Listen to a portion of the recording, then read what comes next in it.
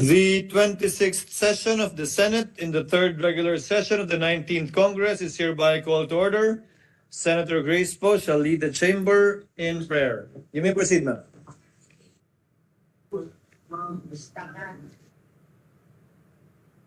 Sa ngalan ng Ama, ng Anak, ng Espiritu Santo. Amen. Panginoong lumikha, ang aming pong pasasalamat sa buhay na ipinagkaloob mo sa bawat isa sa amin. Salamat sa pagkakataong gumising bawat umaga at sa pagkakaroon ng dahilang bumangon.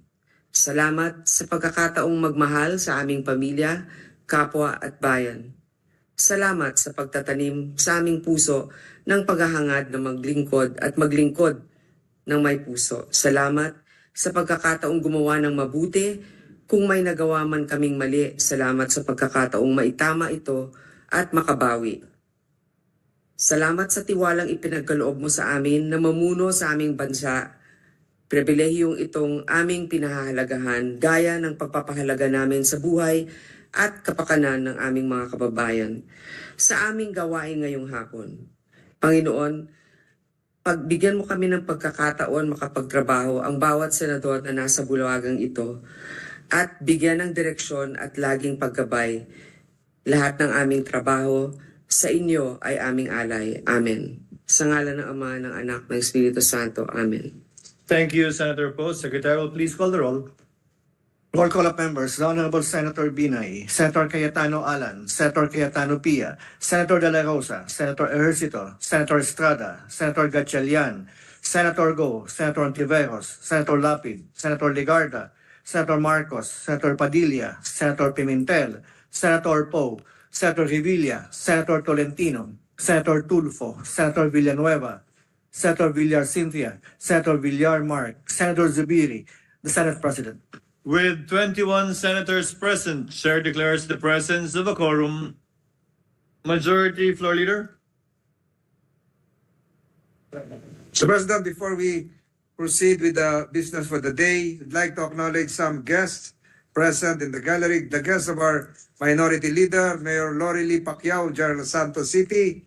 Guests of Senator Lito Lapid, Councilor Kate Coseteng, former Councilor Julian Coseteng of Quezon City, Councilor Tina Perez and Mayor Perez of Hagonoy, Bulacan, Congressman Oligario of the 2nd District of Zamboanga, Sibugay.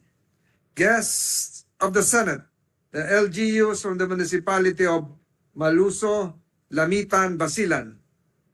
Board Member Alan Andan of the 1st District of Bulacan.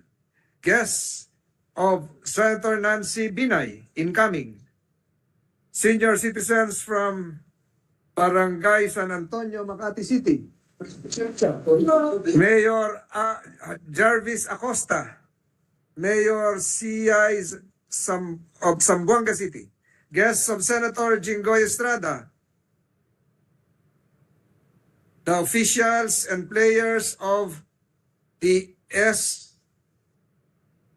SBP and the SG basketball team, Mr. Roy Vinson of Tuba Benguet. Guests of Senator Alan Peter Cayetano, Board Member Paulo Crisostomo of the 5th District of Cavite, GMA Cavite Barangay Officials, SK Chairman of Embo City of Taguig.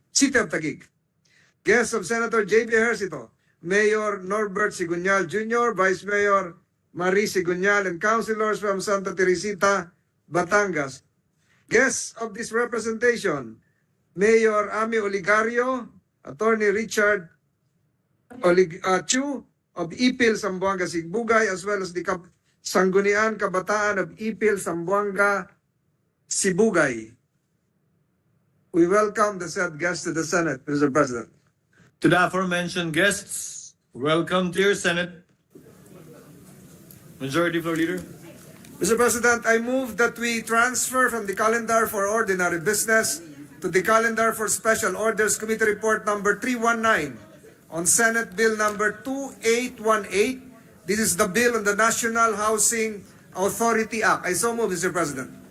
Any objection? Consideration of the aforementioned bill is now in order. Majority Leader. Mr. President, I move that we consider Senate Bill number 2818 under Committee Report number 319. I so move, Mr. President. Any objection? There being none, Secretary is directed to comply. An act strengthening the National Housing Authority by extending its corporate term and rationalizing its powers, repealing Presidential Decree number 757, series of 1975, as amended and for other purposes. Majority Floor Leader. Mr. President, I move to recognize Senator Amy Marcos, Chairperson of the Committee on Urban Planning, Housing, and Resettlement, to deliver her sponsorship speech. Any objection? Hearing none, Senator Marcos is recognized to deliver her sponsorship speech on the measure. You may proceed, ma'am. Thank you very much, Mr. President. Good afternoon, esteemed colleagues in the Senate. Today I submit to this Chamber Committee Report 319, sponsoring here with Senate Bill 2818, entitled An Act Strengthening the National Housing Authority by Extending its Corporate Term and Rationalizing its Powers, repealing for this purpose Presidential Decree number 757, Series 1975, as amended and for other purposes. Sabi ng Makata na si Ralph Waldo Emerson, ang bahay ay gawa sa mga haligi at mga biga. Ang tahanan ay likha ng pag-ibig at ng pangarap. Kundi man lang natin maibigay sa mamayang Pilipino ang haligi, biga at sariling bubong, paano pa kaya makakamtan ng pamilyang Pilipino ang pag-ibig at kanilang pangarap sa isang tahanan? At ito ang taning panganagutan ng ating National Housing Authority. In November 1975, my father, President Ferdinand Marcos, issued PD 757 establishing the NHA, or the National Housing Authority, to address the housing needs of the country. The healthy growth of our cities and towns depends on what we plan for them now. We cannot let it deteriorate further. We cannot deny any man his right to own a home. Just as it has today, the magnitude of the housing problem of the country at that time had grown and overgrown into such proportions that a purposeful, determined, organized mass housing development program became essential to respond to the need of Filipino families for a decent dwelling. 3 years thereafter, Presidential Decree 1396 created the Ministry of Human Settlements, spearheading major housing efforts such as resettlement, slum upgrading, sites and services, core housing, medium-rise housing, and the construction of apartments and dormitories. Among its notable projects was the Tondo Foreshore Development Project, Pambansang Bagong Nayon, Bagong Lipunan Condo Project, and the Bagong Lipunan Improvement of Sites and Services, or the BLISS program, found in many sites throughout the country. Hence, for the past 49 years, the NHA as the ministry and then the Department of Human Settlements Construction and Implementation Arm has delivered more than 1.2 million housing units in almost 3,000 projects nationwide. 700,000 of these units continued to be managed by NHA, while the rest of the homes were turned over to the LGUs. Until today, the NHA undertakes a full range of activities, including land acquisition, housing development, implementation of resettlement, partnering with LGUs and other government agencies, and of late, with the private sector to execute these housing projects. For the past few years, it has embarked in the development of entire communities and the upgrading of informal settlements. It has also provided emergency housing assistance to poor families, pioneering in disaster-resilient housing. But the dual challenges of a burgeoning young population and rapid, unplanned urbanization have, after 50 years, increased rather than decreased the demand for affordable housing. Thus, this proposed measure, Senate Bill 2818, seeks to strengthen the NHA by first increasing the capitalization from 5 billion pesos to 10 billion pesos, in addition to extending its corporate term for another 50 years. The bill also seeks to expand the powers and function of the authority to cover housing operations and even support services, asset management and business development for the housing, development, and land holdings accumulated over the past few years, and management services to professionalize the government housing sector. Further, the proposed measure seeks to create a new office to be known as the Disaster and Emergency Response Housing Office to focus on calamity response and disaster housing support for hard-hit communities. The truth that the Philippines is the world's most vulnerable country to climate change has sadly been proven to us time and time again, and it is the NHA that has been at the forefront of saving lives and providing even temporary shelter from these storms. The measure will also allow the NHA to implement innovative and alternative solutions in addressing the housing needs of the informal sector families, lower-income families, and the vulnerable sector, as well as housing programs for government employees, military, and uniformed personnel. It shall provide the necessary resources to fulfill the NHA's expanded mandate of not only building safe and affordable houses, but homes that should, despite extreme climate, be disaster-proof. Pagkat kumbahay ang tawag natin sa estrukturang itinayo gamit ang bato at simento, tahanan naman ang tawag natin sa nabubuong pamilya at pagmamahalan sa loob nito. Tahan ang salitang ugat ng tahanan. Sa Pilipino, nangangahulugan ng pagtigil o pagtahimik at pagpayapa. Halimbawa, tumahan ang ulan at tumahan din sa pag-iyak ang sanggol. Sa ibang konteksto, ang ibig sabihin nito sa atin ay manirahan, sumilong. Halimbawa, sa aking kamanahan, aking irog, ang sabi ng kanta.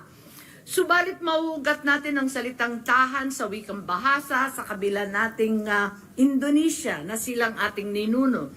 At sa kanilang wika, ang ibig sabihin ng tahan ay kumapit, magpakatatag, magpatuloy, to withstand, to endure, to hold on against all odds, for truly home is a shelter from storms, all sorts of storms.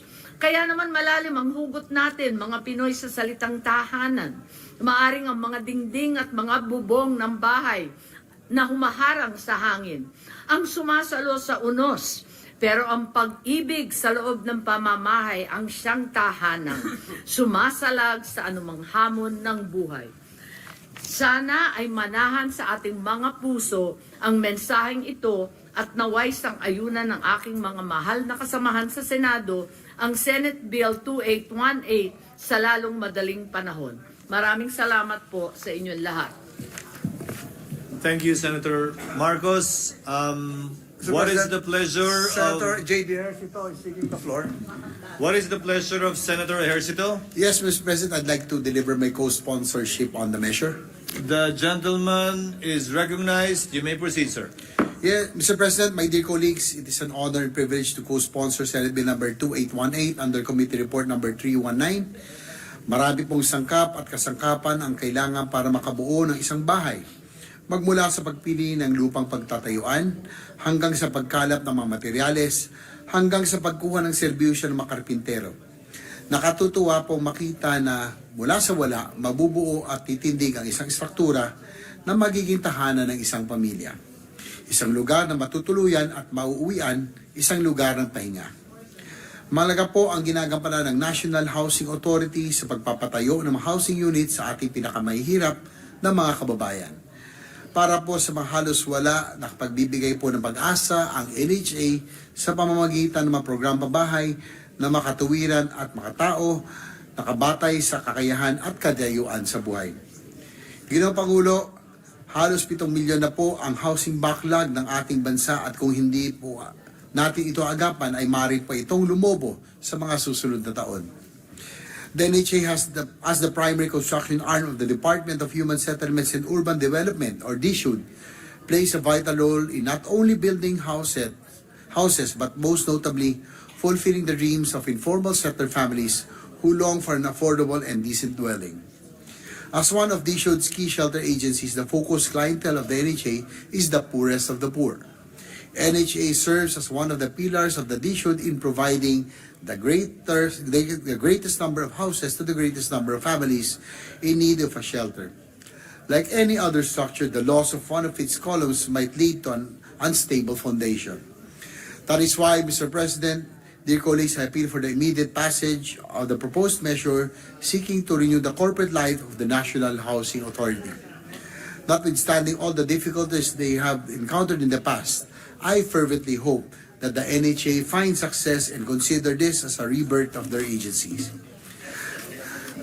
Ginoong Pangulo, ang NHA po ay isa sa mga sangkap na kailangan ng DSUD para may ayos at magampanan ang kanilang tungkulin na makapagpatayo ng mga abot kaya at disenteng mga pabahay.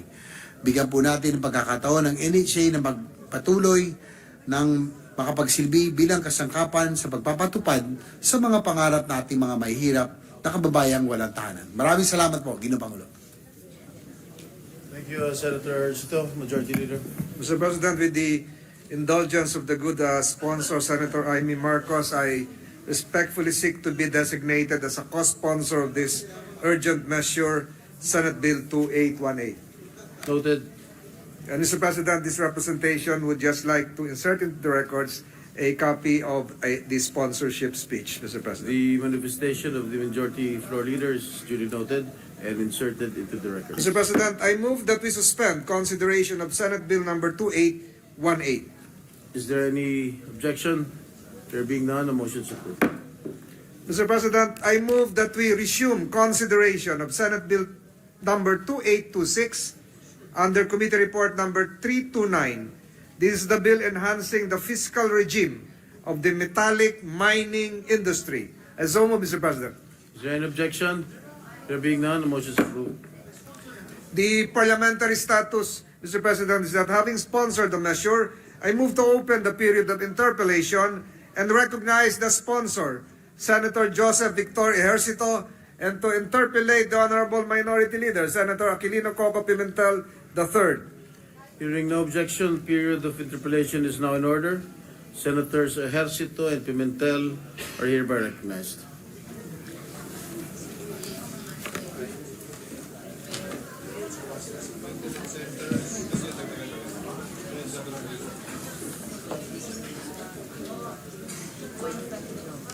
Thank you, Mr. President. But I think, the sponsor is here. But in our agenda, Mr. President, there are other members of the majority bloc who are listed also to interpellate. So maybe it's the better practice for the minority to interpellate last, Mr. President. And so what is happening, Mr. President? There are Mr. President, we're just taking the opportunity of harnessing the preparedness and the reservoir of talent of the good minority leader. That's why sometimes, Mr. President, we always recognize the minority leader because the minority leader will set ablaze the context of discussion, Mr. President. Well, Mr. President, we prepare for all the bills, so our state of preparedness is, we try our best, but I believe those who have listed their names from the majority as being interested to interpellate, I think we should, this representation should give way to them first, Mr. President. Are there any other majority members who wish to interpellate the majority leader? I totally agree, Mr. President. There are those willing to interpellate. 1 minute suspension, Mr. President. Session suspended.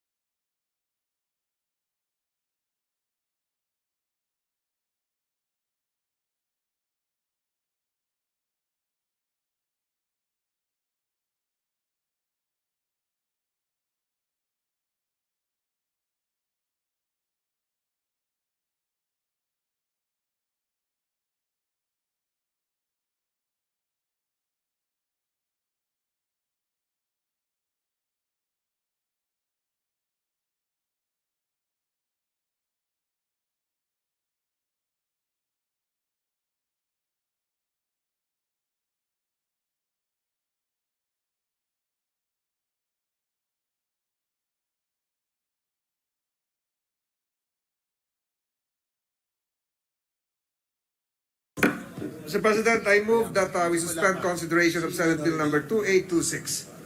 Is there an objection? There being none, motion is approved. Mr. President, I move that we consider proposed Senate Resolution number 1075.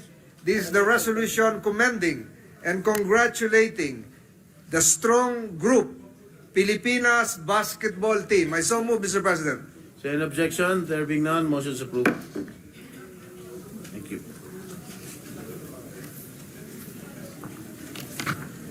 Yes, can I just deliver my sponsorship speech here in the podium? To This, sponsor the measure, yes, Mr. President. This representation is honored to sponsor the proposed Senate Resolution number 1075, commending and congratulating strong group Pilipinas basketball team for winning the championship title in the 43rd William Jones Cup men's event held from July 13 to 21, 2024 in Taiwan.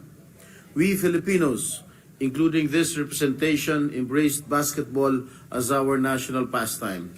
Sa bawat kanto at maliit na kalsada sa buong bansa, meron pong basketball court o kuponan naglalaro nito. Para sa maraming kabataan, basketball ang unang sport na kanilang natututunan.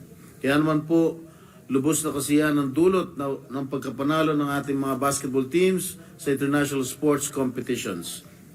Sila po ay nagbigay ng karangalan para sa ating bansa at ang kanilang tagumpay ay naging simbolo ng husay at galing ng manlalarong Pilipino. This representation wishes to congratulate strong group Pilipinas, which is composed of the following players: Ange Kwame, Kiefer Ravena, Renza Bando, Jordan Heading, RJ Barrientos, David Defonso, Gio Chu, Kailan Tiongson, Allen Liwag, Tony Inot, Jonathan Manalili, DJ Fener, Chris Macolo, and Tajuan Aji.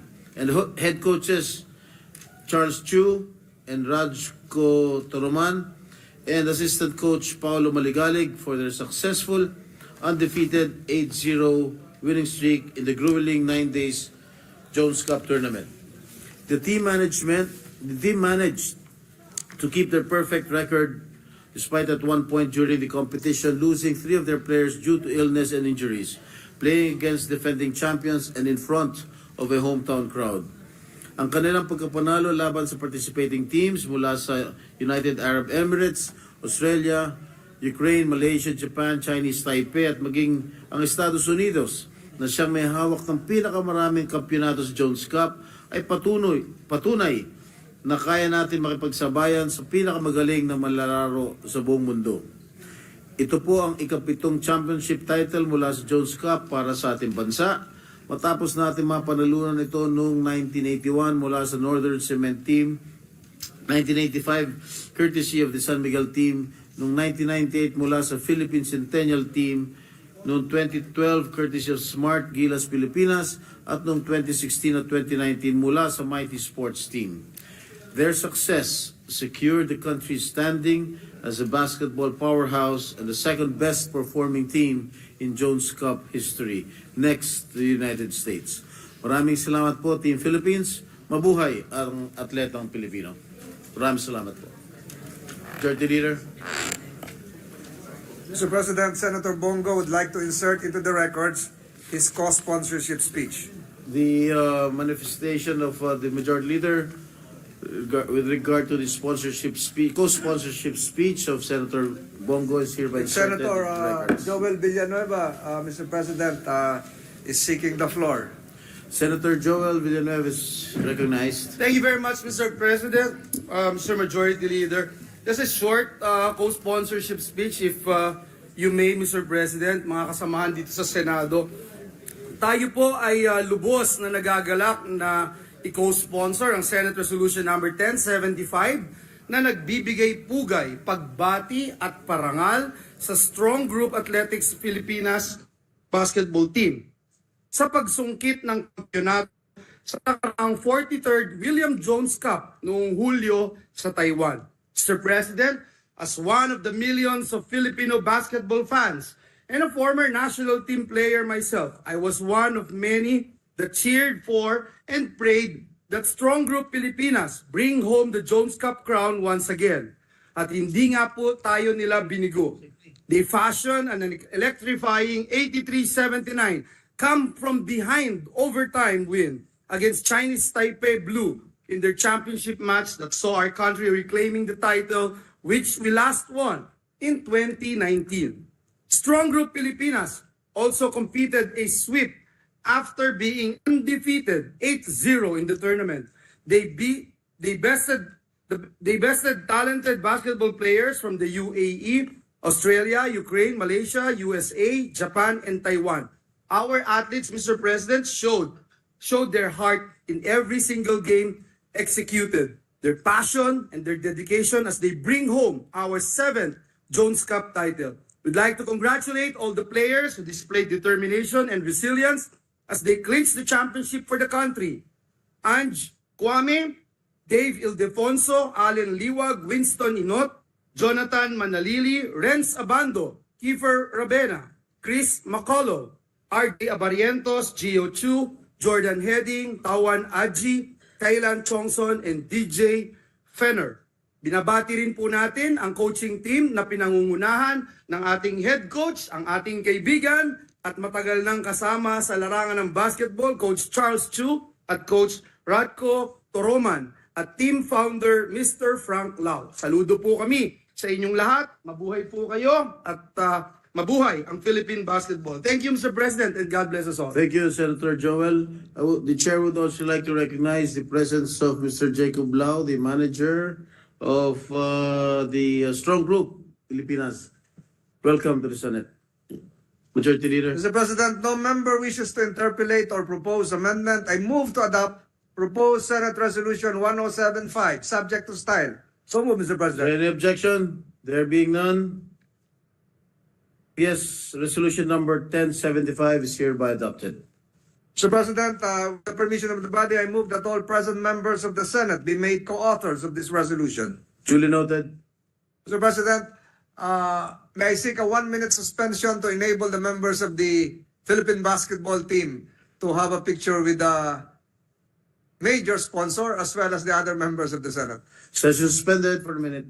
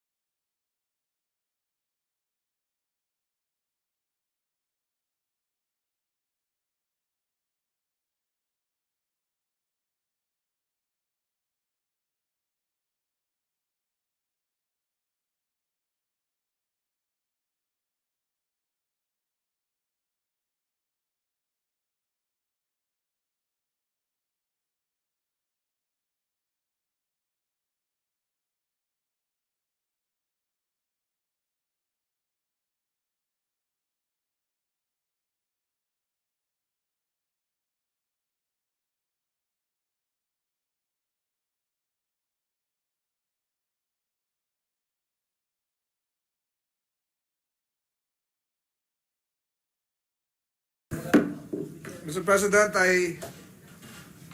I move to open the period of interpellation, but this time recognize the sponsor, Senator Joseph Victorio Ejercito, and concurring with the sentiments of the good minority leader, to recognize Senator Robin Hood Padilla of the majority group to interpellate. Senators Padilla and Ejercito are hereby recognized. Maraming salamat po, Ginoong Pangulo, at sa ating pinunong mayurya. A'udhu billahi minasyaitanir rajim. Bismillahirrahmanirrahim. Alhamdulillah rabbil alamin. Mahal na Ginoong Pangulo, sa matagal na panahon, tayo po ay 2 taong mahigit ng Pangulo o Chairman ng Komite ng Cultural Minorities and Muslim Affairs.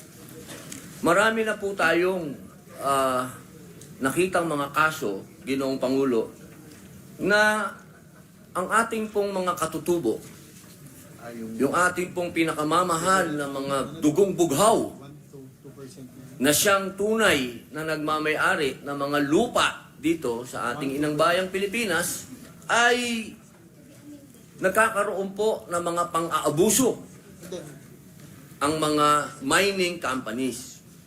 At ang ating pong gustong malinawan lamang dito po ay ano po ba ang estado ng mining industry dito sa ating Kasi kung natandaan ko po, ang tatay ko po ay dating presidente ng Mining International Federation sa London, England. Siya po ang labor union, siya po ang nagtayo ng National Mines and Allied Workers Union, hanggang siya po ay pumanaw. Kaya sa madaling salita po, Ginoong Pangulo, ako po ay lumaki sa minahan. Ang pinang-aral ko po ay galing sa minahan. Kami po ay binuhay ng minahan. Ngunit ang sitwasyon po ng minahan ngayon ay malayo po, Ginoong Pangulo, noong 1980s. Noong 1980s, merong benepisyo ang mga miners, may housing, merong silang pagpapaaral ng mga anak nila. Kompleto. Ngayon po, ano po ba ang estado ng mining corporation po sa Pilipinas? Yun po yung mga gusto natin itanong. Pangalawa, ang sabi po ng DNR, ang Pilipinas daw po ay merong 1.4 trillion na halaga ng gold reserve. Kasama na po dyan ang copper, ang nickel, ang chromate. Kung totoo po itong 1.4 trillion dollars na meron po tayong tinatawag na mga mina, yung resources, ilan po ba? Pagka i-compute po ito, 1.4 trillion dollars, magkano po ba ang dapat ang kita ng bansa dito kung ito po ay itatax natin diyan po sa panukala ng ating mahal na kasama? Yun po ang unang tanong, mahal na Ginoong Pangulo.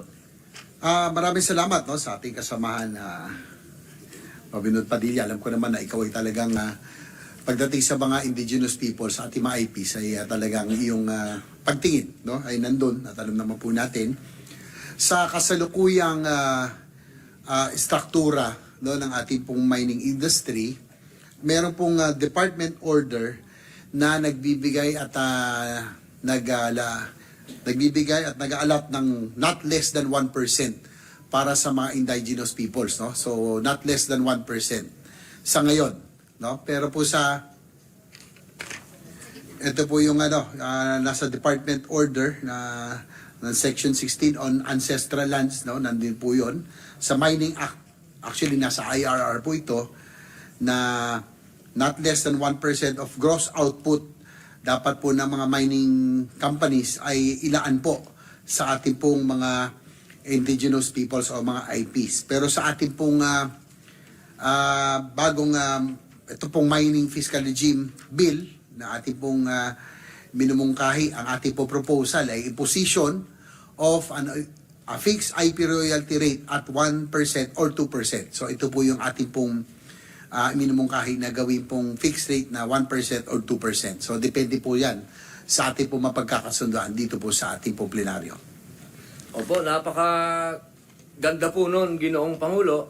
Dahil yan po yung nasasaad po sa IPRA talagang 1% nga po eh. Yun nga po ang medyo nakakalungkot din pong isipin, Ginoong Pangulo, sapagkat sa BARM, malinaw po sa BARM law, 5%. ang makukuha ng mga bangsamoro ay nasa 5%. Pero pagdating po sa indigenous people natin, ay 1%. Yun po ang hihilingin po sana natin na maging maisakatuparan po yung sinasabi po na 3% po ba ang narinig ko po ating pong Ginoong Pangulo? Actually, dodoblehin po natin kasi po sa kasalukuyang department order nasa not less than 1%. So, sukala ay gagawin itong 2%. Dodoblehin po natin.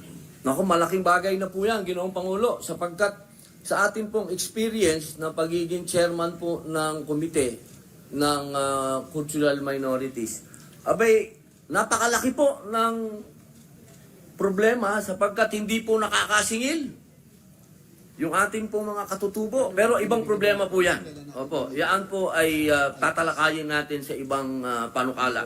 Ito pong, pamilyar po ba kayo sa ating pong datos ng DNA, yung oxalate, chromite, at iron sa halagang 132 billion. Habang ang kabuang naman ng ating export minerals, ang Mga numero.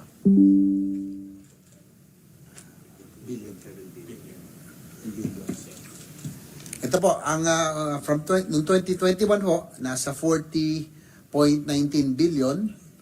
2022 nasa 48.21 billion.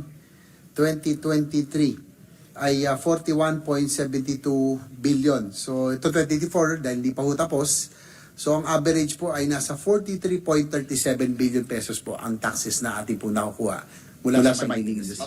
pesos po ito, no? Opo, pesos. Ito po noong 2023 po.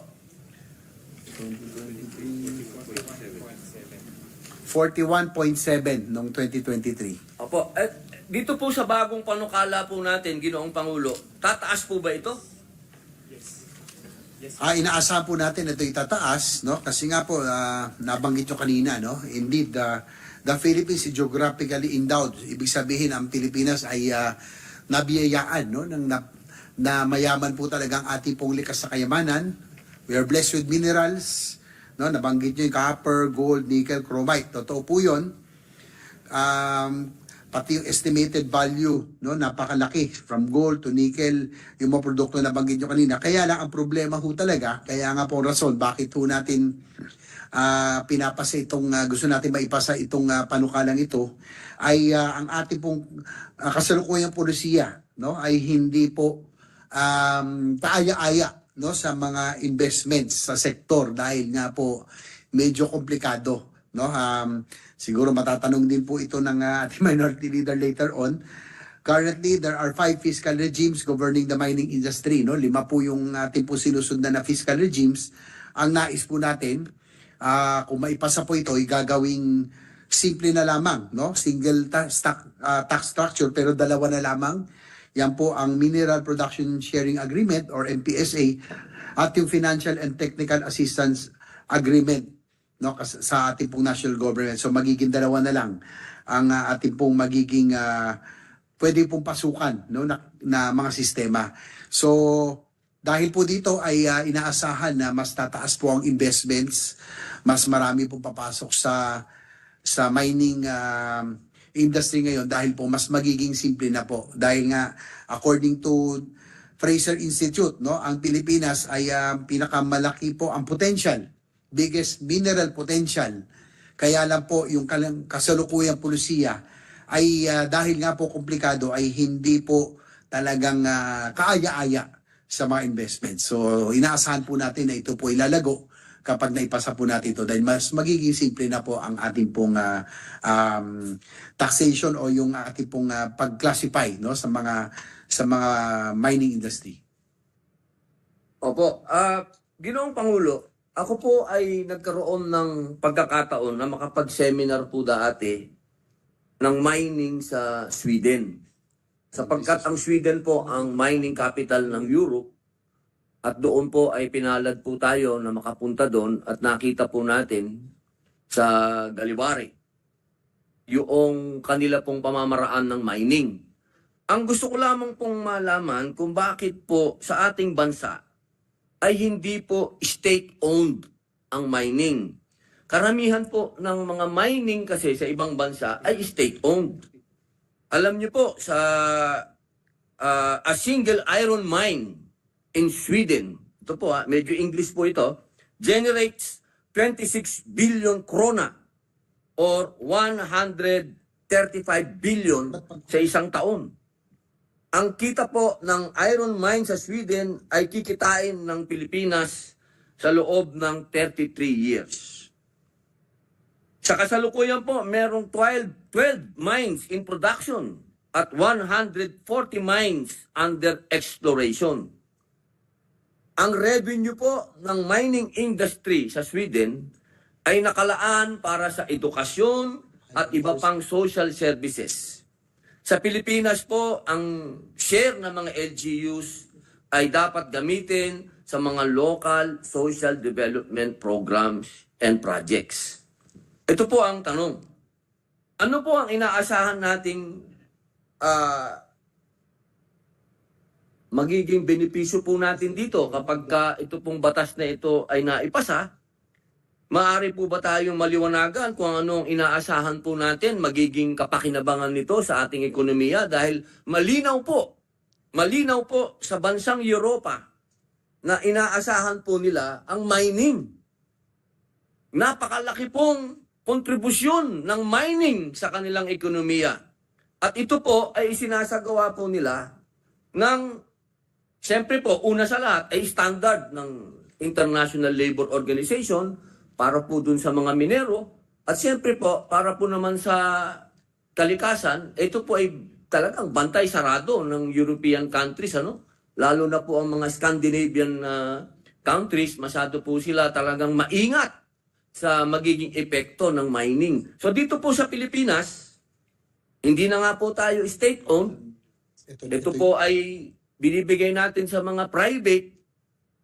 Paano po kaya? Ito po kayang batas na ito ay makikinabang na po ang taong bayan dito sa batas na ito, Ginoong Pangulo. Ito po ba'y sigurado na ang ating mga kababayan po ay katulad po dito sa Sweden, ano, nakalaan para sa edukasyon at social services.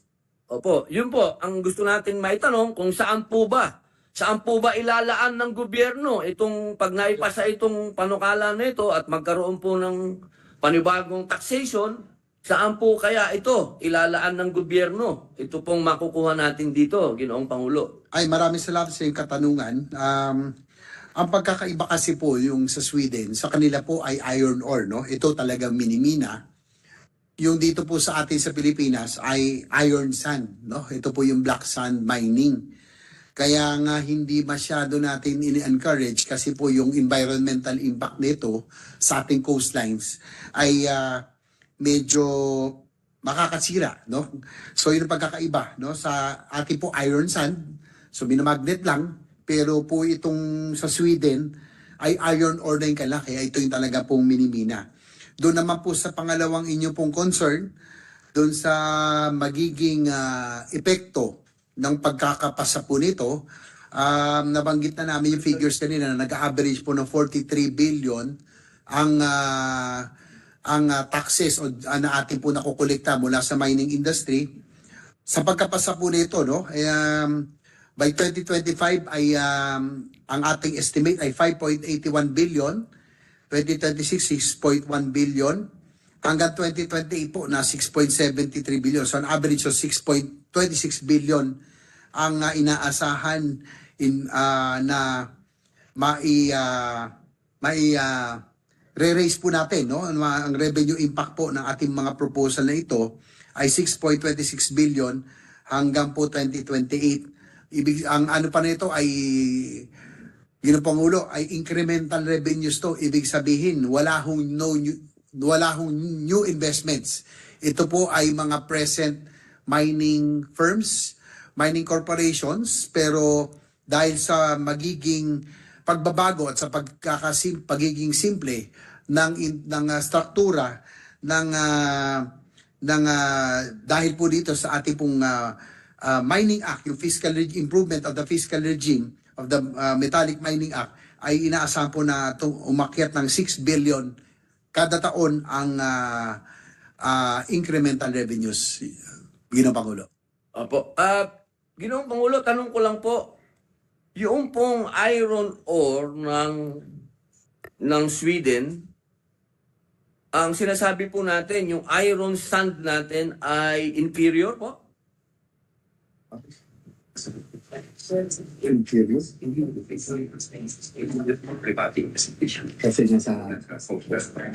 Hindi naman po ibig sabihin nangangahulugan na ito inferior, kaya lang po ay sabi ng ating mga kasamahan ay ito po ay magiging problematic dahil nga po sa magiging epekto nito sa ating coastal areas, no? Masisira ang ating pong coastal areas at yung impact po nito, especially in the sa ating ecosystem at sa mga environment along the coast, talaga hong magiging masisira po talaga, no, matindi. Kaya nga po hindi ito masyadong itinutulak at hindi ito ini-encourage, no, ng ating pong mining industry. Pero Ginoong Pangulo. Ginoong Pangulo, ito pong pinag-uusapan natin ay kasama po pati copper, nickel, chromate. Ilan po ba copper, nickel, chromate at iron sand kung meron po?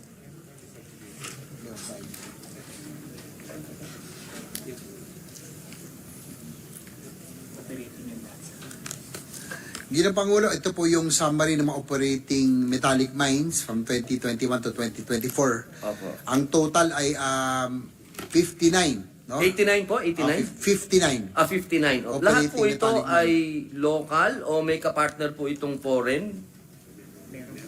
May iilang partner na foreign, pero karamihan po rito ay local, no? Dahil yung pong sa FTA na tinatawag, yung pong kung saan pinapayagan po ang foreign 100% foreign ownership, kakaunti lang ho yun eh. Wala pang 4 lang ho ang pinayagan, pero 2 lang operating. So karamihan po rito ay talagang local, no? Ito po yung no? Sa copper po ay 3 lamang po ang operating, sa gold 12, chromite 4, ang nickel ang pinakamarami 36 as of 2023.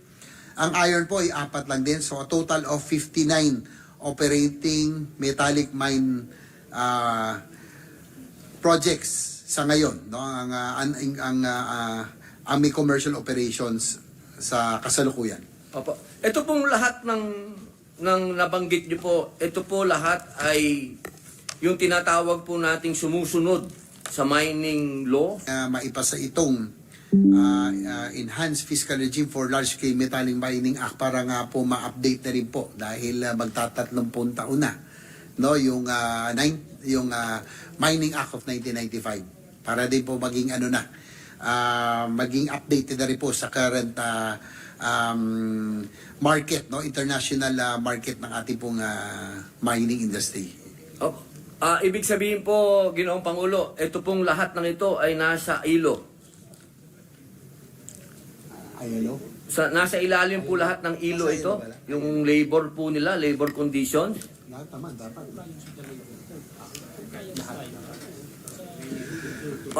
Yes, Ginoong Pangulo, dahil para po sila ipayagan pong mag-operate, they have to be in compliance with the International Labor Organization or ILO, no? Hindi po pwedeng may violation. Otherwise, sila po ay kung meron ay kinakailangan kung di man magmulta, ay kinakailangan masuspend o masara kung talagang hindi po sila tumugon doon sa requirement ng ILO.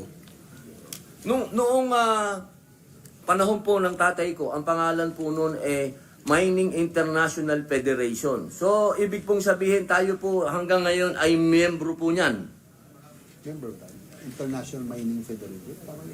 Ito pong mga minahan na nabanggit, ito po ba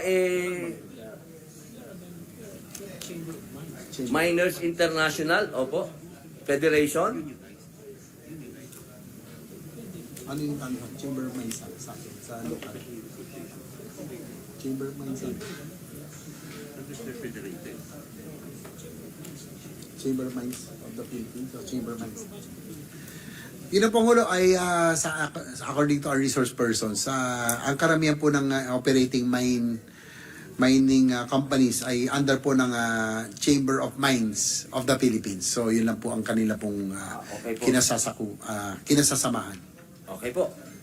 Ginoong Pangulo, siguro yun lang muna po ang first part ng aming interpellation at makikipag-ugnayan din po kami sa opisina po uli ni Senator Ejercito.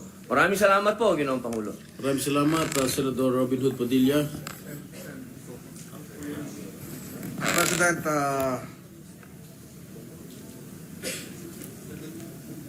the minority leader is seeking the floor to interpellate likewise after the suspension of the interpellation of Senator Robin Hood Padilla.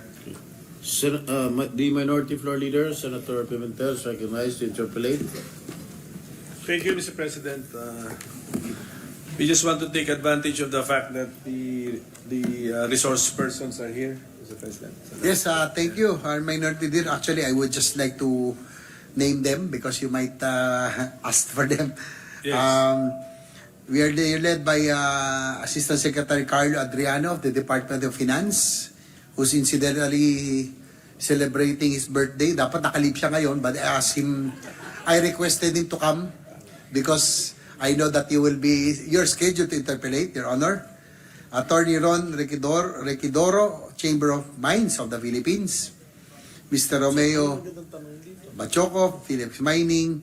Attorney Edgar Alan Reyes of the BIR. Attorney Tobias Gavin Arcilla of the BIR. Attorney Francis Joseph of Felix Mining, and Attorney Axel Tumulak, Your Honor. So we are the DOF and the BIR and the Chamber of Mines are well represented this afternoon. Thank you, Mr. President. And if I may proceed with the permission of our sponsor.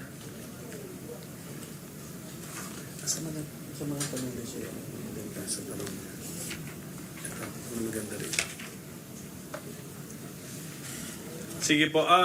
Mr. President, we are amending a section in the NIRC, right? Not the Mining Act. That is correct, Your Honor. Okay. Pero kasi in the previous interpellation, there was a comment that the Mining Act is already an old law and may be in need of updating also. Tama po ba yan? Yes, Your Honor, it's a 30-year-old law, so probably after we pass this, we can probably look into the amendment to the Mining Act of 1995 just to keep it updated. So yung sa section, anong section ng NIRC po ba ang ano? Section 151 of the NIRC, yan po yung main provision of law that we are touching in this measure. Tama po ba yan? Yes, Your Honor. Sige po. So ano po ba ang ano doon? Ano po ba ang tax for mining companies po doon? Ano ba masasabi natin? Masyadong magulo o masyadong mababa that we believe that it's not a fair return for the state, Mr. President?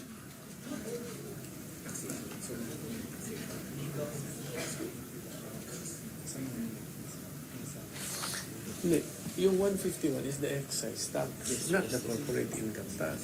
So, iba pa. Ito corporate income tax, ginagawa ito, di ba?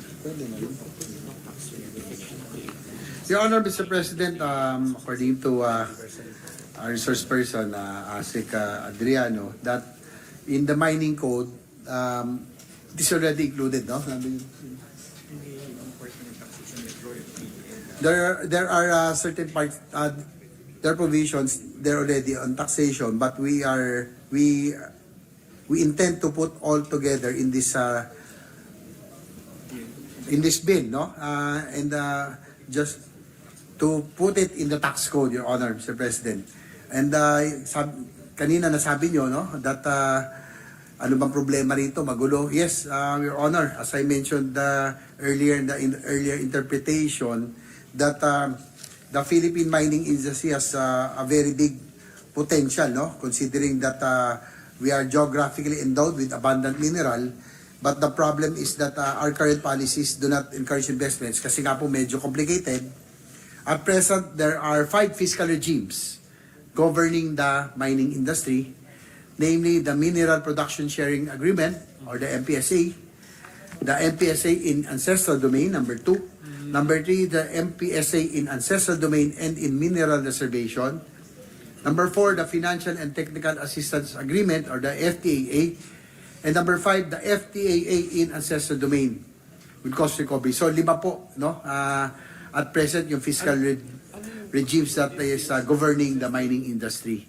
So we are hoping to make it to simplify and magkaroon na lang po ng dalawa, no, na yung Mineral Production Sharing Agreement, MPSA, and Financial Technical Assistance Agreement, or FTAA. So yung 5 mineral ano ba tawag doon? Agreements, no? Mineral Fiscal agreements. regimes. Mineral fiscal regimes.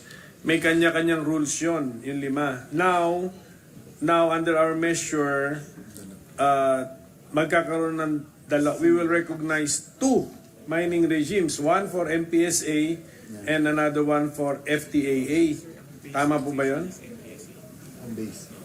Yes, that is correct, Your Honor. We will just have 2 regimes. But yung pinaka-base taxation, Your Honor, Mr. President, is the MPSA. So, may dalawa. What does that mean, Mr. President? Pinaka-base na taxation? Basically, they pay all the national taxes. Kasi dun sa mining Under the 2, they will just pay. the national taxes, specifically taxes. Your Honor, Mr. President, according to Asik Adriano, that once this is passed, all the They just pay the national taxes, like corporate they will just pay all the national taxes, no? Like the corporate income tax, excise tax, the royalties, and the windfall profit, no, that we are introducing in this measure, Your Honor. This is something, probably an innovation, and this is the new thing that we will be introducing, the windfall profit, Mr. President. Okay, so Mr. President, ganito, para mas maintindihan natin, yung fiscal regimes na 5, we collapsed into 2. But the kinds of taxes that the mining companies and operations will pay, basically, si corporate income tax, existing naman yan, di ba? Si excise tax, hindi po ba existing na rin po yan? Existing, yes. Si royalties, hindi po ba existing na yan? So actually, hindi natin sinimplify in the number of taxes, nagdagdag pa tayo ng isang concept, the windfall profit tax. Tama po ba yun, Mr. President? Yes, Your Honor, you're correct. Yun po yung bago po natin. That's a new feature that we'll be including, the windfall profit tax. And also, we added the royalties outside mineral reservation, Your Honor. So, dalawa po. So the royalties now the royalties are are collected only from within mineral reservations. That is correct, Your Honor. So, we sabi included. natin, teka muna, lugi tayo because there are mining activities outside mineral reservations. So we now collect royalties. So what is the rule now on mining operations outside mineral reservations? Kung walang royalties, anong meron? Excise naman, excise. Yung outside. No, they no excise. Your Honor, Mr. President, they pay no royalty but only excise tax, Your Honor, on minerals. Can we be educated, Mr. President, by differentiating what is this excise tax and what is this royalty, Mr. President? Okay. So, ibig sabihin, from the answer of the sponsor, ibig sabihin nun, if there's a mining operation outside the mineral reservation, there is actually no royalty, but they pay excise tax on their output. Parang gano'n yata yun eh. On a per metric ton ata excise tax. On minerals. That is correct. Ganun ba yun? Pagkaintindi ko, di ba? Tama yun, excise tax. Oo nga, pero hindi yan.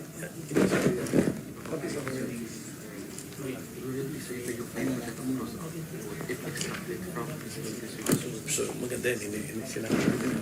Sige. Maganda yung point niya. So, new feature yun. Maganda. Margin base. Magkano yan? Alin to? Outside.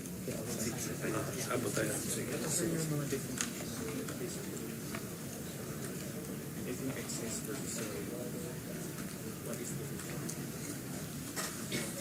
Your Honor, regarding your query, the definition of royalty and excise, the Philippine Mining Act of 1990 does not provide a specific definition of royalty. However, based on the context intended, it can be inferred that royalties are payments made to the government as compensation for the extraction of mineral resources. So these payments are typically calculated as a percentage of the total income generated from the sale of minerals. Okay. Sige, tama. The excise tax is considered as the total share of the government from the extraction of the mineral. This is in section 80, no? So matagal lang ba? Matalaga lang. it's the total share. Ang excise tax is considered Yes. a share. Says again, section 80 says excise tax is considered as the total share of the government from the extraction of the mineral. However, the common definition of an excise tax is a tax levied on a specific good or service wherein the consumption of this good or service produces negative externalities. Example, such goods that impose negative are cigarettes, alcohol, sweetened beverage, and the like. You know. Ba't nasama natin ang mineral extraction, Mr. President? Bakit nasama din? Because of its disruption Section 80 of the natural state of things, Mr. President. Yun siguro. Environmental disturbance. Yes, because of its effect on our environment, Your Yes, Honor, Mr. okay. President. So thank you for that, Mr. President. Maganda. So may mga bago na-realize ng Estado na teka muna, parang lugi tayo. Mas konti ang nakukuha natin. Lalo siguro, si Senator Robin Padilla kanina, minention niya yung Sweden. Pero hindi ko po na-monitor kung magkano yung mga effective tax rates nila sa Sweden. Pero, so yun po yun. No? So we simplified the tax regimes into two. We expanded royalty payments to include with outside of mineral reservations. We are introducing windfall profit tax concept. How about sa CIT? Are we touching the rate? Any change in the CIT, corporate income tax? No, Your Honor, Mr. President, we are Parehas not. lang. Pareha lang, the same. And I think mining companies are taxed at 20%. 20? 25%, Your Honor. 25%? Large-scale mining, Your Honor, Mr. President, is about 25%. So see, ang corporate income tax, normally of our mining companies, ang rate niya is 25%. Tama? That is correct, Your Honor. Okay, Mr. but some- President, 25%. Wala ba silang benefit sa create law, Mr. President? Sa mga SIPP, di sila? Wala? Wala naman. Your Honor, they are not being given incentives, no, in the extraction, only in profit, and only in processing. Yes, ang ating bang mga mining companies, they have two balance sheets. They are two entities when they are taxed. When they pay corporate income tax, dalawa. Or joint yun. Isang operation lang po yun. Create more. So, kailangan natin si Sherwin. Hindi natin master to create more. activity na may incentive plus mineral processing na meron doon attribution of revenue sa cost management. So there's attribution dito sa ano. If meron So makakuha lang yung activity na may processing, if ever may incentive. So the BOI yun. Create more yun. May attribution dito sa... Revenue plus to compute. Your Honor, Mr. President, there's an attribution of cost, no, and revenues, and the only activity that gets incentive is processing, Your Honor. So yung makuha lang po yung processing. Kaya nga, do mining companies nga organize separate companies for processing para ibang taxing ano nila? Is that a practice? Some? Yes, Your Honor, you're correct. Some mining companies To take advantage of the, so the processing have to. can possibly fall under create more sa SIPP, the tier 3, gano'n. Then possibly ang corporate income tax rate niya is 20%, gano'n ba? Processing is 2, Your Honor. Tier 2. Tier 2, Your Kaya, Honor. pero the corporate income tax rate ba doon is 20%? Gano'n ba? It depends on the regime. It depends on the fiscal regime. Hindi. Kasi Your Honor, Mr. President, it depends on the regime, but with an enhanced deduction regime, under Create More, it will be about 20%, Your Honor, Mr. President. 20% under Create More. Otherwise, it will be, the normal is 25%. Sige po, basta ang information po natin ngayon na nakukuha is pagdating sa corporate income tax rate for our mining companies, there is no big change in this measure. Okay, Yes, klaro? that is correct. Sige. Pagdating po sa excise taxes imposed on mineral products, meron po bang pagbabago dito po sa ating panukalang batas? Your Honor, Mr. President, according to our support staff, it's only the same. Same din. It's Okay. 4%, Your Honor. Parang Of gross output. depending on the type of Output. mineral ata, if certain mineral per percent of 4% of gross output, Your Honor. all minerals, all type of metallic minerals. Yes, Your Honor, irrespective of type, all minerals. Kapag coal or coke, 50 to 150 pesos sir, per metric. Okay. So thank you for that, Mr. President. And then okay, so any other? Kasi maganda na po to na we have identified 4 types of tawagin na lang natin taxes ito. Any other tax applicable on metallic mining which is existing and or new under the bill? Well, Your Honor, it's, as I mentioned earlier, is the windfall tax Okay na yun. and yung pong royalty outside. Oh, okay na po yun. Yeah. So yun lang po ang main ano natin. Para ma-inform po tayo. Ngayon, Okay, since we are now going to limit the tax regimes to two, MPSA and FTAA, which of these four taxes are relevant to MPSA and which are relevant to FTAA?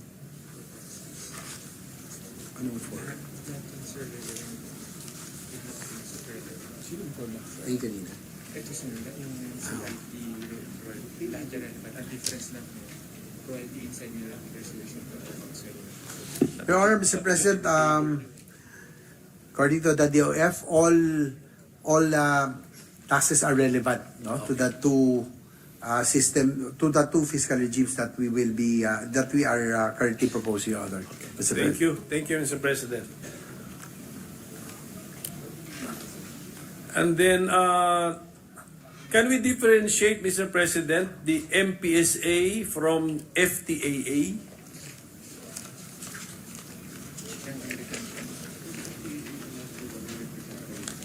Yun lang ito.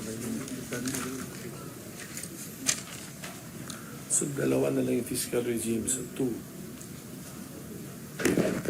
Mr. President, an MPSA or the Mineral Processing Sharing Agreement is a type of mineral agreement whereby the government grants the contractor the exclusive right to conduct mining operations.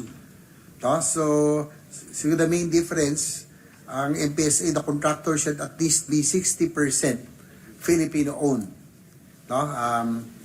Yung FTA, meanwhile, the Financial Technical Assistance Agreement may be entered between a contractor and the government for the large-scale exploration, development, utilization of the mines.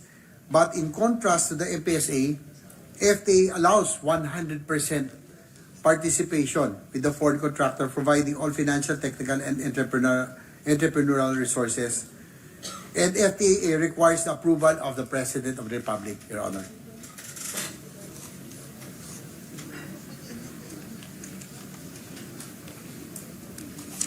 So halos lang po, both are mining operations. Normally, FTAA should be larger than the MPSA because we need foreign capitalization, and then the final approving authority is the President. Ganun po. But basically, they're both mining. Sa FTA.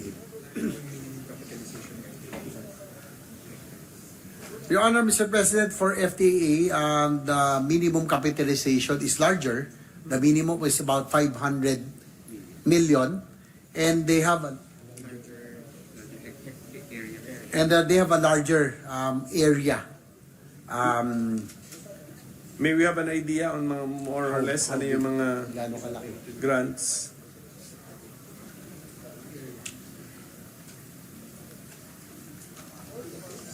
Maliit na yung 500 million pesos, no? For mining, Ano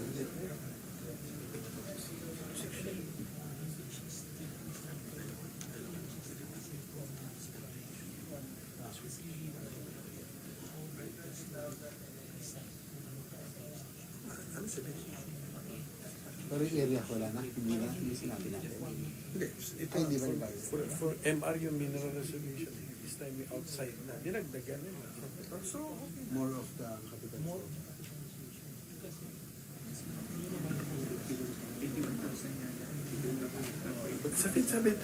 sabi niya dito, but when there is no profit, 81,000? ito sa pagdating sa 5% of gross value. So, ibig pagdating sa Hanapan profit natin. base yan, Explain muna. Intindihin nyo kasi para ma-explain nyo. Mr. President, minute suspension. Session suspended for a minute. Pagka na-minute.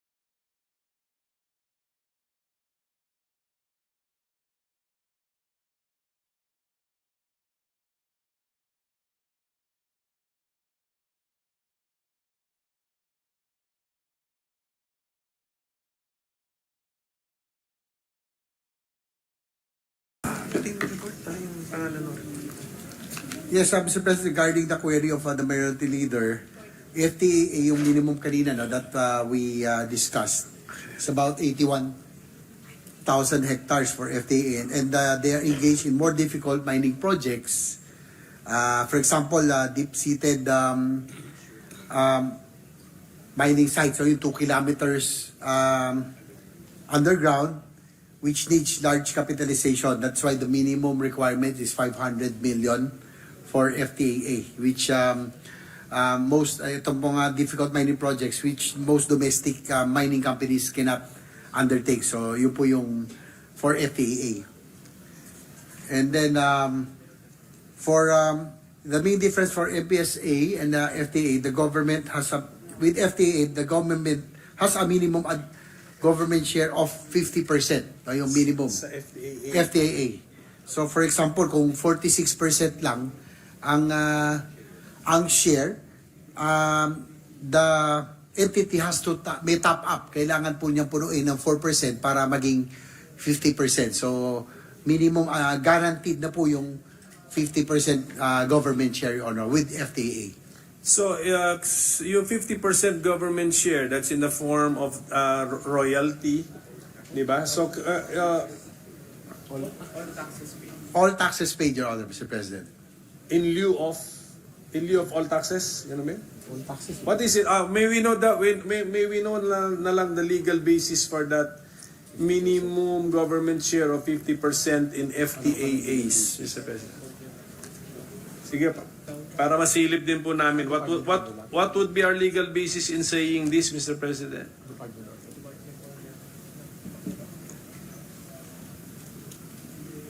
We're just checking on Mr. President, but initially, according to Secretariado, it's a department order, Your Honor, Mr. President. Order, okay. Sige po, DENR, Department Order. DNR Department Apa, Order. sige po. Sige po, we will just await the specifics from the sponsor. And then in the meantime, Mr. President,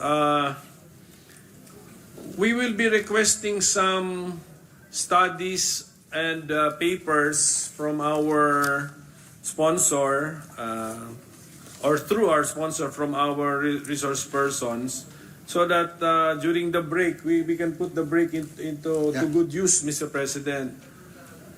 For example, we will write this down, Mr. President. If we can ask the DOF to model the current effective tax rate, given that we will be lowering the corporate income tax to 20% and they create more. Check na lang natin if I'm really correct kasi yung ang analysis namin magti 20% sa create more eh. So tingnan na lang po natin. You can indicate in your paper naman if I'm mistaken. And then if we can request for a paper on the global practices in terms of taxation with respect to the processing of minerals. Iba to, di ba? Kasi ito parang extraction ito. We're talking about taxing the extraction eh.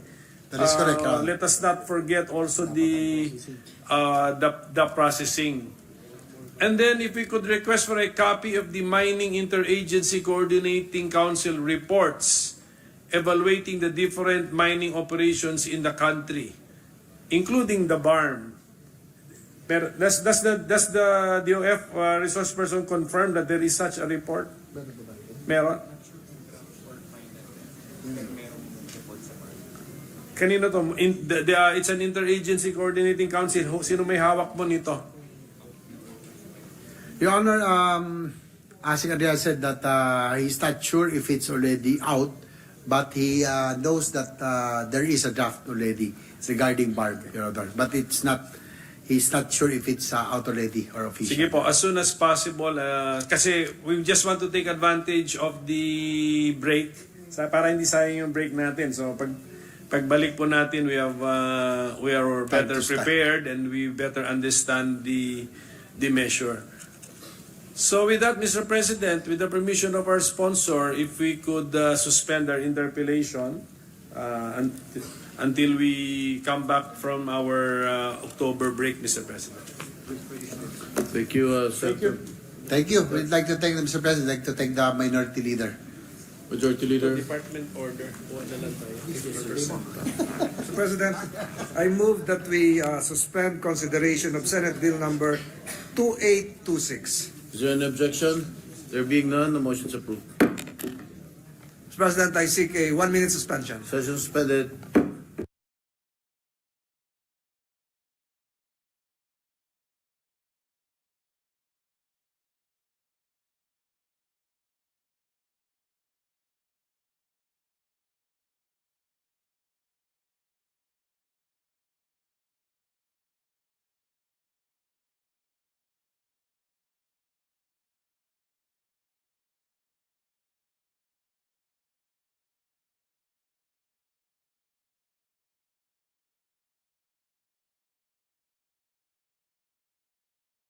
President, I move that we proceed with the reference of business.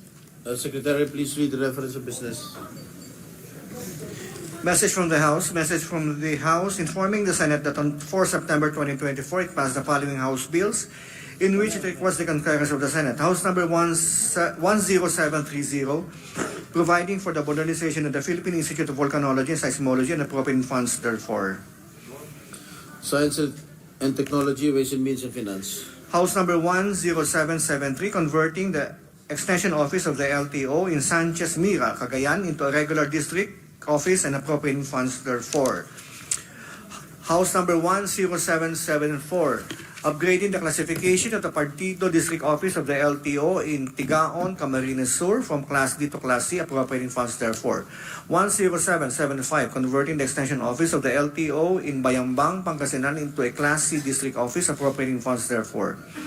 10776, converting the extension office of the LTO in Rodriguez Montalban, Province of Rizal into a District Office to be known as the LTO Montalban District Office, appropriating funds therefore. 10777, upgrading the District Office of the LTO in Lawag City, Ilocos Norte into a Class A District Office, appropriating funds therefore. 10778, upgrading the District Office of the LTO in Agoo, La Union from Class C to Class B and appropriating funds therefore. 10779, establishing an extension office of the LTO in San Pascual, Batangas, appropriating funds therefore. 10780, upgrading the offices of the LTO in Baguio City by converting the LTO District Office into a Class A District Office and the LTO Licensing Center into a regular Class B, providing positions thereto, appropriating funds therefore. 10781, converting the LTO Extension Office in Buug, Zamboanga, Sibugay into a regular LTO District Office, appropriating funds therefore.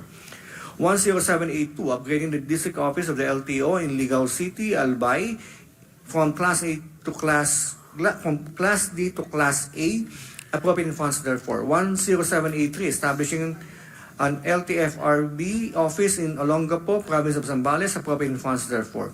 10784, upgrading the District Office of the LTO in Alaminos, Pangasinan from Class D to Class B, appropriating funds therefore. 10785, converting the Satellite Office of the LTO in San Jacinto, Ticao Island, Province of Masbate, into a regular District Office, appropriating funds therefore. Public Services and Finance. House number 10764, naming the road commencing from Barangay San Juan at the Ormoc City Diversion Road, traversing Barangay San Juan, Lao, and Naungan until it adjoins the Naungan Coastal Road in the city of Ormoc, Leyte as the Dominador Gomez Diversion Road. Public Works. Letter from the House informing the Senate that on 4 September 2024, it ratified the Conference Committee report on the disagreeing provisions of House number 6574 and Senate number 2200 on the Act promoting mental health and well-being in basic education by institutionalizing school-based mental health programs, establishing care centers, prescribing the creation of new plantilla positions of mental health specialists and mental health association in the Department of Education, appropriating funds therefore and for other purposes. Archives. Letter from the House informing the Senate that on 4 September 2024, it concurred with the Senate amendments to the following House bills: House number 9335, 9623, 9624, and House number 8426. Archives. Letter from the House informing the Senate that on 9 September 2024, it designated Representatives Go, Mercado Revilla, Roque, and Bordado Jr. as conferees of the Conference Committee on the disagreeing provisions of House Number 7400, 6523, and Senate Number 2587 on strengthening the enterprise-based education and test training framework and appropriating funds therefore.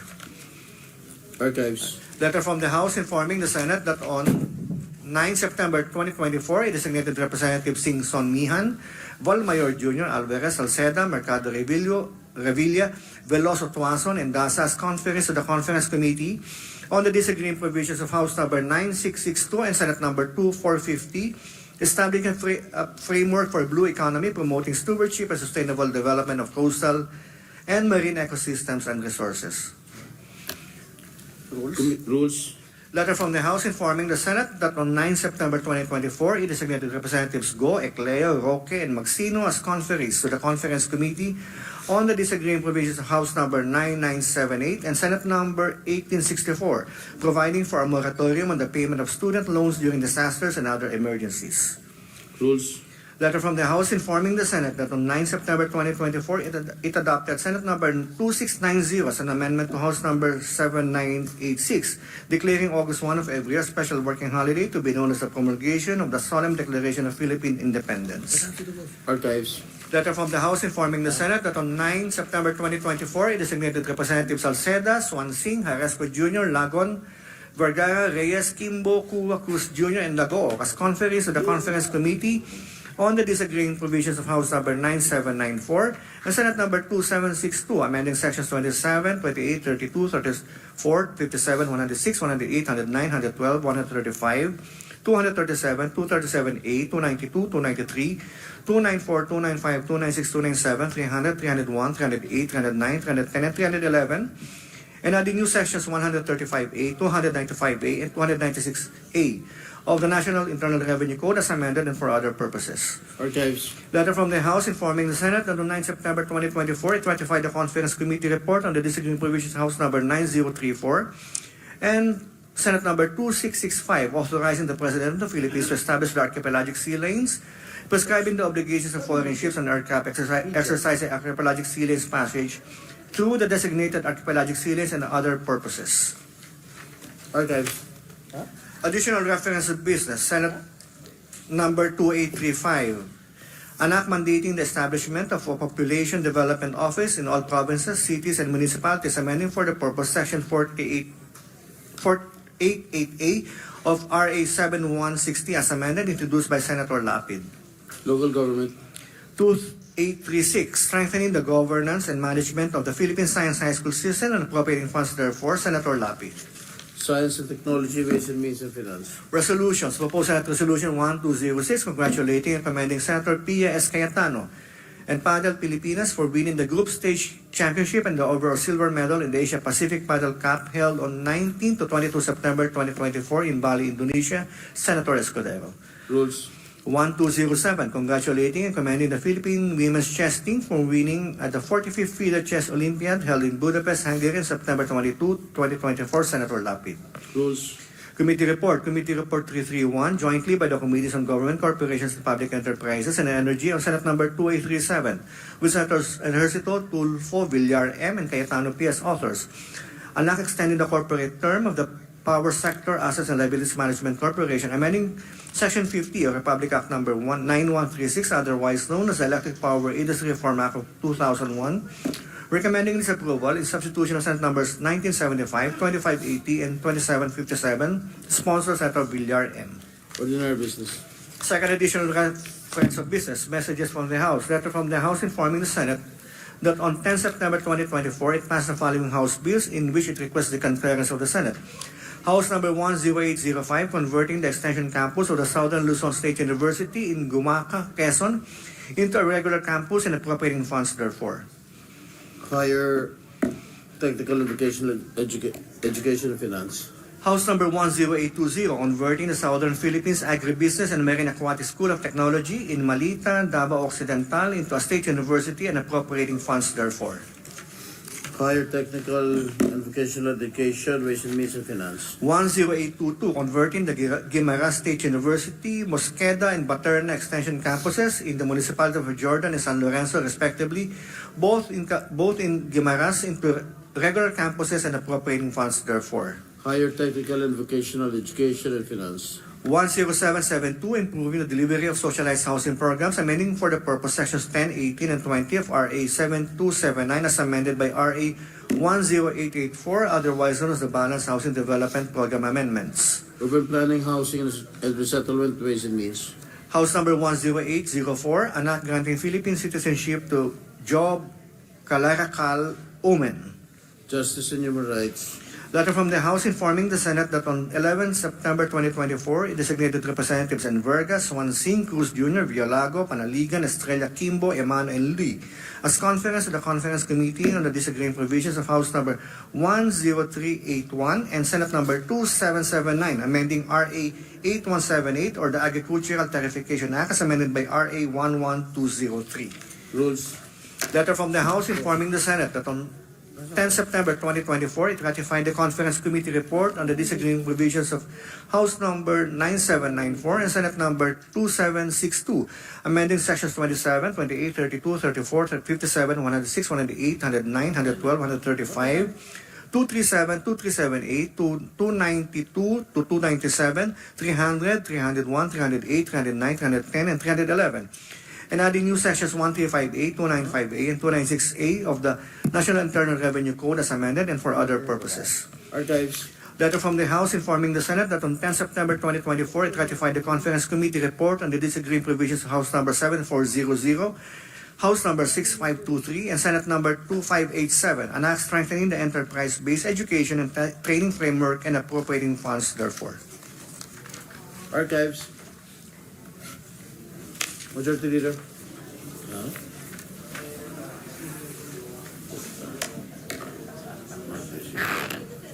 Mr. President, I move that we transfer from the calendar for ordinary business to the calendar for special orders, Committee Report number 331 on Senate Bill number 2837. This is the bill extending the corporate term of the power sector Assets and Liabilities Management Corporation. And so on, Mr. President. Is there an objection? There being none, the motion is approved.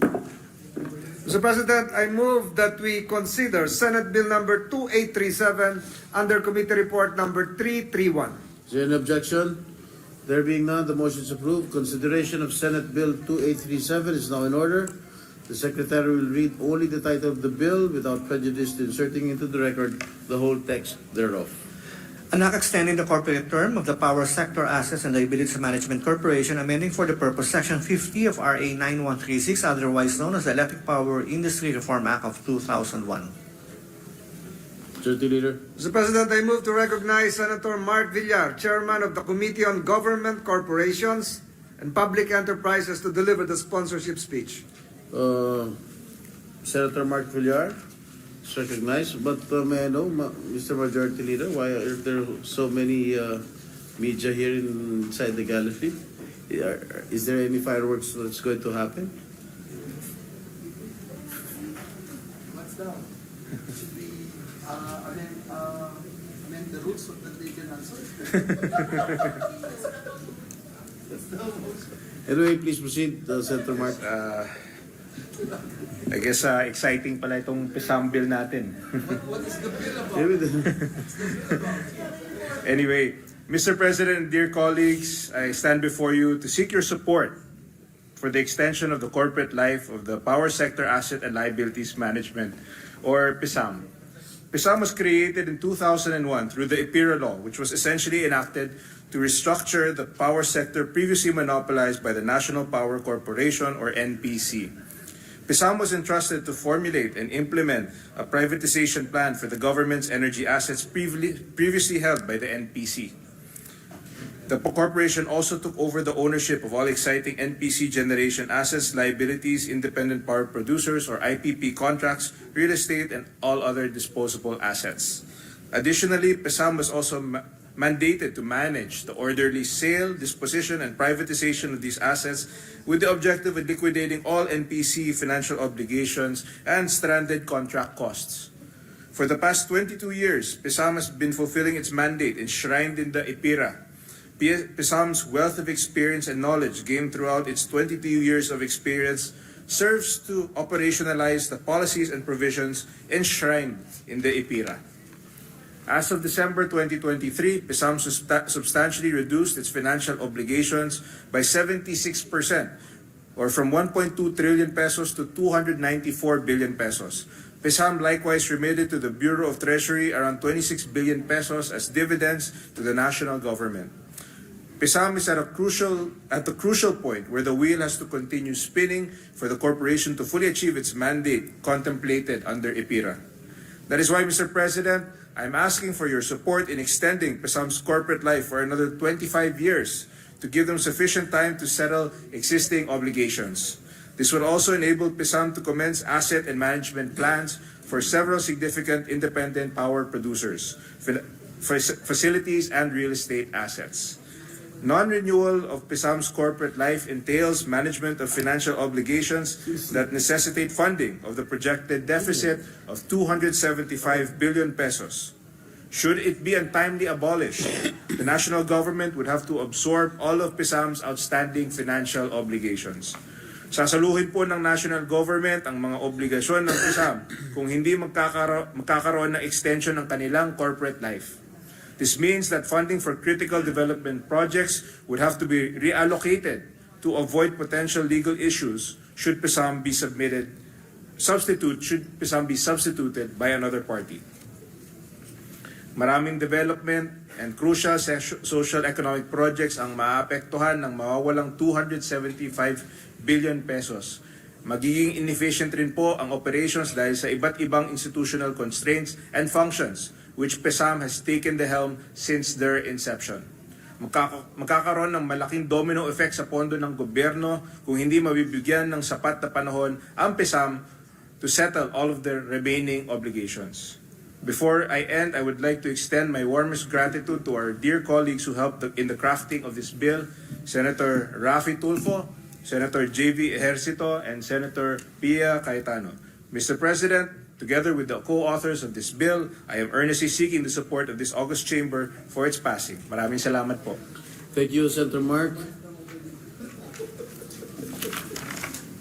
Mr. President, I move that we suspend consideration of Senate Bill number 2837. Is there an objection? There being none, motion is approved. President, I seek a 1-minute suspension, Mr. President. So suspended.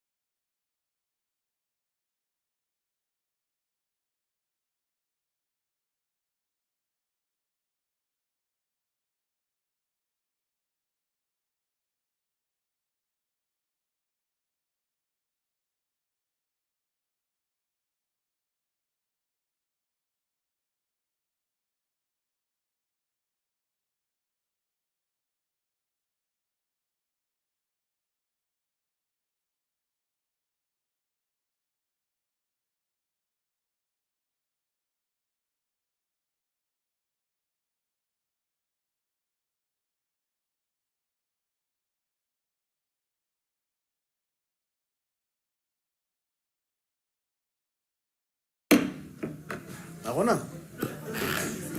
Mr. President,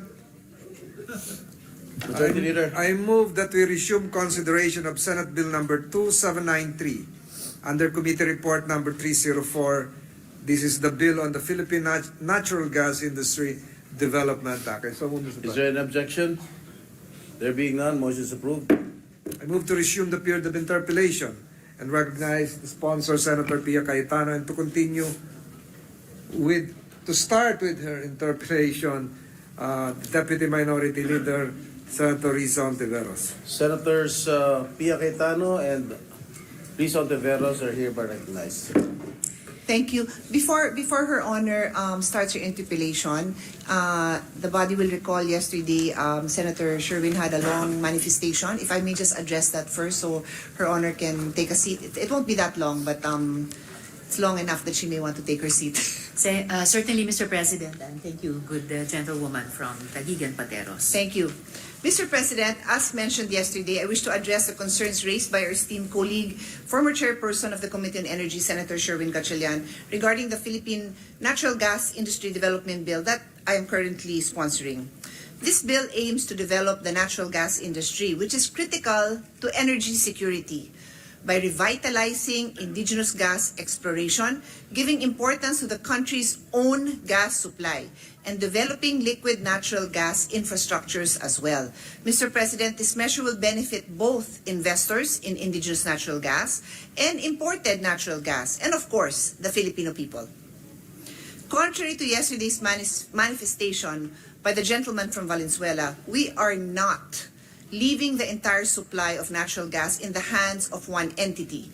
All interested parties are welcome to participate. That is precisely why we are developing the industry. It is a sad, sad state we are in right now. From 150 wells in the 1970s, there have been no additional drilling efforts since 2019. Are we going to let this industry die? Are we going to be dependent on imported natural gas? As I repeatedly stated during the period of interpellation, this is not about indigenous gas versus imported LNG. We will need both indigenous natural gas and imported LNG, and even other sources of fuel to sustain our energy needs. Mr. President, I would like to emphasize that prioritizing our own gas resources is necessary for our country's energy security. This is a no-brainer. Saan ka naman nakakita ng bansa na inuna pa ang imported, umasa na lang sa imported, bagamat meron naman sariling supply? Let us not allow our failure in the agricultural sector to happen in the energy sector. Let's take a moment and think about that. If we want indigenous to be cheaper, let's create an environment that will encourage competition, encourage the development of indigenous gas. Also, indigenous gas is owned by the Filipino people. We already went through this many times during this period of interpellation. 60% of the net proceeds from indigenous gas go back to the government.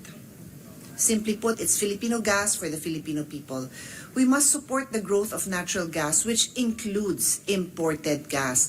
This is what is provided for in the bill. On another note, natural gas will likewise serve as our transition fuel to renewable energy, which is part of the Philippine Energy Plan. Until new technologies for energy storage are available, we will need a more flexible and cleaner baseload as compared to coal. This is our transition fuel. This is our transition plan. We cannot rely on coal. We should not rely on coal. The DOE shall establish mechanisms for the optimal and full utilization of indigenous natural gas in the generation, transmission, distribution, and supply of power, subject to standards and limitations consistent with the state policy of ensuring energy security and consumer welfare. This is written in the bill, Mr. President. Let's take a stand. Prioritize indigenous, support indigenous, and buy indigenous. It ensures a continuous and stable energy supply in the country, even or despite unpredictable events occurring in the global market. With that, Mr. President, I am ready for the interpellation of our Deputy Minority Floor Leader. Thank you. Thank you, Senator Pia. Senator Risa, you have the floor. Salamat, Mr. President, and dear gentlewoman from Taguig and Pateros. I just hope that you will be able to pagbigyan nyo yung aking mga tanong sa bill natin ngayong araw. Yes, Mr. President, we are ready and we'll do our best to answer the questions of Her Honor. Thank you, good gentlewoman. My interpellation is in 3 parts, and at any point that the good gentlewoman would prefer that I suspend, I may do so, but I'll do it part by part in order. So, dun po sa unang bahagi, as we delve into these critical questions about the Philippines' energy future, it's imperative to emphasize that our approach to renewable energy must be unwavering and ambitious. While gas and LNG may serve as a transitional bridge, we must be vigilant to ensure they do not become a prolonged detour from our ultimate goal of a sustainable, renewable energy landscape. So, the following questions in the first part of my interpellation address crucial concerns such as the risk of stranded assets, potential regulatory capture, and the long-term costs to consumers. They also touch on the delicate balance between ensuring energy security and maintaining environmental integrity. Moreover, these inquiries aim to scrutinize our strategies to avoid overinvestment in LNG infrastructure that could hinder our competitiveness against countries transitioning more rapidly to cheaper renewable energy sources. So una po, how can the Department of Energy effectively balance the immediate need for energy security through LNG imports with the need to accelerate achievement of our environmental goals, Mr. President?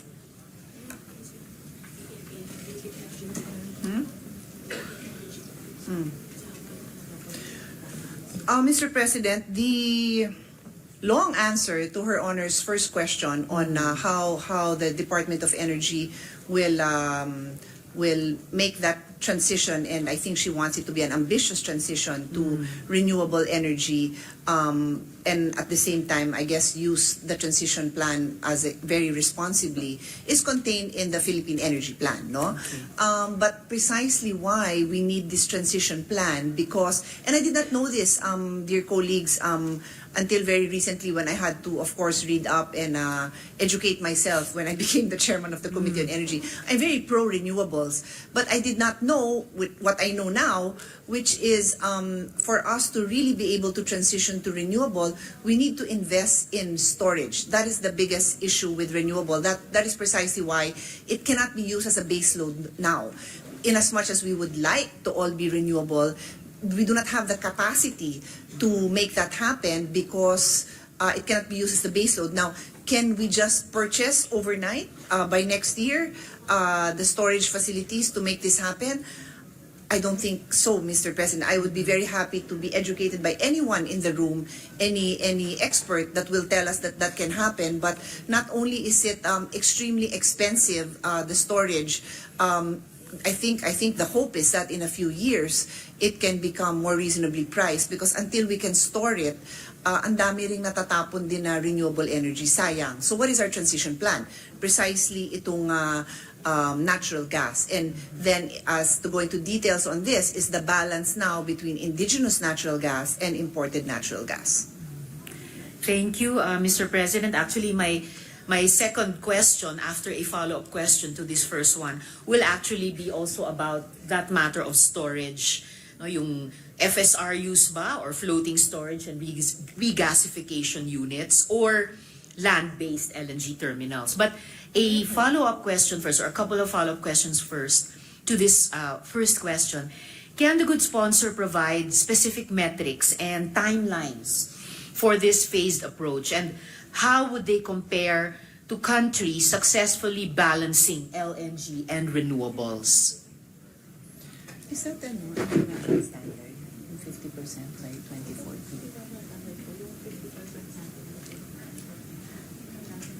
So,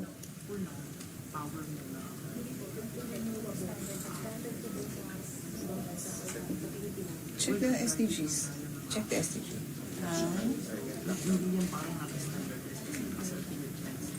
So, Mr. President, the Philippine Energy Plan provides for a shift to 50% renewables by 2040.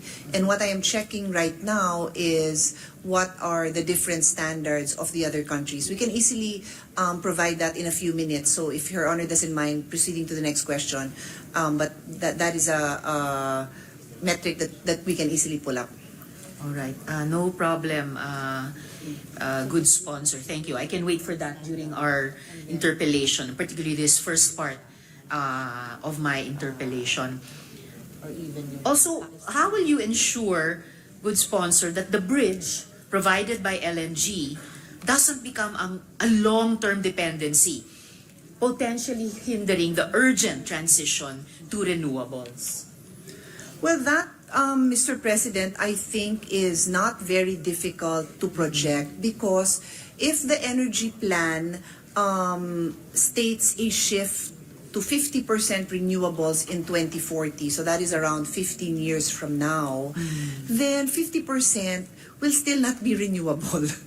And so if we were to choose what we will prioritize after renewables, then our best bet, I think no one will argue, would be our indigenous natural gas and then imported natural gas, which is yun nga, a transition fuel, and then the others. So there will still be a market, Mr. President. The market for LNG will not go away by 2040 or 2050 because we cannot transition completely to renewables in the next 15 to 20 years.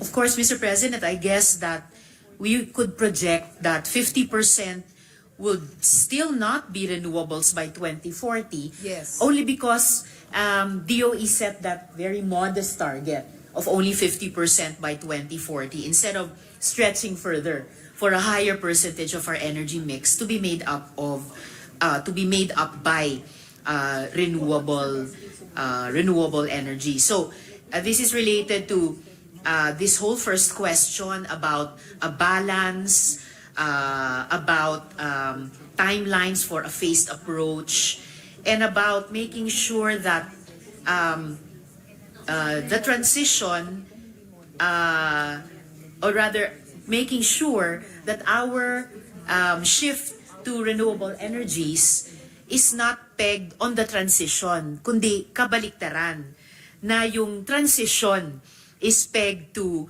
yung pinaka-ambitious na RE targets na kaya nating iset. In any case, I will leave this part of the interpellation at this for now and go on to my next question about storage. But before I do that, let me rephrase this first question one more time.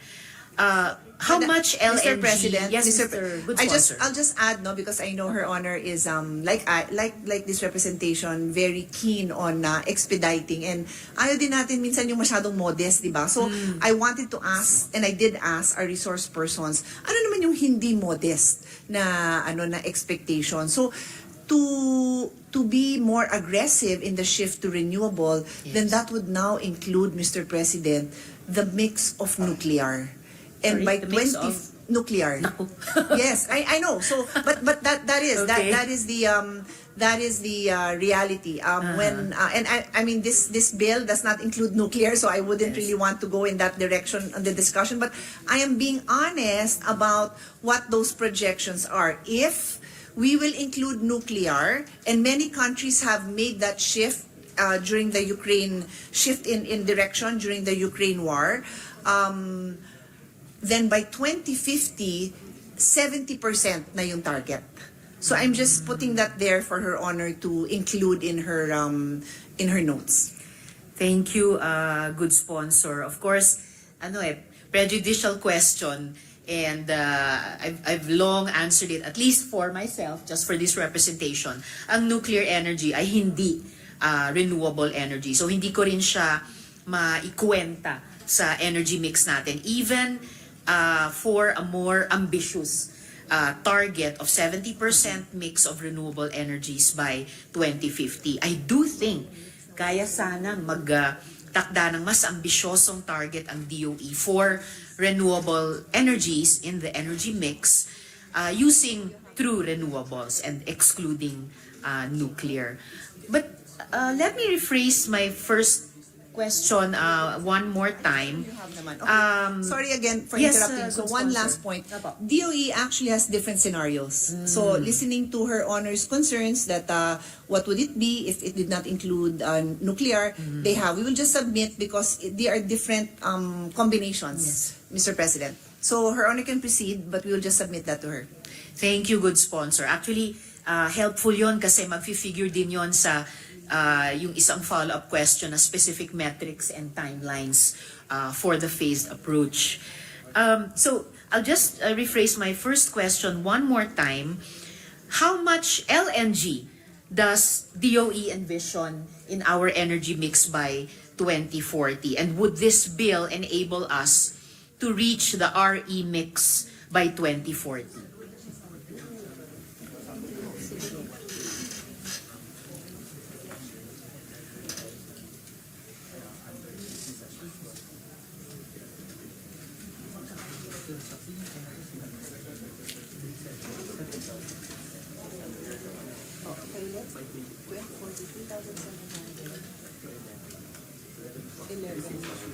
Megawatts. Oh, and then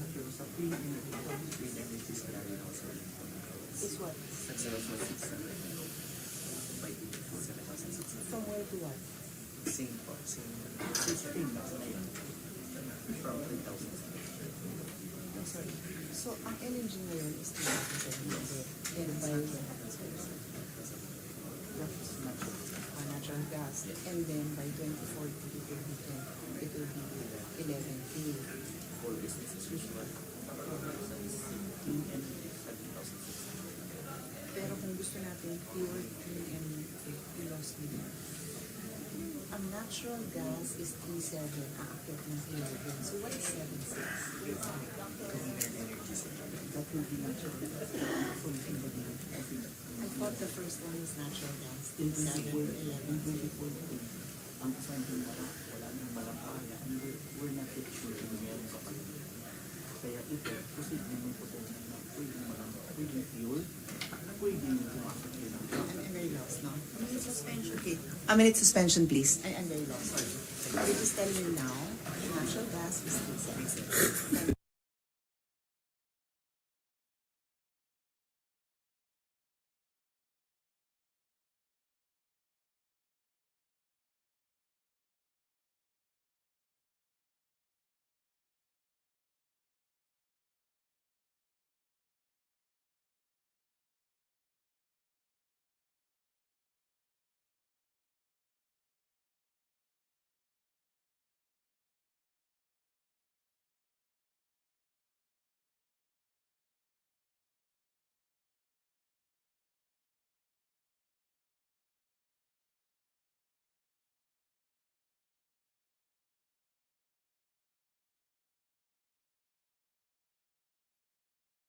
Okay. So, Mr. President, currently, we are using 3,700 megawatts of natural gas.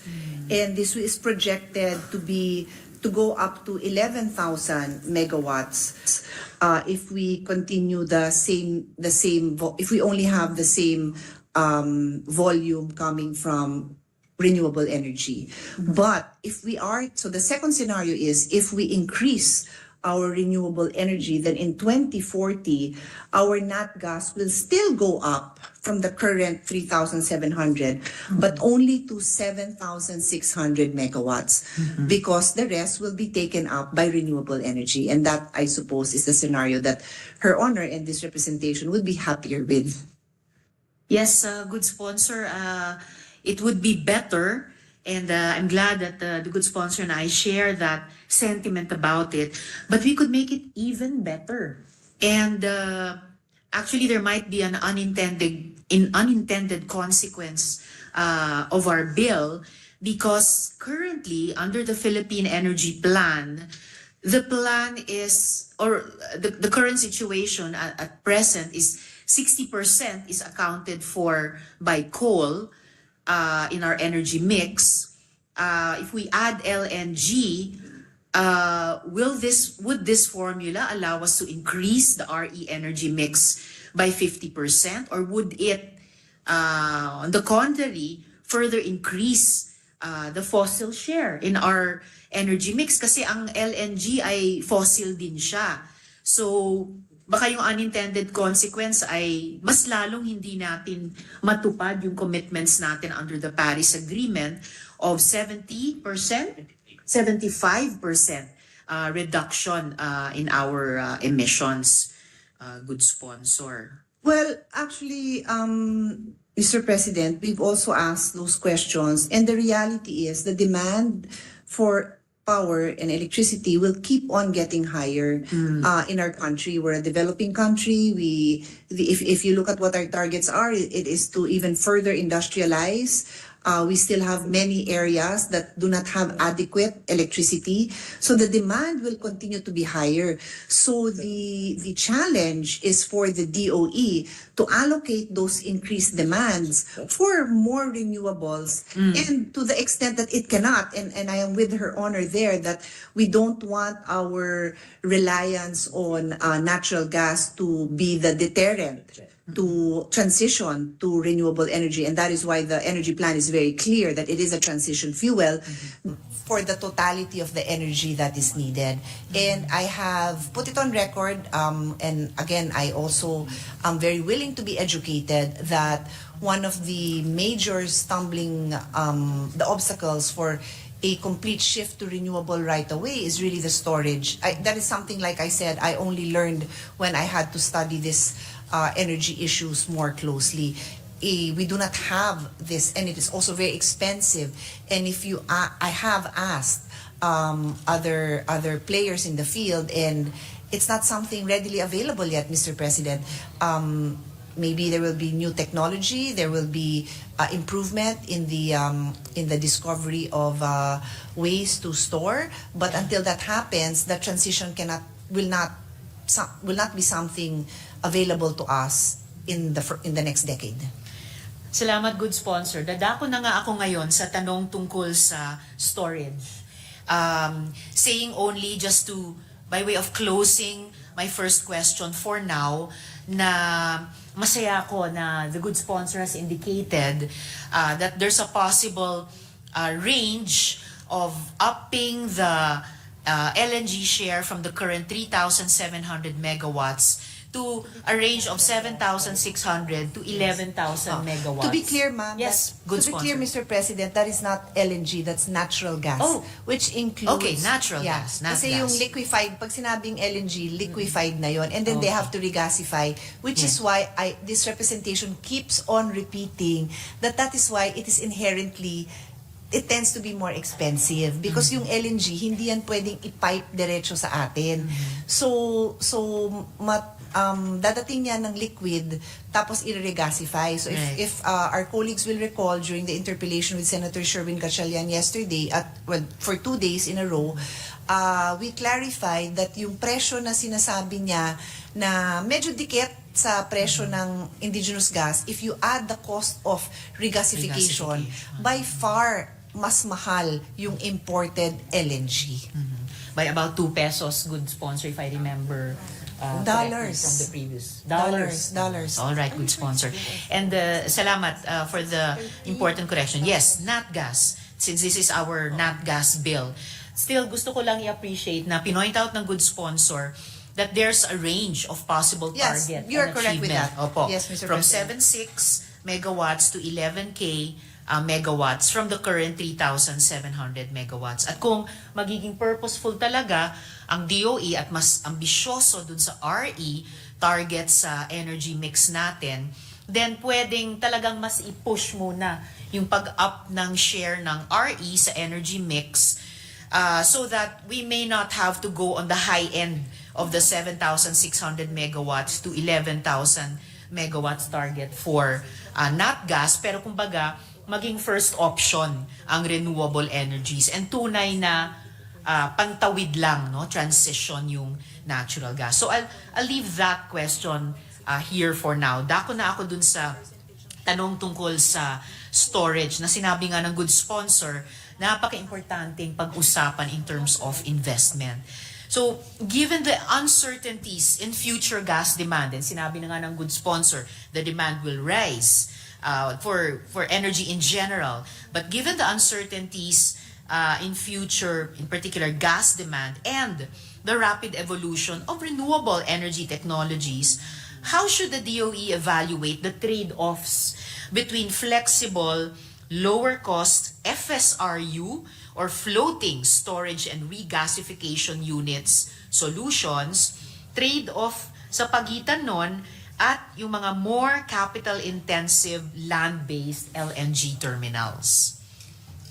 Well, Mr. President, precisely we empower the DOE to make that determination at the proper time. This bill does not dictate, Mr. President, because I have always taken the position that as lawmakers, it is not our job to make business decisions or to regulate, no, in those details. So, maganda ho yung tanong ng ating kasama, pero I think what needs to be emphasized is that si DOE ang equipped to make those proper decisions. Tama po kayo. There will, and as to whether it's a capital intensive, facility that will last 50 years, tapos hindi naman pala kailangan for 50 years, mas maganda yung floating device. Kaya na po nila yon.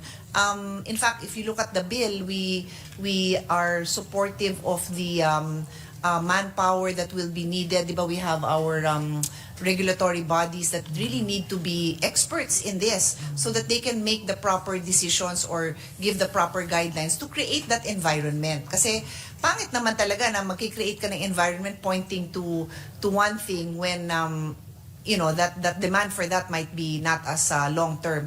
But I also need to say that I'm almost certain that lahat naman mag-i-invest, we're talking about mega bucks here. Like, they do their research naman, no? Sila din naman ang gagastos, hindi naman ho ang gobyerno magpapatayo niyan. So, sila din ang gagastos niyan. So, sila din ang, they will also use their resources to determine what would be the best investment in storage facilities, Mr. President. Salamat, Mr. President. And nabanggit na rin ng good sponsor, I will also ask a question later about precisely yung expertise or yung capacity ng DOE at yung attached agencies niya to exercise or to deploy their expertise in this admittedly very new field for the energy sector in our country, yung nat gas field.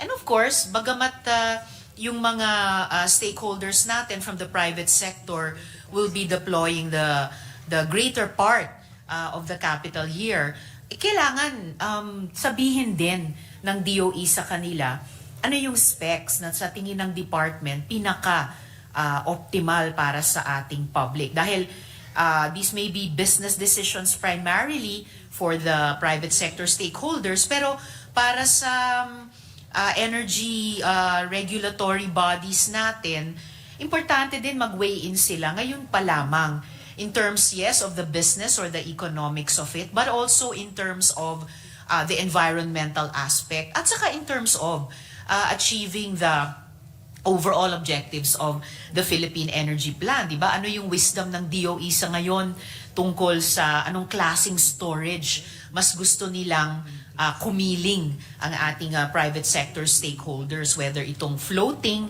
or yung mga land-based. Lalo na environmentally sensitive din yung ibang mga area kung saan nakatayo na at balak pang itayo yung mga storage facilities natin.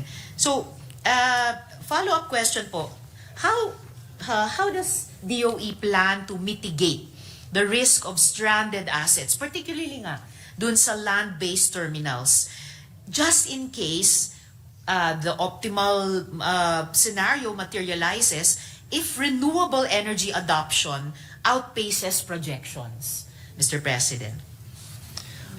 Actually, Mr. President, I feel that those are the real challenges that the government and DOE in particular will face, and also the investors. And that's why this representation feels that it's very important to communicate the right message. So the number one is renewables. I mean, I may not say it as often in the course of defending this bill over 3 hours or 4 hours in a day, because the bill is on nat gas bill. But I say it often enough, and I will repeat it because it is the question Her Honor poses, that renewable is the priority, followed by the transition fuel.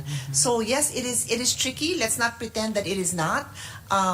There may be mistakes along the way. That is quite. I think it is impossible to predict to an exact number what the exact mix will be. But with the use of technology, with the right expertise, they can reasonably assume what needs to be where the investments need to be made. And that is why the energy plan supported by this bill will clearly say that renewable energy, then the transition fuel. But Her Honor very well knows, because it's in the news, even those operating coal plants are asking for permission to continue operations and even to expand their operations. So those are all issues that DOE has to deal with. They are environmental, they are political, they are financial. So kailangan magagaling yung mga tao natin to respond to those questions. And it is a cheap source. So let's not pretend that these are easy questions to answer. Diba? Sino bang may ayaw ng mura? Pero sino bang may gusto ng madumi? So, it is, Her Honor asked the right questions, because it is truly a balancing act that DOE has to have the stomach to respond to responsibly and for the sake of the future. Salamat, good sponsor. And of course, kailangan pa rin nating itanong, at mamaya itatanong ko rin dun sa tanong ko tungkol sa presyo, how mura really is mura? At saka ang malinis ba talaga malinis, or hindi rin marumi sa enerhiya? And I guess yung isang nakapaloob dun sa tanong ko, it's biased. If we had to choose between the two, maybe biased more for floating storage rather than land-based. Not to say na imposibleng maging stranded asset din yung floating, yung FSRUs, pero parang mas may possibility maging stranded asset ang land-based terminals. But having said that, yun na nga, kahit dun sa usapin ng FSRUs o floating storage and regasification units, what safeguards are in place to ensure that even though the supposed flexibility of FSRUs doesn't lead to prolonged reliance on LNG or on nat gas at the expense of renewable energy development? Can Her Honor just repeat that? Yes, good what sponsor. Safeguards? What safeguards are in place para siguruhin na kahit yung sinasabing flexibility ng mga FSRUs o floating storage and regasification units, na hindi yun hahantong sa prolonged reliance sa LNG o sa nat gas, na ang magsasuffer ay yung renewable energy development.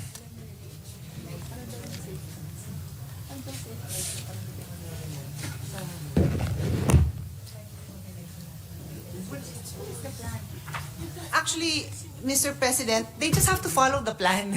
The renewable energy plan is their roadmap. So if they stick with it, they should not rely on this transition plan, no? So if they get and I understand where Her Honor is coming from, because the renewable energy advocates will always say that push for renewable, push.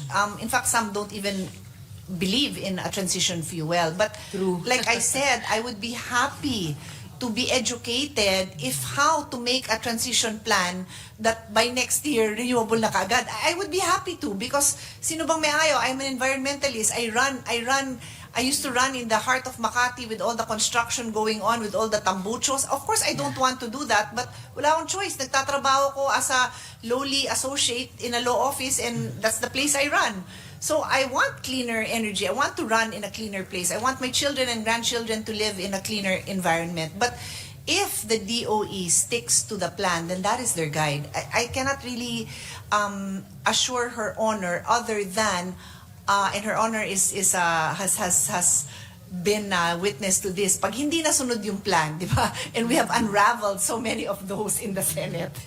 Doon sorry to put it this way, doon nagkaka-leche-leche. Kasi maganda naman yung plan, tapos hindi naman sinusunod.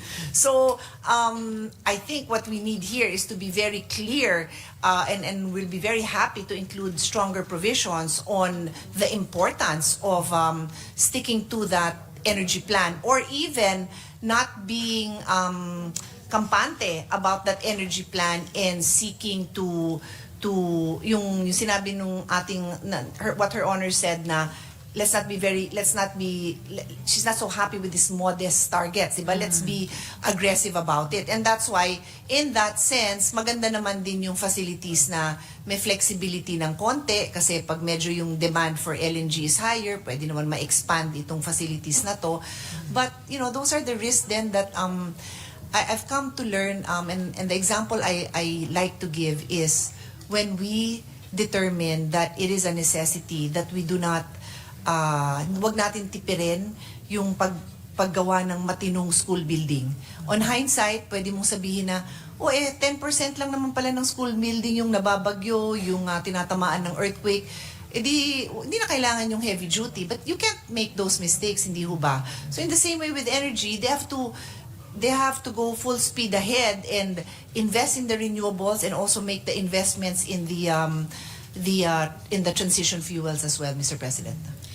Salamat, good sponsor, sa pagbanggit nyo sa possibility ng stronger provisions at the proper time sa period of amendments. Susubukan ng representasyong itong mag-craft ng ganong klaseng stronger provisions. Safeguards nga po, dahil hindi ko pa sigurado kung kahit yung buong Philippine Energy Plan ay sapat na na-anticipate itong pag-usbong, no, ng parang a very compelling transition period led by natural gas.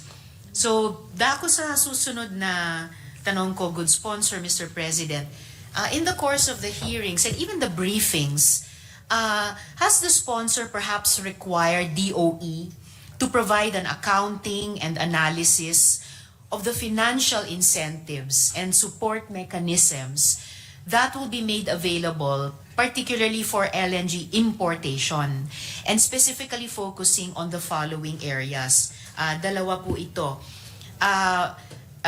May accounting and analysis ba in the area of tax breaks and government liabilities? Was DOE able to detail the types of tax breaks, government contingent liabilities, if any, and any complementary government-funded infrastructure initiatives, and perhaps even guarantees of cost recovery for LNG importation, storage, and distribution facilities? No, but first of all, there's no incentive to for building storage and papasok sa cheap.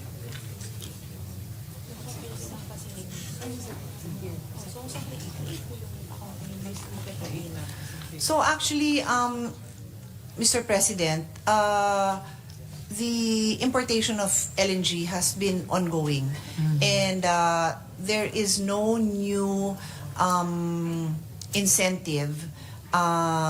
Specifically, I'm referring to the VAT incentives, because the VAT incentives are only for the VAT exemptions, to be clear, are only for the indigenous natural gas. But there is a provision which seeks to include the facilities to be used for natural gas to be included in the Tier 3 of CREATE. And that is based on our determination that energy security should be a prime concern in terms of achieving economic development. And if you look at the enumeration in Tier 3 of CREATE, the last item, letter V or 5, refers to activities that contribute to catch up of the economy. And what other factor is contributing to our catch up than a steady energy supply? If you look at the top 5 reasons why we do not have as many investors as our ASEAN neighbors have, electricity is always there. So that is the response, Mr. President. Thank you, good sponsor. A little later, may tanong din ako tungkol dun sa investment situation dito sa Pilipinas and how nat gas or the transition would play into that. But one more question about the accounting and analysis on the finance side. What about may focus na ba ang DOE on existing subsidies to identify and describe the current subsidies and support being provided for gas exploration, transmission, and related activities? Well, sadly, Mr. President, wala nga tayong exploration eh. So zero yan. So zero. Zero ang lumalabas sa atin.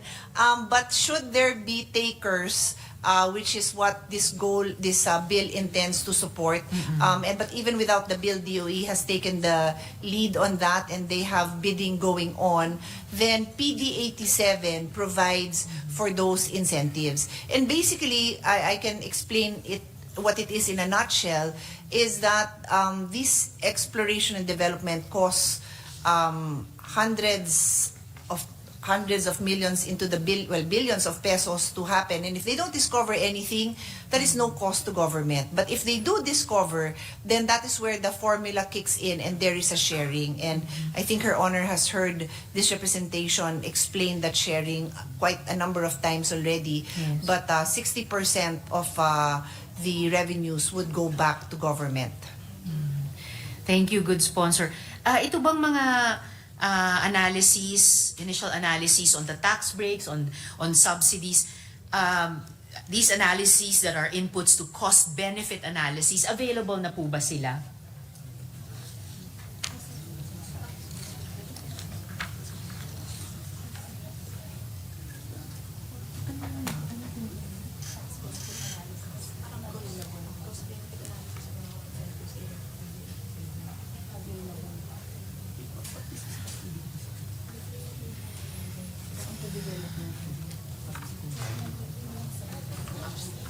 Just to be clear, Mr. President, we are not changing anything in this bill on the upstream side in terms of the incentives for exploration development. That is covered by PD 87 and we are not touching that. So the DOE is aware of Her Honor's question. We can pass that on, but it's not something that we have prepared to discuss just because it's not covered by this bill, Mr. President. I see. All right, good sponsor. In that case, para lang mas may material tayo to look at or to try to craft cost-benefit analysis also for the midstream and downstream. So if we don't have all these parts of the analysis yet, and since the proposed bill will create entitlements for these, may I request na lang through the good sponsor that DOE also submit to us or provide us with the following insights. Dalawa rin. So una, a per kilowatt hour computation of the price of gas from both imported LNG and domestically produced sources.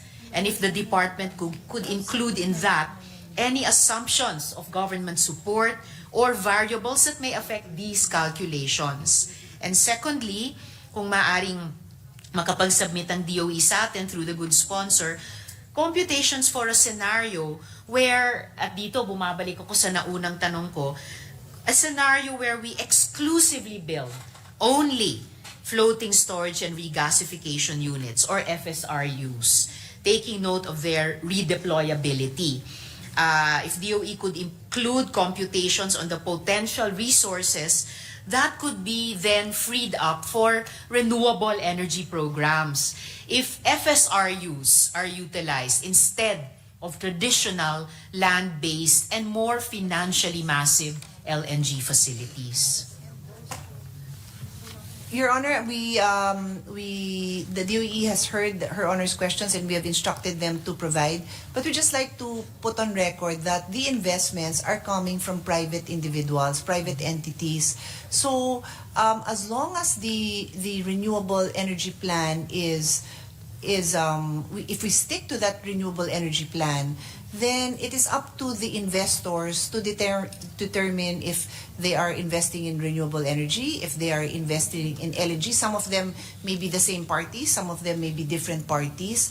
But the plan is there to help guide them in what kind of energy, where the bulk of the purchases will be. So for an investor to determine if they will do a floating device or a permanent structure, I do believe that is their freedom of that is where we do not interfere with the business decisions of these individuals. But of course, DOE can provide the timelines, like if they say na the demand might be very volatile.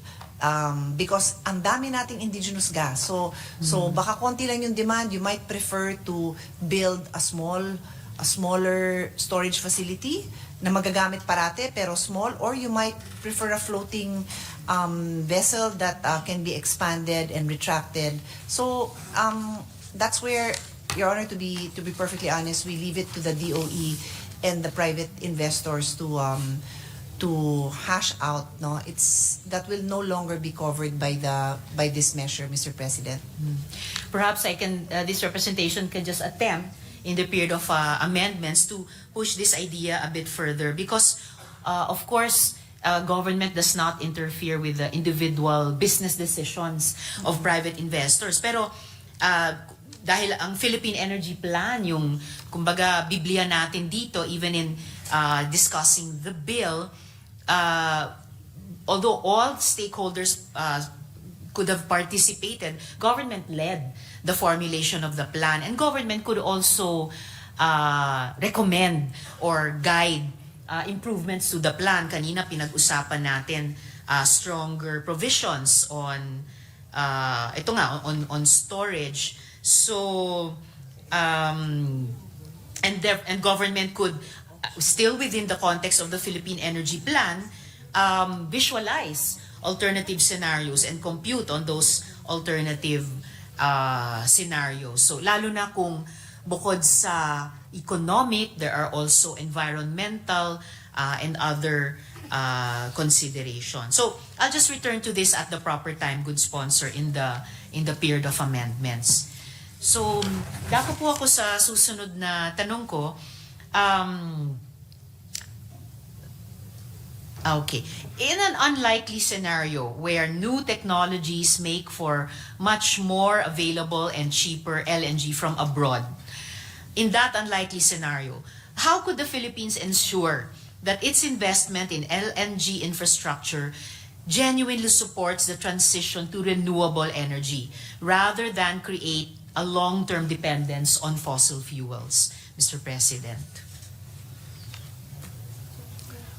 Well, as this representation has explained during the previous interpellations, our demand for energy is so high.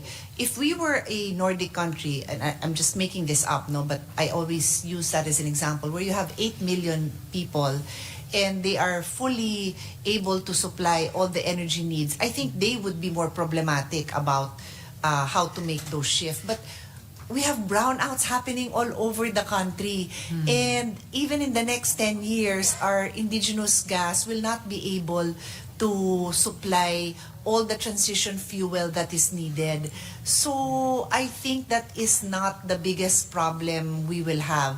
I think it would be a great problem if renewable energy storage technology improves rapidly so that market can really grow. And then indigenous gas, there are more wells that will be discovered. And we can build more storage facilities.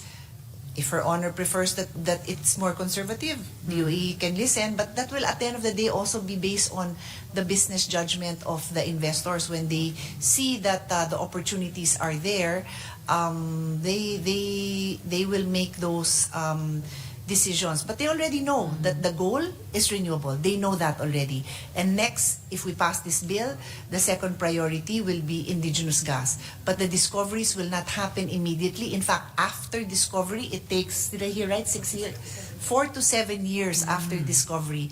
So, yung floating vessels na sinasabi ng ating kasamahan, siguro naman 6 na buwan, pwede nang makarating na yan dito.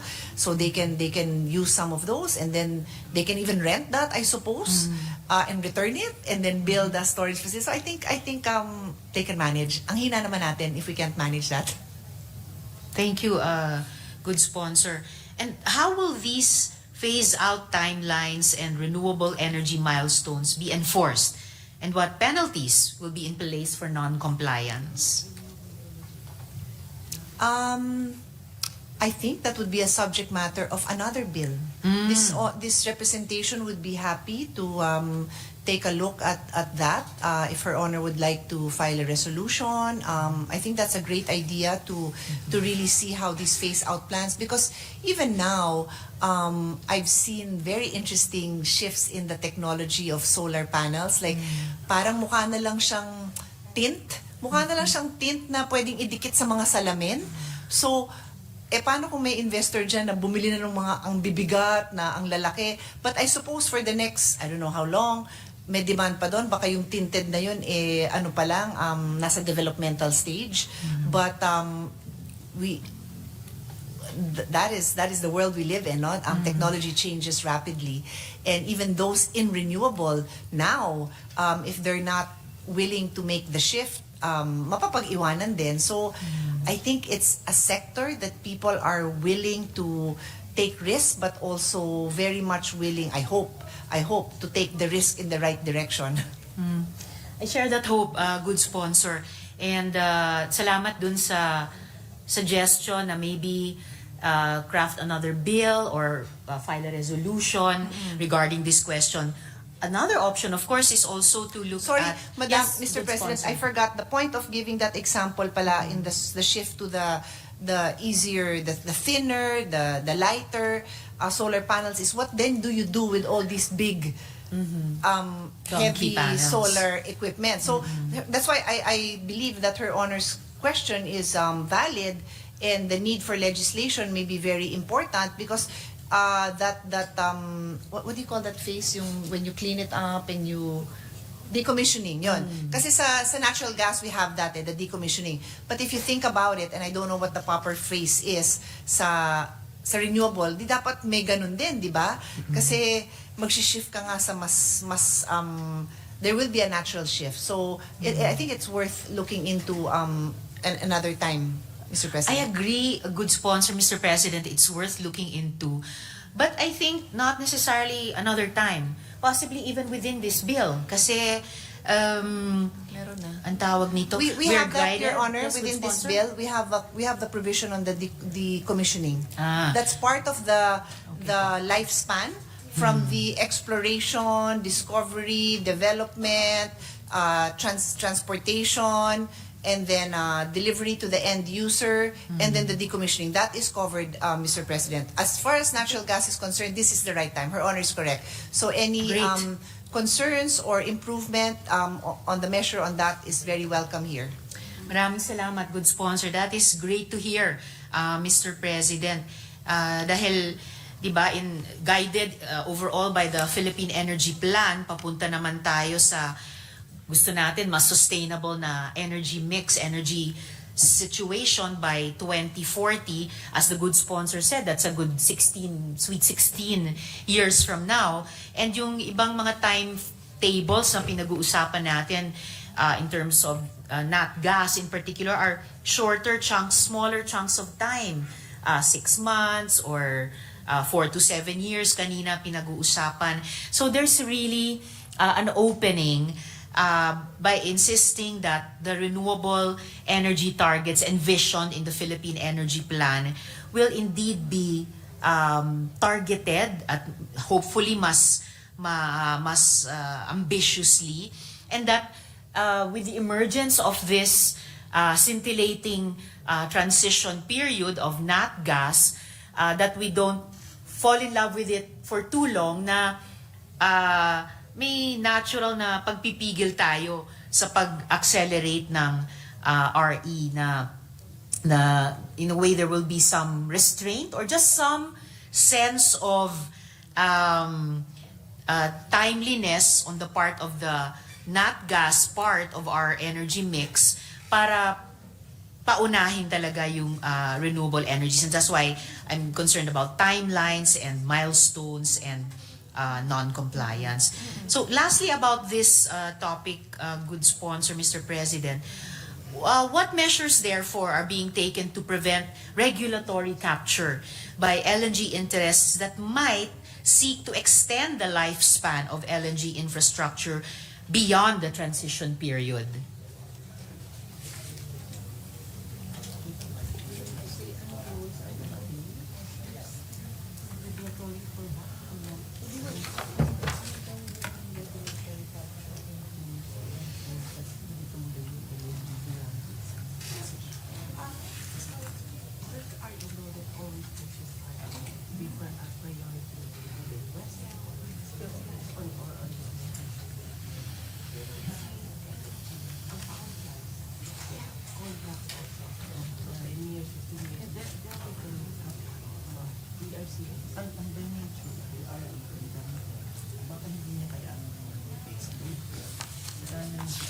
Hindi yun ang tanong mo.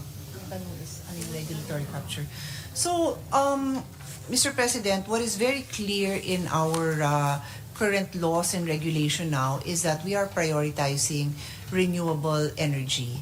So, to the extent that renewable energy can be pushed, it is being pushed. But let's recognize, and many laymen do not understand this principle, that you cannot, for now, we have not discovered a way to use renewable energy for our base load. So yung choices natin sa base load will not include does not include renewable energy, and that's where LNG comes in. Now, what is the regulatory capture? How do we ensure that hindi to tumagal beyond the timeline that we want to transition into renewable? I go back to the energy plan where there is a specific timeline, and they have the calculations as to how much LNG will go up, because it will still go up. As I said, we are far from producing or not producing, supplying the energy that the whole country needs to support the economic development that we want. So it will go up, but it will go up slower dahil nga ika-capture na sana ni renewable yun.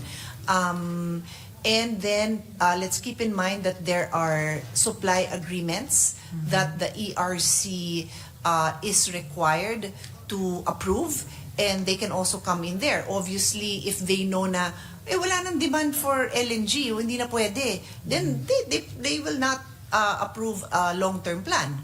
Ganun lang yun. And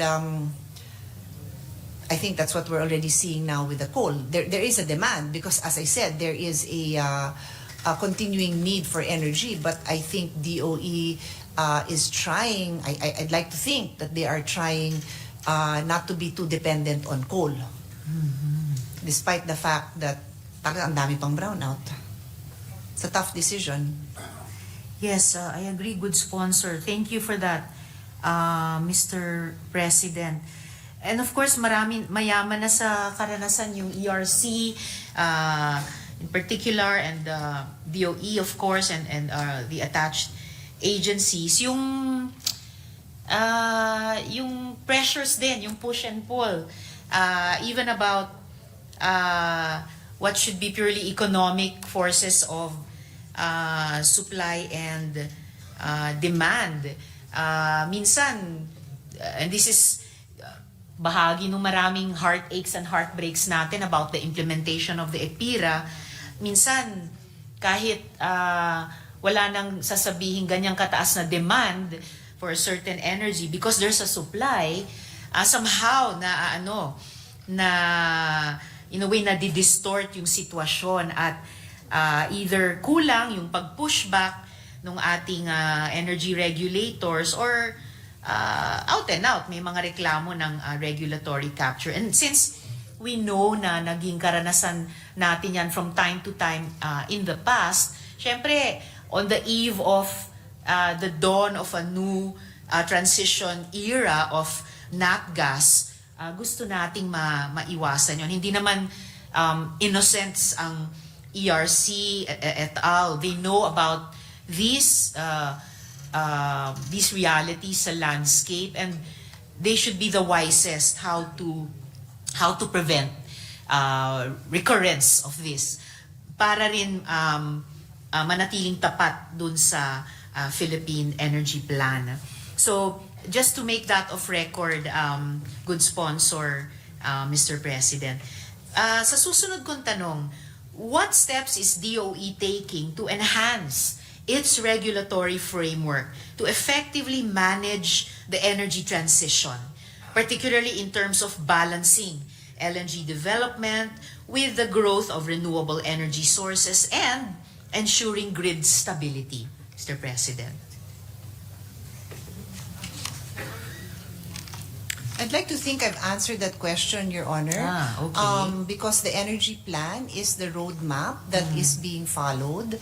And so given the energy mix that they seek to achieve, the clear demand for more power, right now, there is a demand for more renewables, there is a demand for more natural gas, and in terms of natural gas being divided between indigenous and LNG, there is a demand for all of that as well.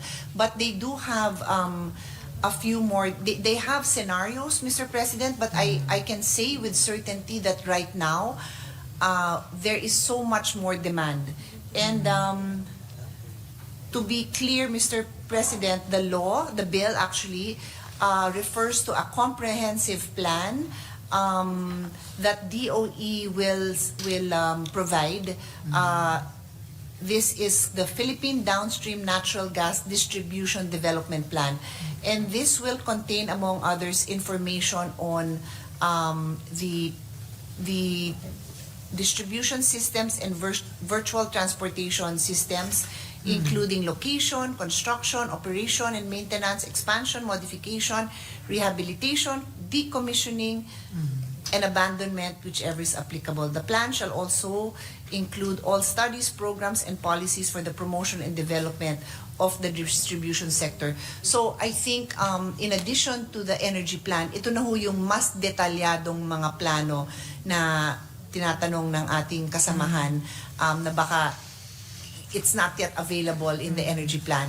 That is why we want to pass this measure to have more details on the natural gas development plan. Salamat, good sponsor, Mr. President. Totoo, maraming moving parts ito.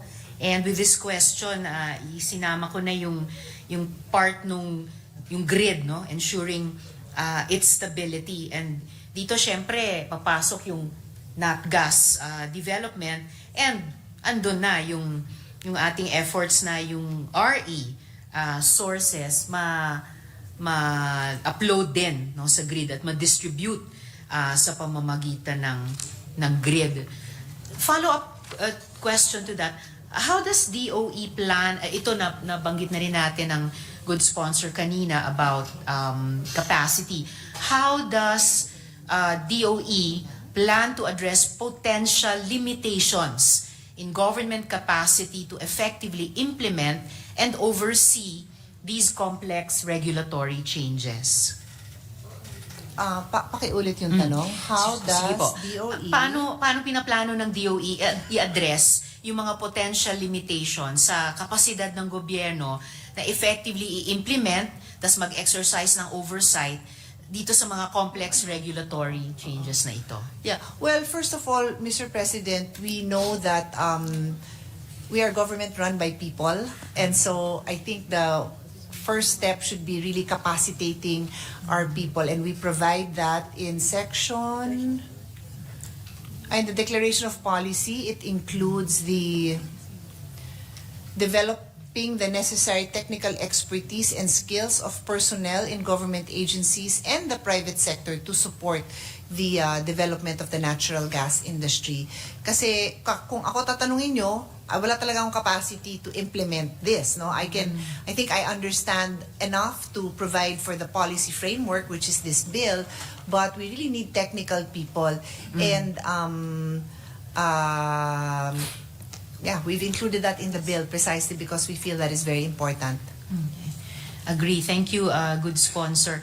And a second follow-up question, what specific measures are being taken to ensure that even grid modernization efforts prioritize renewable energy integration even over LNG flexibility? Mr. President. Meron ba?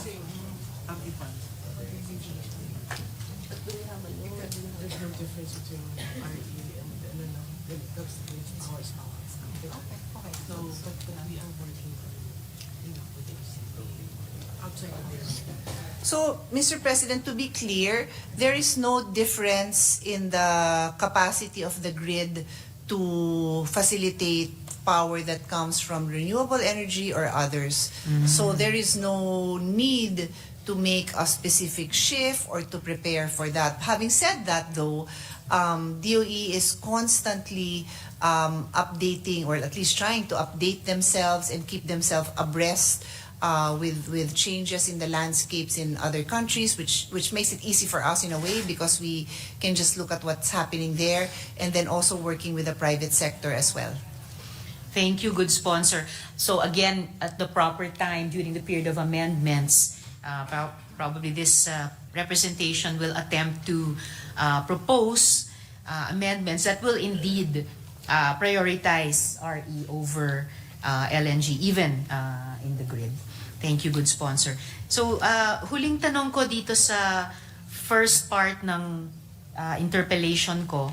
Kanina napag-usapan din natin, good sponsor, yung tungkol sa investment situation. So, there are not too many investment opportunities in the country. For example, we've even been called a manufacturing desert. And real property development appears to be going into stagnation mode for the next 5 years. And of course, it's a crisis when capital has nowhere to go. And we won't be surprised if investors in the gas sector will want to invest more rather than less.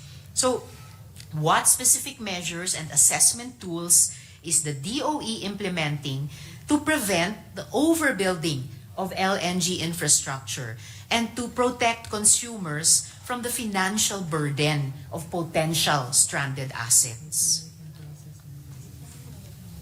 I believe we've answered that question, Your Honor. That the DOE has made very clear, and when we pass this bill, it will continue to work with the private sector, the investors, on the demand for renewable based on the targets in the energy plan, and then the use of LNG as a transition fuel. It is in our best interest that we have enough supply. I think that is the most important. As to whether it can be predicted to the exact mix, I think that is highly impossible or improbable. But that is the goal, Mr. President, that there is enough supply. Ang hirap kasi yung sabihin pag kinulang, so paano? Papasok yung coal, pareho ho tayong, Mr. President, pareho tayo ng kasamahan natin na hindi masyadong masaya kung coal lang dadagdag. So syempre magpupush talaga tayo dun sa transition fuel hanggat hindi pa kakayanin ng renewable. So DOE has those guidelines in place, and I think the most that they can do is to really stay on top of be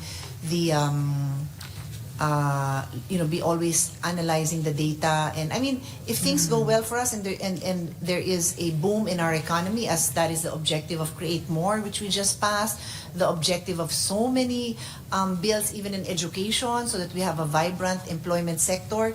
then the demand for energy will continue to increase as predicted, and hopefully we stick to the plan and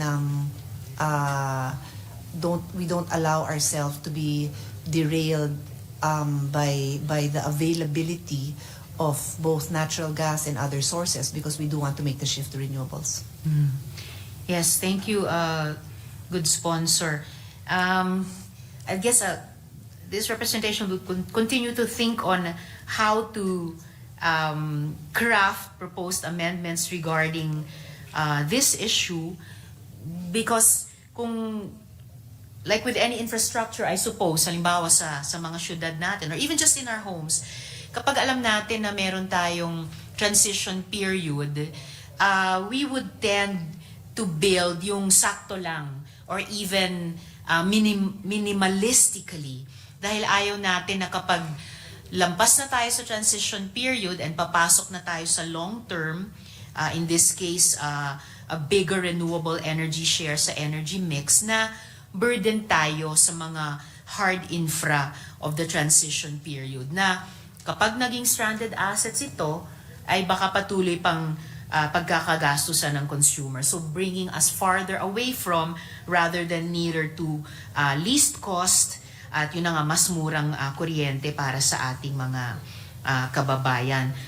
Follow-up question here, how will any assessment tools account for the rapidly declining costs of renewable energy and storage technologies, which could in turn accelerate the obsolescence of LNG infrastructure?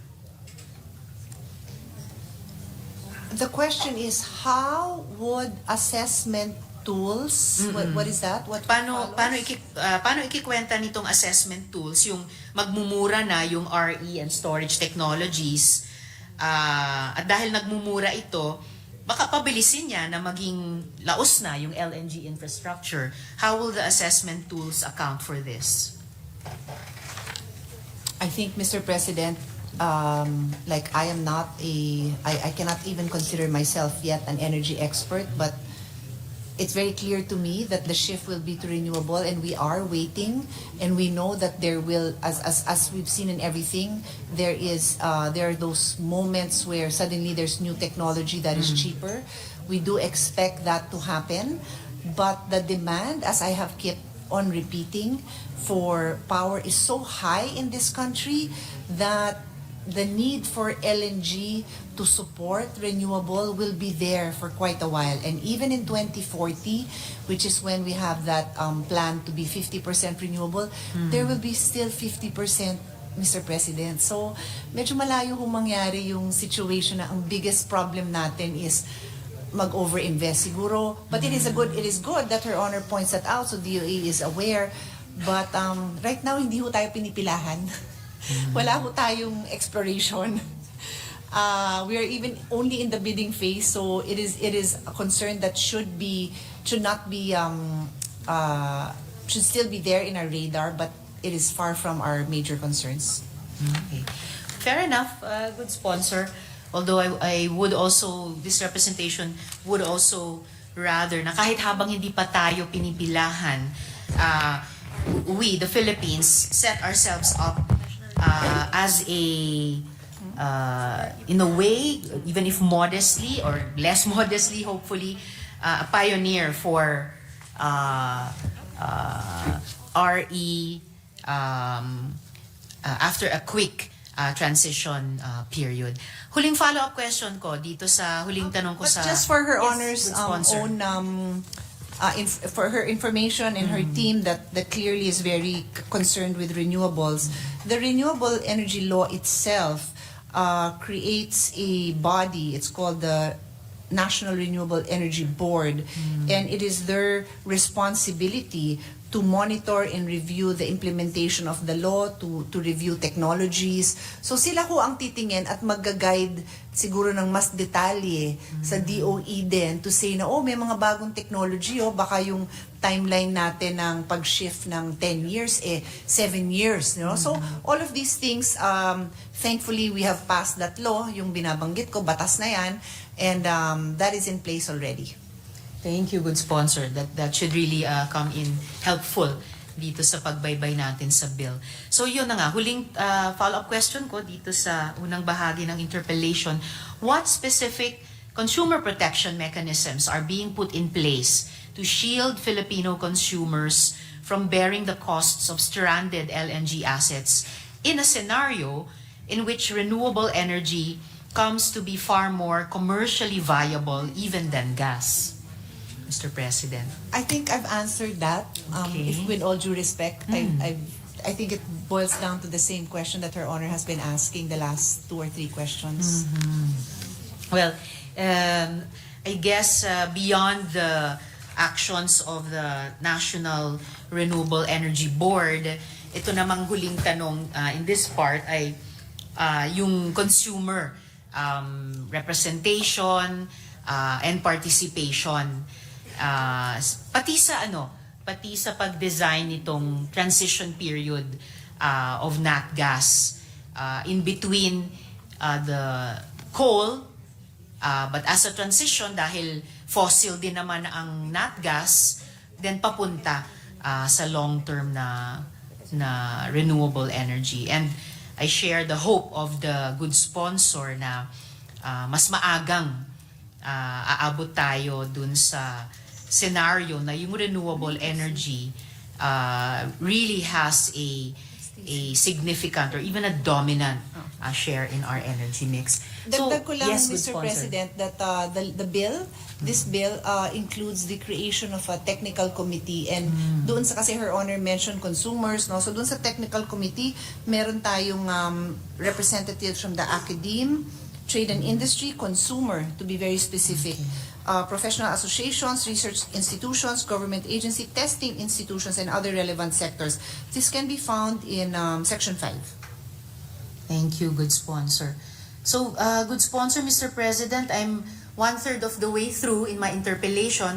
Gusto ba ng good sponsor ipagpatuloy natin or mag-suspend muna No, we are ako? continuing because we Okay have po. a timeline, I think, that has been discussed with the leadership. So, we are happy to continue for as long as Her Honor has questions. All Thank right, you. salamat po, good sponsor, Mr. President.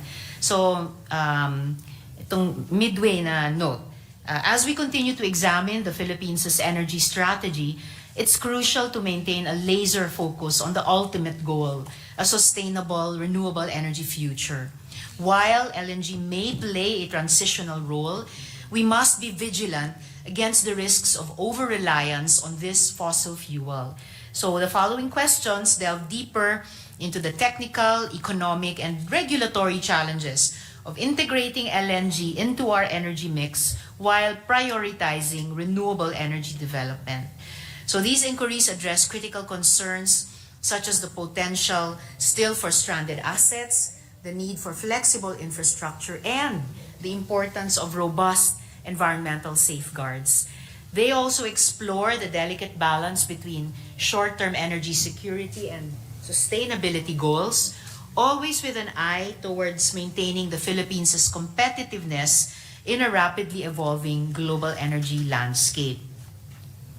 So, getting a bit more, but not too technical naman, Mr. President, good sponsor, how is DOE planning to incorporate the potentials of hydrogen and ammonia into its long-term energy strategy? And what legislative measures are being considered to facilitate the development and integration of these technologies in the Philippines? I understand that the regulations for gas in Australia, for example, include provisions for regulations and support systems for hydrogen, for which ammonia is a pathway fuel for hydrogen deployment in retrofitted gas plants. So ito parang post nat gas era na nila, Mr. President.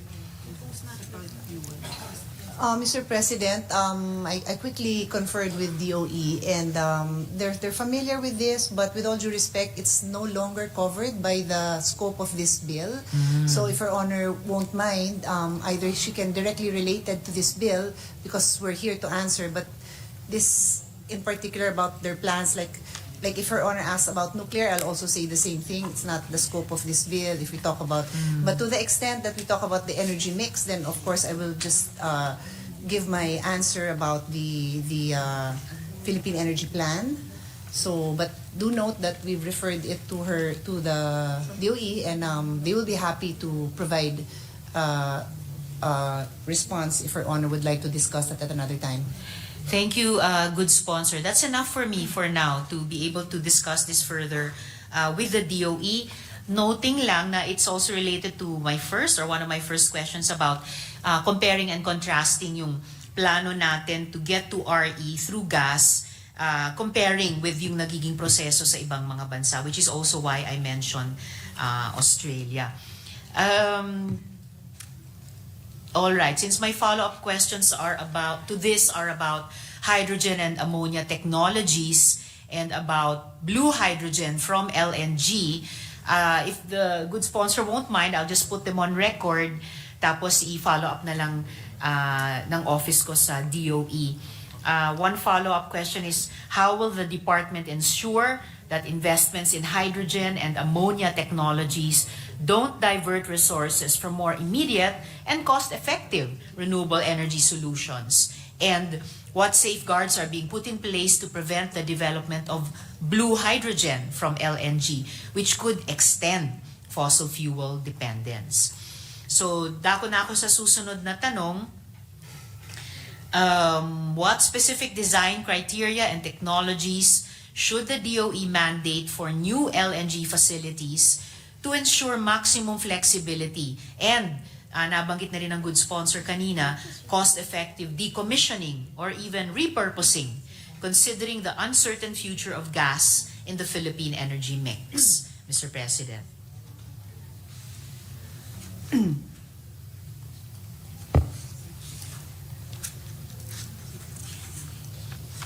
Can you repeat the first part of the question? Because Certainly. I was noting the last part, you mentioned the decommissioning, but the first Yes. part? Certainly, good sponsor. So, anong specific design criteria at saka technologies ang dapat i-mandate ng department para sa bagong LNG facilities para siguruhin yung maximum flexibility nila? So, Mr. President, I will refer Her Honor to the bill and the declaration of policy, Okay. which states that it is the policy of the state to provide a conducive industry environment for the promotion and development of the PDNGI, which is the natural gas industry, through the issuance of regulatory policies, the localized codes and standards for products, facilities, and its operations based on the Philippine national standards and plans and programs. So, it is clear that that is the responsibility of DOE, no? And I don't have the details that will not be contained here in this measure. But Section 18 also refers to the compliance with standards. The DOE shall ensure that permit holders and participants, products, facilities, services, and systems comply with the standards set by relevant government agencies in terms of quality, design, efficiency, safety, structural integrity, and operation and maintenance. Regulation shall be consistent with applicable Philippine and internationally accepted natural gas industry standards. So, hindi naman tayo papayag na yung ipapatayo dito substandard o di kaya turn of the century 2000, di ba? Dapat yung bago. So that is what we can assure Her Honor, and we've provided very clearly in the bill that these are the standards that we will follow, international standards, Mr. President. Thank you, good sponsor. Pwedeng-pwede nga, dun sa Section 18, pumasok pa yung mga aspeto ng design criteria at saka technologies. And following on one of my earlier questions, baka dito rin sa section on compliance with standards, pwedeng pumasok yung kung mas magiging proactive pa ang DOE sa anong klaseng, ano yung forma nung transition period ang mas gusto nila, including in terms of storage, for example, ay yun na nga, baka mas pwedeng ma-push ng DOE yung mas sa halip na land-based, mas floating, at least or a mix of FSRUs and land-based storage facilities, leaning more towards the floating facilities. na ayon sa literature, mas madaling i-decommission at mas madali ring i-repurpose. Halimbawa, dun sa nabanggit kong ilang mga bansa pa, which are using nat gas as a transition, pero towards fuller RE future. So follow-up questions, if the good sponsor would care to comment on them further, perhaps in relation to Section 18, how will these design criteria impact the overall cost of LNG infrastructure, and what measures are in place to prevent these costs from being passed on to consumers, Mr. President?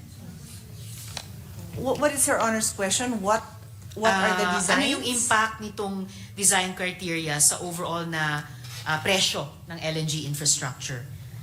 At paano mapigilan ma-pass on yung cost na yon sa consumers? Well, our law provides for reasonable cost only, Mr. President. So, syempre, kung magdi-design naman sila ng facility na sobra-sobra naman sa pangangailangan, hindi na yun reasonable cost. Hindi na nila pwedeng i-recover. I think that standard is clearly set in our law, in the bill, that will be the not just guide, but that is the standard that we are setting. Salamat, good sponsor. And what specific repurposing options are being considered for LNG infrastructure?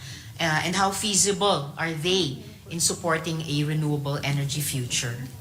Kung meron ng repurposing options. Repurposing po saan? From what to what? Ano yung... Repurposing ng LNG infrastructure. I know, repurposing from what to what? LNG to something else? Yes. Kung tapos na yung transition through LNG and papunta na talaga dun sa fuller RE future, meron na bang repurposing options na kino-consider sa LNG infra?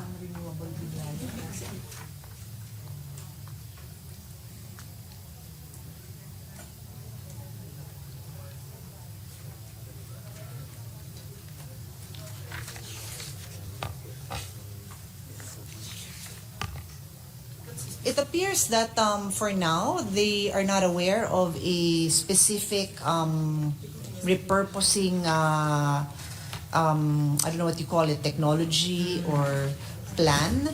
But I'm guessing, like anything else in life, something will appear, there might be something, but as of now, wala pa silang na-encounter. I've asked them to also check if there's such a thing in other countries. Like if Her Honor recalls, I had mentioned that there's a shift to nuclear from natural gas in other countries after they saw what happened in Ukraine and then nagtaasan yung presyo. So pwede ho tayong magtanong doon kung yung kanilang LNG facilities napalitan nila to nuclear. I don't know.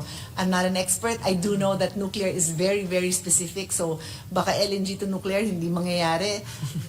But LNG to renewable, medyo wala pa silang clear, wala pa silang nakikitang ganon. But Her Honor's questions are noted, and they will also check if there are examples of that in other countries. Thank you very much for that, good sponsor. And I think it's only fair nga that DOE will begin to look into that kung hindi pa nila nagagawa. Dahil nga, sinasabi nila, transition para sa atin ang nat gas and papunta pa rin sa RE. So, parang thinking forward, I mean, the good sponsor is the chair of the Futures Thinking Committee, or still is, right? No longer. Was. But Previously. Her Honor, I thank you for mentioning it because I continue to be a strong supporter of futures thinking, and all of Her Honor's questions should be taken into account by our agencies, because these are valid concerns that will have to be faced in the future.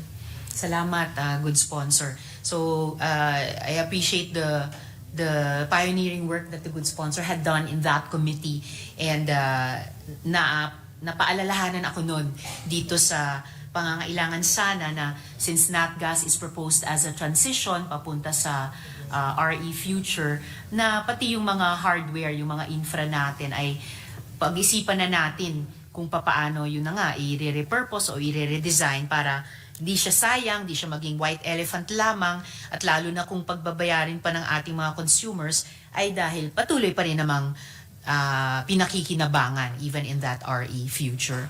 So, sa susunod kong tanong, how is DOE planning to integrate the growth of intermittent renewable energy sources? So, nabanggit din ng good sponsor kanina.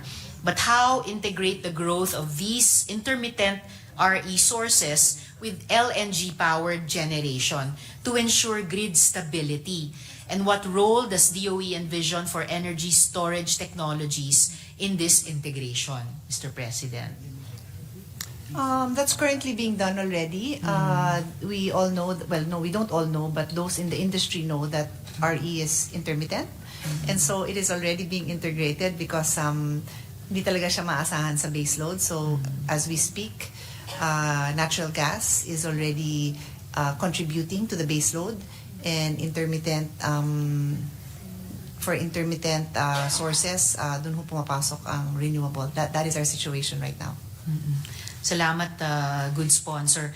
It must be a real challenge also for DOE na dahil yung isang end goal din nila ay grid stability. So in a way, that's a quantitative goal, and yung intermittence ng RE sources may be thought of as a quantitative problem, pero qualitatively, gustong-gusto natin yan. So it must be an interesting, certainly an important challenge for DOE or for NGCP for that matter, na yung magiging LNG-powered generation na maaring i-argue nila ay mas stable, paano pagsasabayin sa grid with the more desirable o longer term, or sabihin natin more strategic na RE sources kahit intermittent siya. So how will, by way of follow-up, how will DOE ensure that the flexibility provided by LNG doesn't become a crutch that slows down investments in more sustainable grid stabilization technologies like battery storage? I think I've answered that question, Your Honor. The energy plan, the Philippine energy plan, is to transition to renewables. But as Her Honor has just said less than a minute ago, this is an intermittent source, and so we have to rely on the sources that can provide for the base load. And if we look at what is being done now, that is exactly what will continue to happen probably in the next 10, 20 years. Thank you, good sponsor. I guess yung battery storage na yun na nga sa solar energy front, nakita natin yung improvements in that technology in the past years. But it is still far. It is still very far from. I'm very excited about it, but I had, that's one of the very first questions I asked in my briefing as chairman, and malayo pa yung ability natin to capture that storage. But yes, we are as hopeful as Her Honor in seeing that happen sooner than later. I'm glad about that, good sponsor. Yung shared hope na gano'n, dahil kahit papano, bagamat maaring hindi pa kaagad na mafu-fully realize yan, breakthrough na rin yung teknolohiya sa battery storage for solar energy, no, among other REs. At kung pwede ngang intervention yung battery storage na yan para gawing sustainable or gawing stable ang grid kahit habang sinasampahan ang mga intermittent but desirable because more sustainable na renewable energies, na sana bumilis at hindi bumagal yung investments dyan dahil baka nagkaroon ng parang learned dependence on LNG. And well, if I may yes, add, good sponsor. in a way, and to just point out to Her Honor how much I share her concern. Parang ganun din ang nangyayari sa atin, di ba? Nagkakaroon din tayo ng dependence sa coal kasi gustuhin man nating mga environmental advocates na mag-shift na kaagad, sasabihin sa atin na kasi mas mura to o kasi intermittent din yung supply. So that's why for now, we feel like our best option is itong transition fuel, but I take Her Honor's concerns very seriously na hindi naman tayo dyan maging dependent. In the same way, we don't want to see the dependence on the non-renewables because it will derail our transition. So I am with Her Honor 100%. Maraming salamat para doon, good sponsor. Huling follow-up dito sa topic na to, what measures are being taken to prioritize demand response and other smart grid technologies that can support renewable integration without relying on fossil fuels? The one you just showed me. Well, Her Honor, the number one response to that question is the priority dispatch. The law we have in place requires that renewable must be dispatched first. So yun na talaga. I mean, marami pa tayong pwedeng isipin. Of course, I can talk about more awareness, more campaigns, and other programs, but that is the number one step being taken. And then we have the Green Energy Auction Program, the Renewable Portfolio Standards, the Offshore Wind Policy Framework. But this, at the end of the day, build mo lahat yan, pero walang priority dispatch, di wala rin yung mangyayari. So I think I'll stick to that first answer as the most important step being taken. Maraming salamat. Most important talaga po, good sponsor. And the good sponsor's response highlights yung gano'ng ka-importante yung oversight function na ine-exercise natin sa Kongreso, that all of these ecological and energy laws, no, the ecology and the energy mandates coexisting in each of these laws, dapat talaga mapatupad in any energy reforms, including trying to see our way through a nat gas transition to an RE future.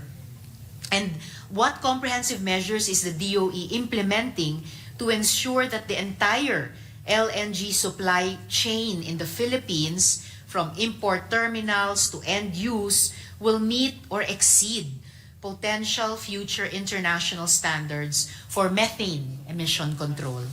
Mr. President. I've read into the record, Your Honor, the existing provision that we have in this bill that requires that we comply with international energy standards, Mr. President. International standards, regulatory standards. All right. Salamat, good sponsor. Before we reach the period of amendments, tignan ko ulit kung yung buong LNG supply chain na yon reflected na dun sa compliance natin with those international standards here in our bill. Susunod na tanong ko po. I'll just clarify yes, if Her Honor doesn't mind, no? Yes. Her Honor often refers to LNG, but let's be clear that Just we are also nat going gas. to regulate All natural right. gas. So that when I affirm what Her Honor is saying, that also it means that we are using the same high standards, whether it's natural gas, imported gas, or indigenous.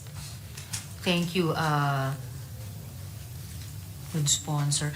But Mr. President, the good sponsor will kindly forgive this representation if maya't maya I shift between talking with her about nat gas and LNG kasi alam naman natin na in transporting nat gas, necessarily nako-convert siya by a certain scientific process into LNG, and then that's where the regasification comes in at a later stage, kahit dun sa storage, kaya napag-uusapan yung RUs, where the R is the regasification nga po. But to be clear, yes, good sponsor. But to be clear, for indigenous nat gas, because of the existing pipelines that were built, there is no more regasification, so it is not LNG. That's why I have to clarify that it is gas. It is not being transported as liquid gas, and there's also no regasification involved. So that's why the more generic term is just not gas. But obviously, if we're referring to imported gas, unless we're importing it from a place that is close enough to build pipelines, then and some will argue, which we will disagree, that any country is close enough, then that's the only time that it is LNG. Understood. Good sponsor. But in any case, in whatever state of matter it is, gas man siya o liquid man siya, in the case of kung may imported, yung basic na kumbaga, chemical structure niya ay yun. So, Correct, but I yes, just good wanted sponsor. to make the clarification because when Her Honor refers to, let's say, a certain standard and dapat ganito tayo sa LNG, then I'm even taking that statement further to say Yes. that covered din dyan yung indigenous nat gas Yes. kasi hindi siya LNG. Okay. Just to be clear, if years from now somebody quotes takes a look at our journal, in most cases the standards, the regulations will cover both all kinds of gas, unless of course it's just referring to that particular state, which is the liquid nat gas. Yes. Thank you, good sponsor. Further follow-up questions, and kaya medyo kinukulit ko ito, good sponsor, pasensya na, because nat gas is essentially methane, as we all know, and it's even worse than carbon dioxide. So, given the significant climate impact of any methane leaks, how will these emission control measures be independently verified and enforced, Mr. President?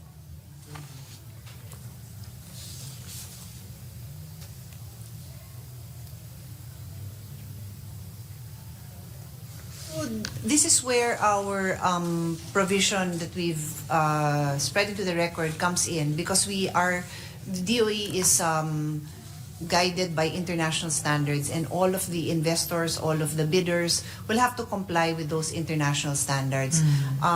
If they are followed, then the chances of leakages is extremely low. So for so long as the methane emissions are well managed, it is really not problematic and does not contribute to global warming. But again, the devil is in the details, so those high standards must be maintained. And it is truly our hope that we only deal with these companies, these investors that have high track records, but those are part of the requirements of DOE.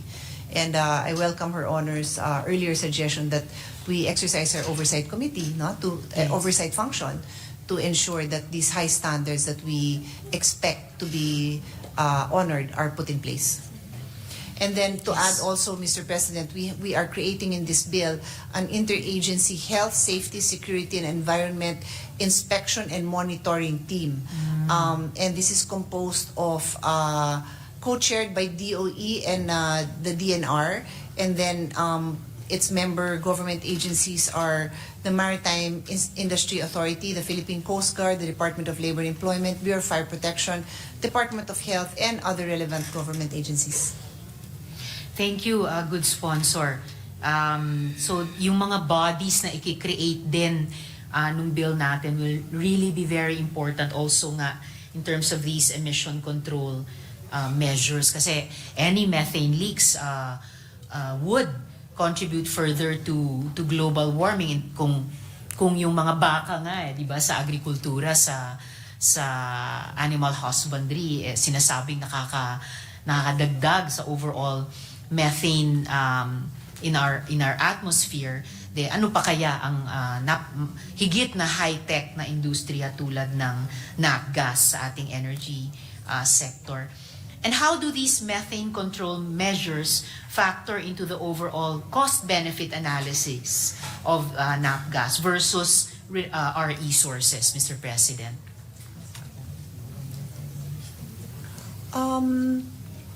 The standards that are required to ensure safety when it comes to methane leakages are already part of the cost, the total cost incurred by the investor. So that's what they're prepared to. There would be no what do you call it? No investment. What do you call it? There would be no award to them if that was not taken into consideration.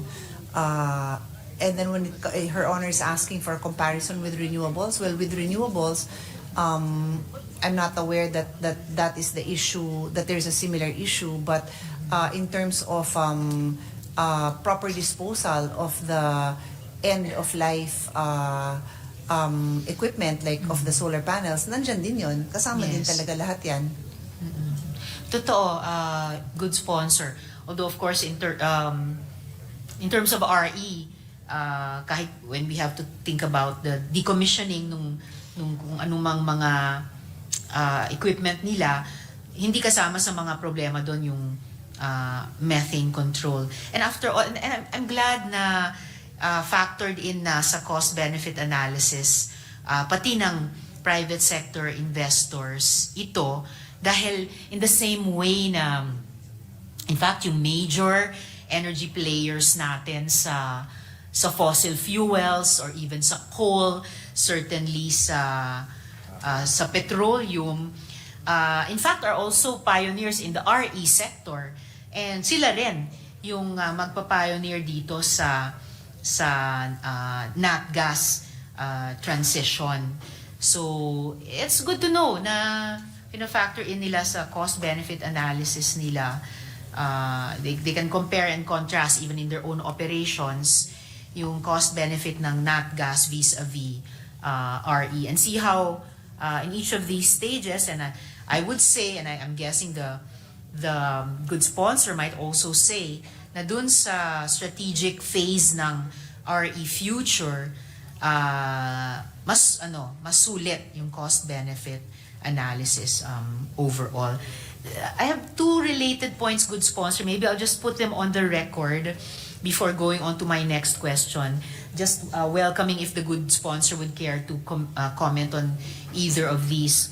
One is that, nabanggit ko na rin pahapyaw kanina, the Philippines is signatory to the Paris Agreement, and our NDCs committed a 75% reduction in GHG emissions. Now, nat gas is fossil and in fact is more toxic than other fuels according to scientists. So do we therefore, through this proposed new law, declare that nat gas or LNG for that matter is really the safer and cleaner type of fossil fuel? And will the Senate agree to become party to the institutionalization or harmonization of these contested claims? And my second last point on this topic, inviting any comments from the good sponsor, relatedly, ang PDNGI ba ay magdadala sa atin papalapit or lalo lang tayong mapapalayo sa ating reduction target? Totoo ba, Department of Energy, na aabot sa 35 nat gas or LNG plants ang planong itayo sa iba't ibang panig ng bansa? Saan-saan ang mga ito? At maari bang malaman kung alin ang nat gas o LNG terminal lamang at alin naman ang gas-fired power plant, Mr. President? If the good sponsor or DOE through our good sponsor would care to comment on these last 2 points. I'll just make a comment, Mr. President, on something I've put on record before, no? But Yes. this is basically coming from the United Nations Environmental Program. Natural gas is a cleaner fuel in the sense that burning it produces fewer conventional air pollutants like sulfur dioxide and particulates from burning coal or oil. So that is coming from the UN Environment Program. As to Her Honor's other questions on Locations for of the plants, DOE, good sponsor. Opo. we'll just ask DOE to submit. Thank you for that, good sponsor. Dahil ngayon pa lang may concerns na halimbawa sa pag-operate or pagtatayo ng mga bagong nat gas or LNG plants dun sa mga environmentally sensitive na lugar natin. Halimbawa dun sa bandang Verde Island Passage na center of biodiversity. Hindi lang sa ating bansa pero sa buong mundo. And just to make of record also, I'm aware of the earlier UNEP articles about nat gas, but these were followed by later UNEP articles na reviewing their own earlier pronouncements about how clean really or how safe really is nat gas. And UNEP pedaled back on their earlier claims that nat gas is that much cleaner and that much safer. So all the more, lending urgency na pang-transition lang talaga siya. Hindi siya pang long term. And I guess the shorter the transition, the better para umabot sa RE future. So, okay, kanina na simulan naming pag-usapan ng good sponsor yung, or nabanggit namin yung price. So, how is DOE factoring in geopolitical risks and potential price volatility in its long-term energy planning? And what strategies are being considered to mitigate these risks and ensure price stability for consumers? That question I've answered many times during the interpellation, but I'm very happy to repeat it because we have a chart that we often show, and either we can give Her Honor a copy, or if there's time to show it here, where it shows that precisely because natural gas price can be volatile, the chart shows that because you have indigenous gas, that is what provides stability in pricing.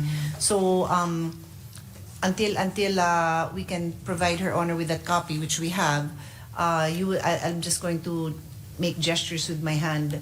If you look at the prices of nat gas, it was going up and down, and then it really went up during the time of when the Ukraine war started.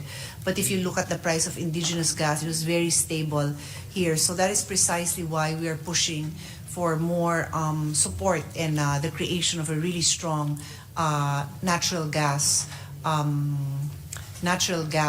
development, which will be prioritizing indigenous gas.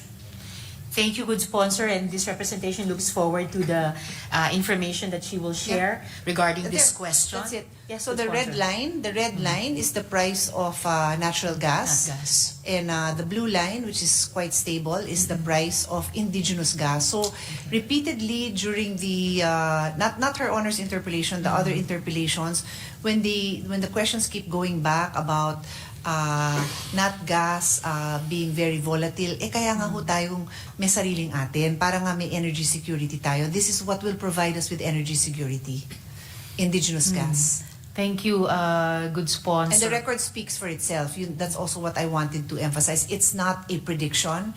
This is the record. The dates here are this is 20 years? This is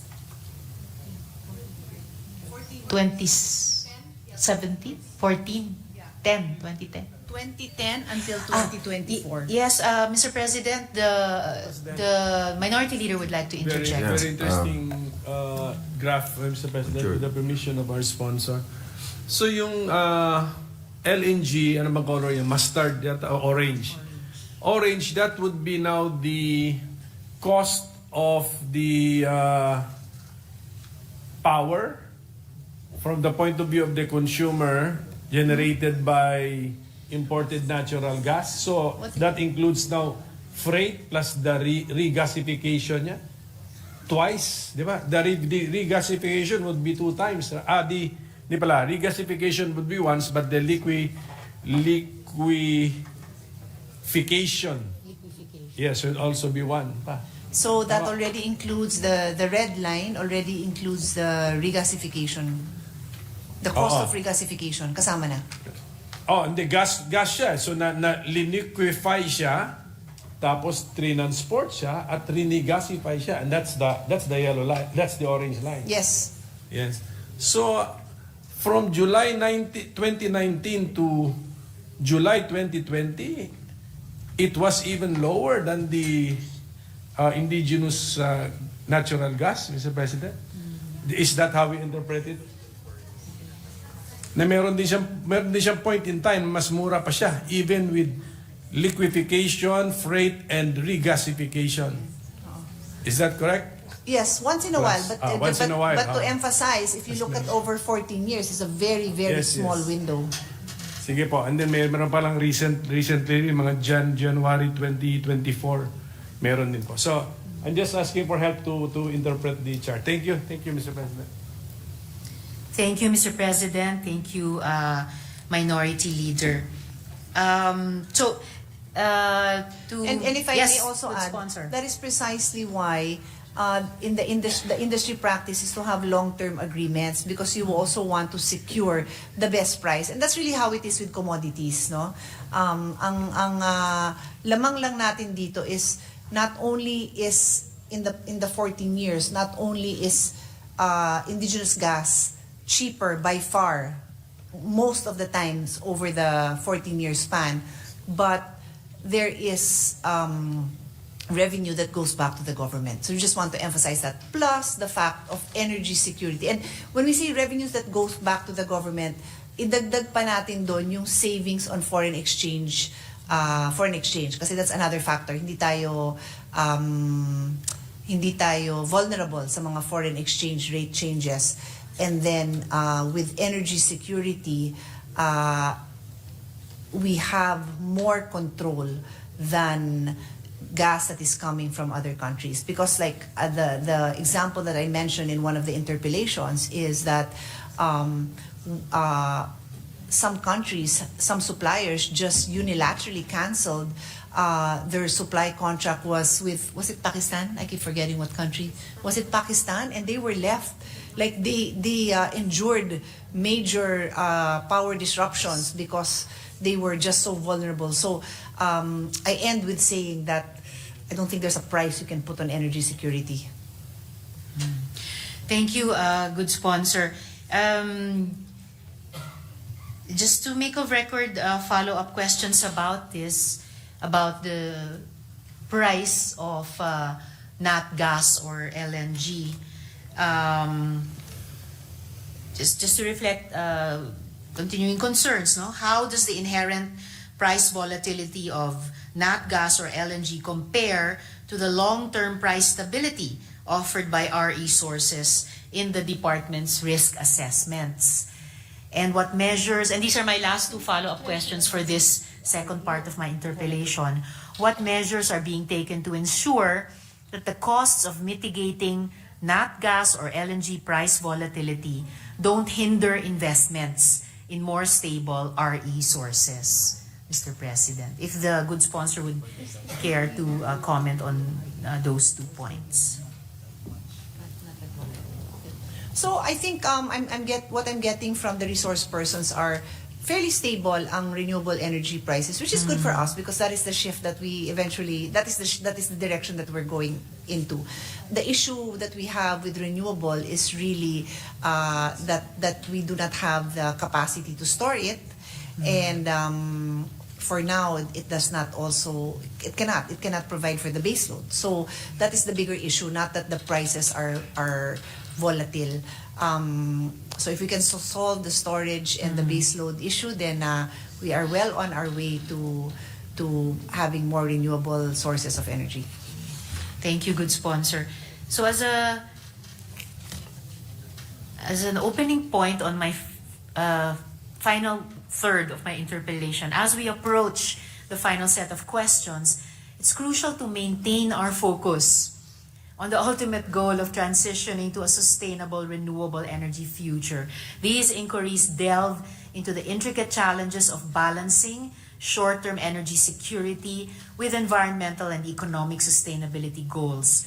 We must remain vigilant against the risks of over-investing in LNG infrastructure that could become stranded assets, potentially burdening consumers and hindering our competitiveness in a rapidly evolving global energy landscape. So the following last questions address critical issues such as consumer protection, regulatory oversight, and the development of local expertise.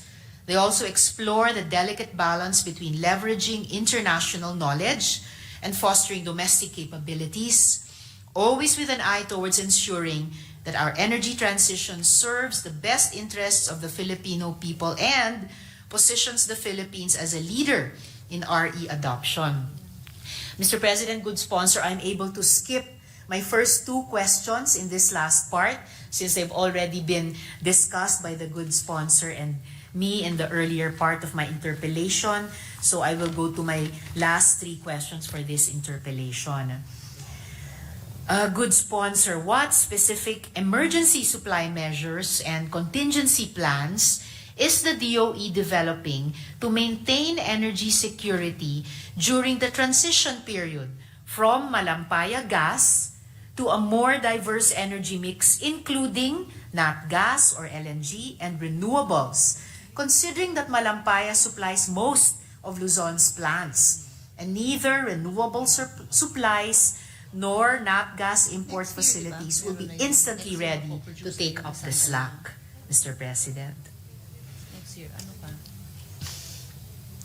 So as I've reported in the previous interpellation, there is a well that is already being drilled now and it will already be able to supply next year. That's still part of Malampaya. So that's one. Next year yung drilling. The drilling will start next year and the production will start 2026. Okay. Yes. So that's one. And then second is, again, we just go back to the mix. We are still importing LNG. There is absolutely no intention in this bill to limit the importation of LNG. Of course, this representation is a big supporter of indigenous, but repeatedly we have said that our indigenous supply, even if we start drilling in addition to the Malampaya well that will produce by 2026, another 4 to 7 years will be the earliest production of another, if there's another discovery. And so we still have the LNG and the rest of the mix. It's still there. Thank you, good sponsor. Medyo nakaka-tense din yung papasukan nating sitwasyon. It really will call on all of DOEs and the attached agencies capacities na itawid tayo ng maayos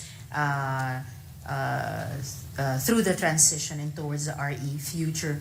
How do these emergency measures, or in fact they don't sound like emergency measures lang, they sound like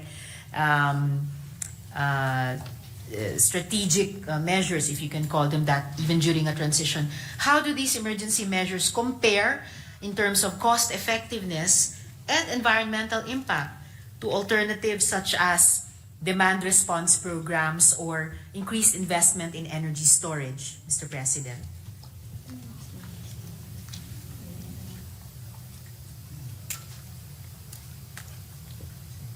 What does Your Honor? I've asked the experts. What does what demand response programs are Her Honor is Her Honor referring to? Okay.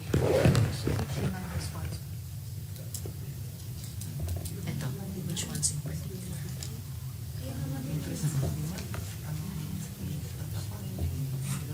Which demand response programs in particular? Sorry.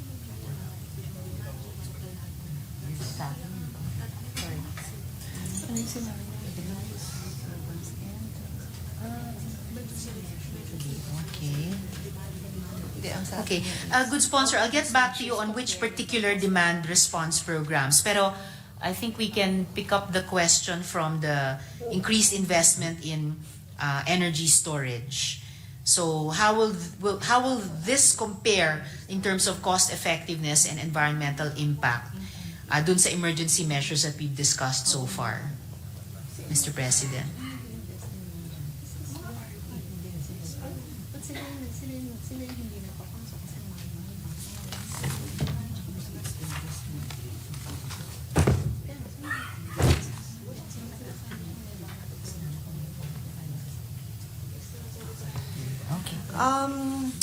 From what we know, Mr. President, the situation with the storage for renewables has not really improved much.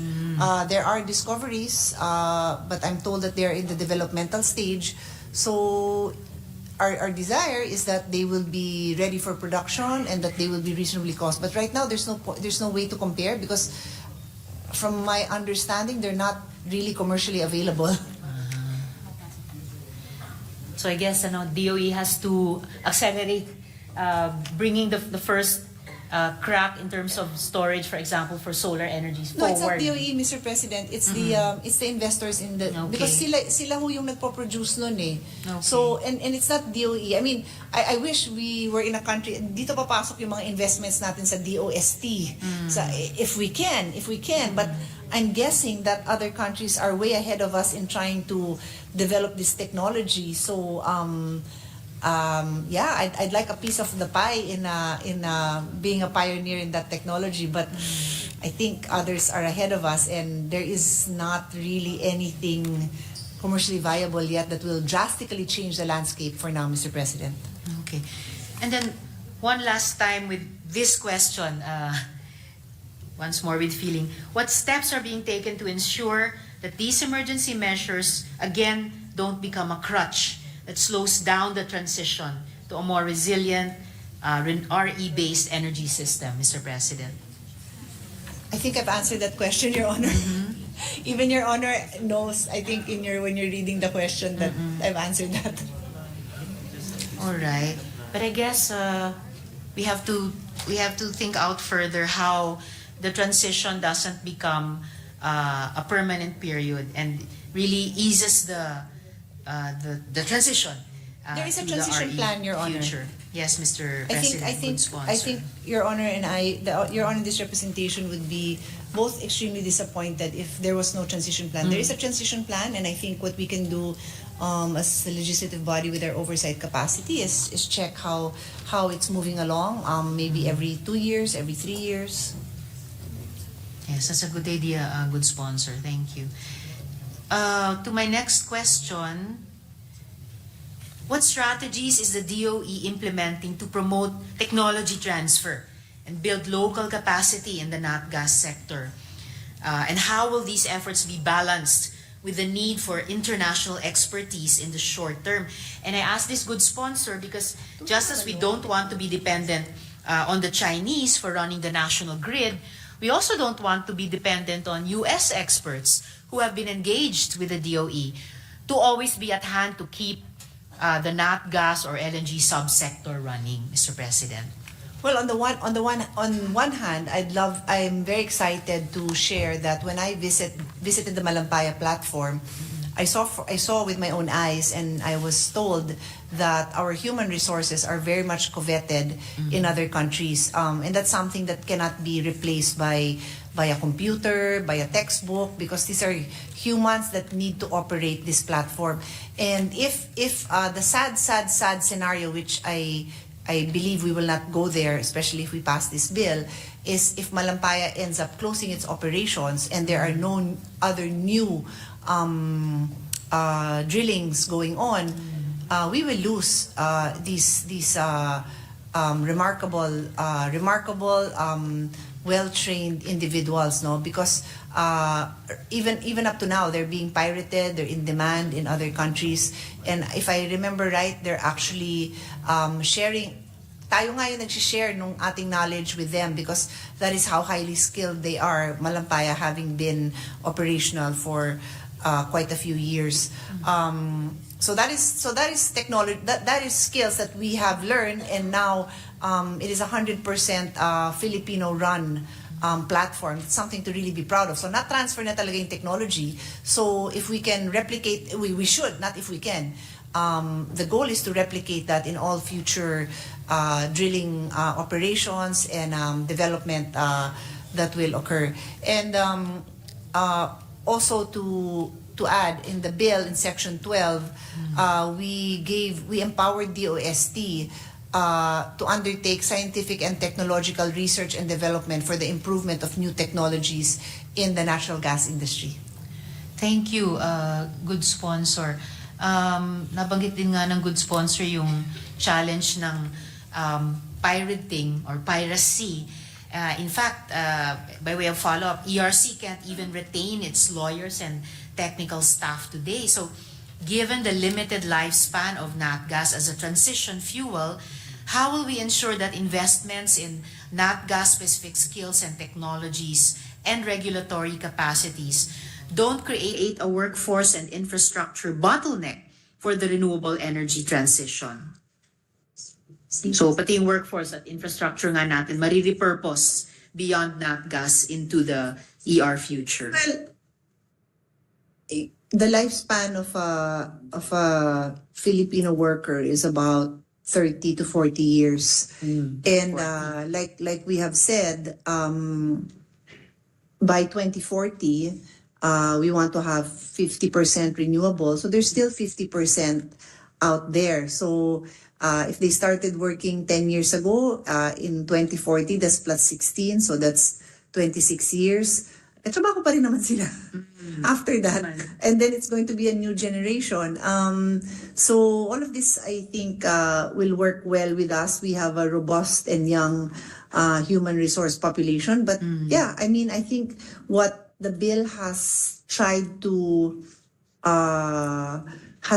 create is this environment. Well, what we try to do is write down the policy that will create an environment that will show the world, the investors, that there is opportunity for investment in natural gas in the Philippines. We need to be confident about that, and that would mean that it goes beyond 2040. To be very clear about it, I have no intention of deceiving anyone that by after 2040 we're purely renewable. Even in her honor's best case, in her honor's question, this representation's response is that in the different scenarios that DOE put together, they are looking at 70% renewable by 2050. So that's 26 years away. And then there will still be non-renewables in the mix. But of course, in the ideal future that I think both the good sponsor and I are dreaming about, just as we want to phase out fossils and coal especially, that there be a future we can reach, or our children at least can reach, and their children, pati nat gas, na phase out na as a transition and more fully RE talaga. And as the good sponsor and I were discussing earlier, yung repurposing ng infra, we can also begin to imagine that for our workforce kasi kahit ngayon uso na yung upskilling and reskilling. So we could begin to plan for that, both for our nat gas workforce in terms of reskilling for them to become part eventually of an RE workforce. And what measures are being taken to ensure that technology transfer agreements with international nat gas companies don't lock the Philippines into proprietary technologies that could hinder future flexibility?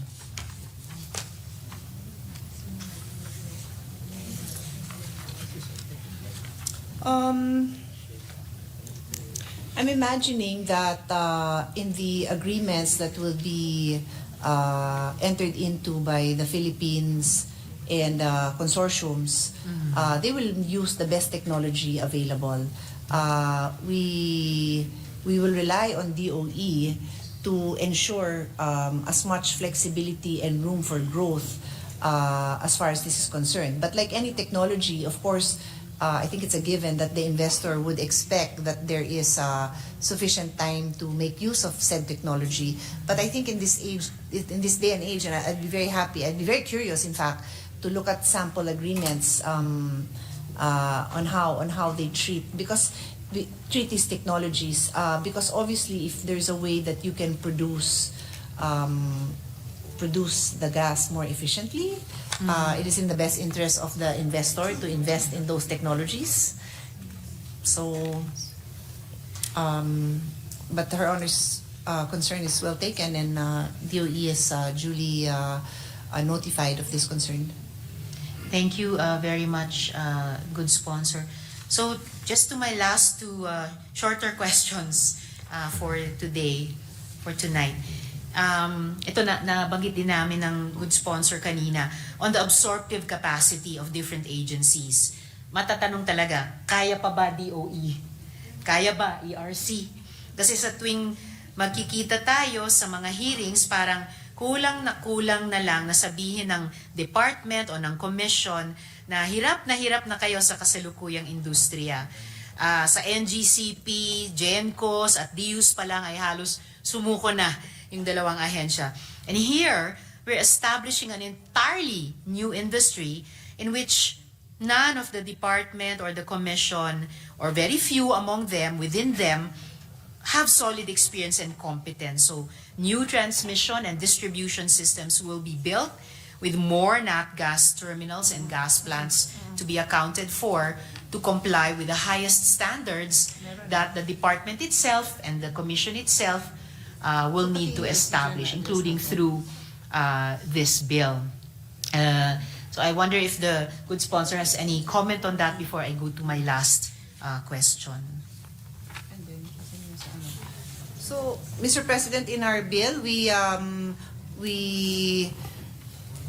established that DOE can create offices and appoint personnel as may be necessary to efficiently and effectively implement this act.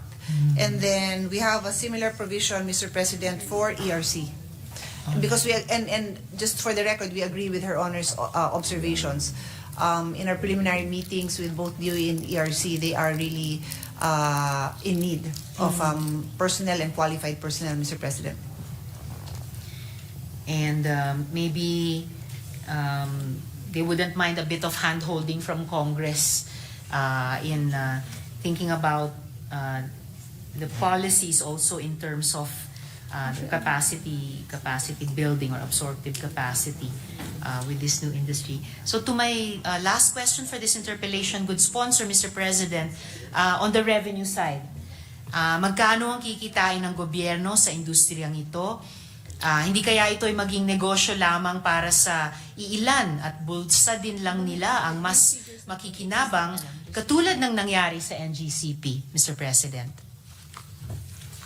So, Mr. President, we have the numbers for the revenues that the Philippine government has generated from the investment in Malampaya.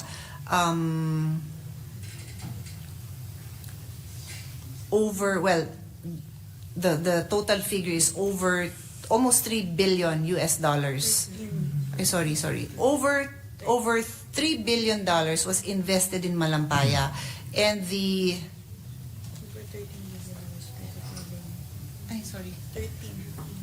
I'm referring to the investment, sorry. Amount remitted by Malampaya to the government is $13 billion. Yes, roughly $600 million annually. So that's just for Malampaya. So if you assume that we will have 2 or 3 or 4 or 5 more, then you just have to multiply that number. All right. Salamat, good sponsor. So this is the value in absolute numbers, and of course it doesn't talk yet about the distribution in terms of the participation. So these are the remittances to government. It would be interesting to compare how much those who remitted also made on their end, because syempre when we think about sustainable and renewable energy future, bukod nga dun sa revenues sa gobyerno, in a way there's a bigger spread of share in the wealth created than we have seen so far in our energy sector, whether we're talking about the classic coal and fossil fuel situation or ito ngayong napipintong era ng nat gas transition. We would like to move forward to an RE future na in a way mas may equitability din, or mas may equitable distribution of the proceeds of the industry. So yun po ang mga tanong ko. Maraming salamat sa good sponsor for hearing and responding to my questions. Salamat po, Mr. President. Thank you very much to Her Honor for the very insightful questions and observations, and we look forward to the amendments that Her Honor will be making. Thank you.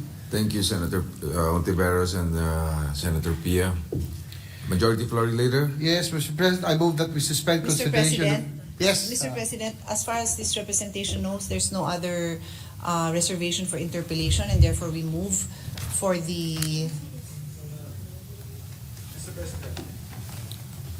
Yes, Minority Floor Leader. Let me just reserve my right to ask questions tomorrow. Of course. Yes, During the period of amendment. It will definitely be a short interpellation, Mr. President, because after the exhaustive interpellation of Senators Gatchalian and Ontiveros, So, and then we can proceed to, I don't think there will be any damage. But may I move to close the period of interpellation without prejudice to asking questions during the period? Because we're ready, Mr. President. We've asked those who've listed to interpellate since 2 weeks ago to prepare their amendments. We've been discussing with them, and I think it's been the practice. And I don't abuse this power, but I think it's. What's We the, waited. I don't see any practical value, Mr. President. We keep this in the interpellation period, resume tomorrow. There'll be a brief interpellation, then we close it, then we have amendments. Mr. What we usually do, with all due respect, dear colleagues, if there's really if there has been lengthy discussions, which I believe there has been, without prejudice, Mr. President, and the minority floor leader knows that I am very accepting of answering questions. I don't shorten. I stay as long as the questions have to be made. But just to move it forward, Mr. President, and we've done this all the time. I've been asked many times as well, Mr. President, to do the same out of courtesy also to the other sponsors to move it forward. I just ask for the same. But if the body does not agree, then I just ask for the same courtesy that be given to me that I've given to all our colleagues in the past. Well, Mr. President, it's just a matter of hours, Mr. President. I mean, so that we just keep it in its current parliamentary stage, Mr. President. That's all. That's my request. I promise the interpellation will be short tomorrow, or it can even be waived upon. But we just need to go over all of the information that we got tonight in the past few days, Mr. President. Session is That's all suspended. my request.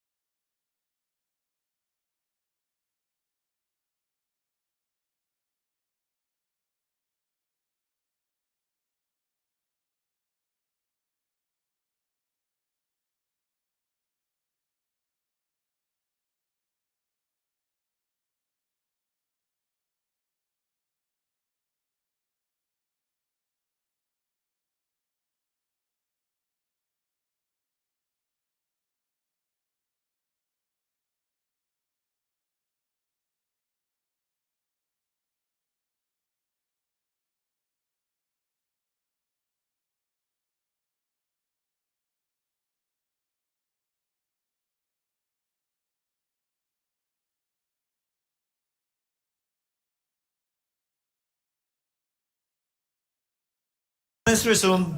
Majority Floor Leader. Yes, Mr. President, I move that we suspend consideration of Senate Bill number 2790 without prejudice or opinion. Mr. President. Sorry, I withdraw my motion, Mr. President. Senator Pia Cayetano seeking the floor. Yes, Mr. President, I reiterate my previous motion that we close the period of interpellation without prejudice to further questions being asked during the period of amendment. And I'm also prepared to proceed with the committee amendments. Duly noted. Majority Leader. Yes, Mr. President, it's been moved by Senator Cayetano. So I move that we suspend consideration the Senate Bill number 2790 without prejudice.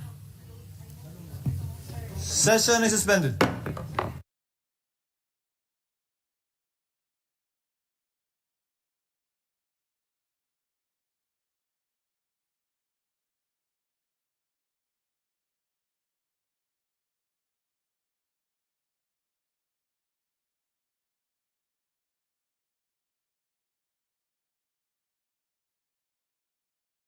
Resumed.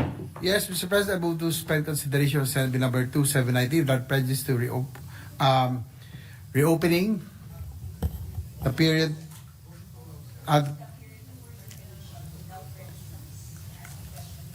without prejudice to suspend. Session is suspended.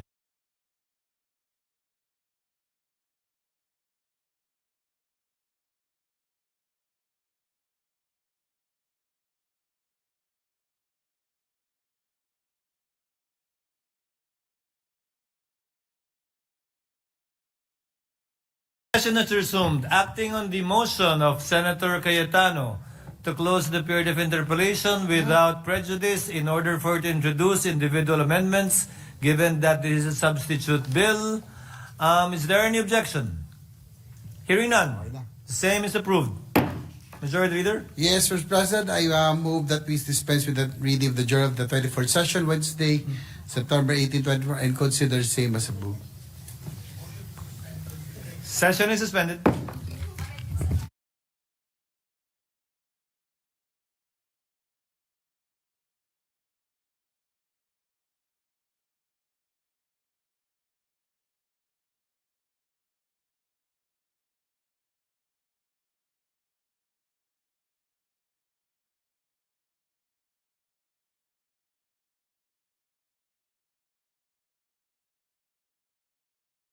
Majority Leader. Yes, Mr. President, I move to open the period of amendments. Any objection? Hearing none, period of individual amendments is hereby declared open. Chair recognizes the honorable sponsor, Senator Pia Cayetano, to introduce her individual amendments. You may proceed, ma'am.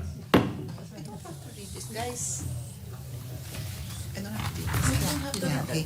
Mr. President, on page 1, after line 5, insert a new subsection A, which shall read as follows. A. Develop natural gas as a reliable fuel for power plants capable of addressing the peaking, mid-merit, and baseload demand of the country to help achieve energy security while progressively transitioning to renewable energy sources. Semicolon, we submit. Any objection to the proposed amendment? Hearing none. Amendment is approved. Thank you. We request that relettering follows. Any objection to the proposed amendment? Hearing none.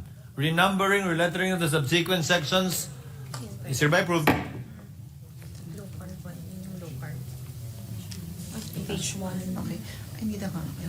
On page 1, line 16, after the word chain, insert the phrase which shall read as, comma, and ensure alignment with the state's policy on transition to a low-carbon future, consistent with the Sustainable Development Goals on increasing the share of renewable energy in the country's energy mix. I so move, Mr. President. Any objection to the proposed amendment?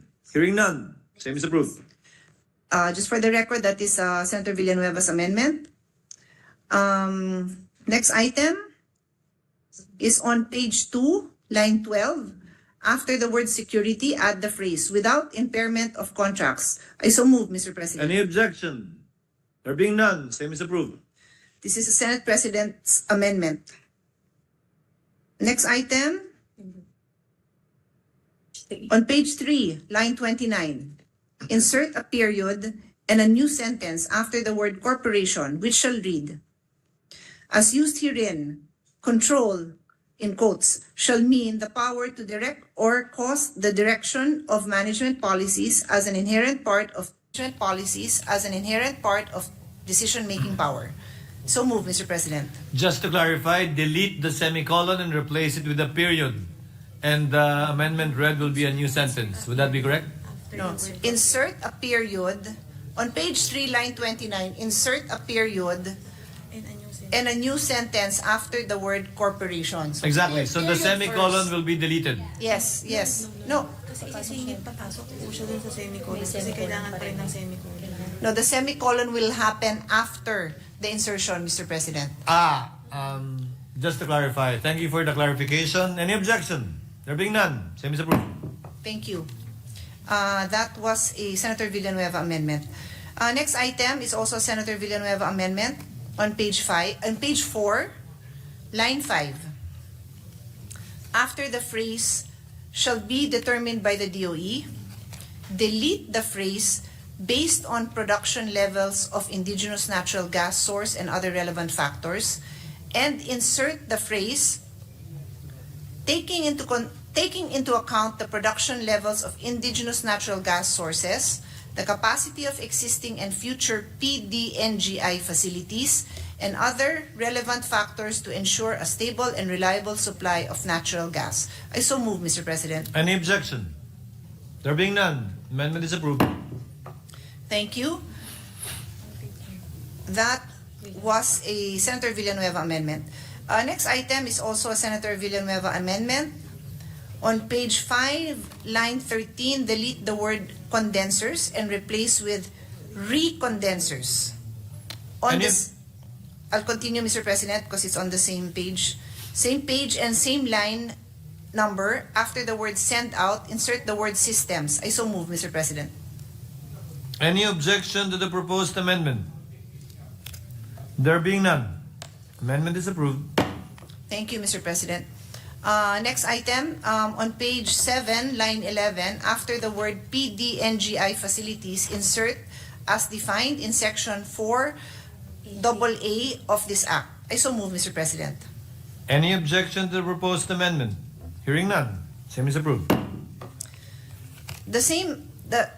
The next item is a Senator Villanueva amendment as well. On page 8, line 23, after the word transparent, insert fair, reasonable. I so move, Mr. President. Any objection? There being none, same is approved.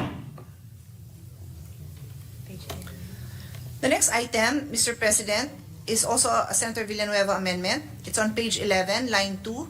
After the word act, insert a new sentence which shall read as, in reviewing applications for permits, the DOE shall ensure consistency of the application with the declaration of policies in this act, and that the proposed project is technically and financially viable by ensuring, among others, sufficient supply of imported LNG or indigenous natural gas and clear source of funding for the project. I so move, Mr. President. Any objection to the proposed amendment?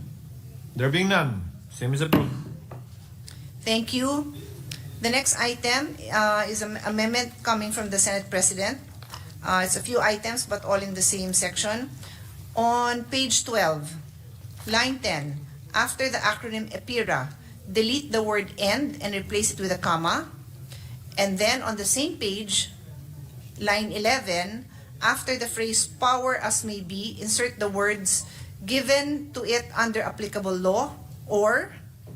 And then on the same page, delete line 13 to 17 and replace with, in comparing the price of indigenous natural gas or power produced therefrom with other fuel sources, the government share and other revenues in the production of the indigenous natural gas sold to power plants shall be taken into account.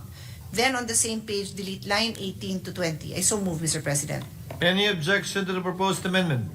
There being none, same is approved. Thank you.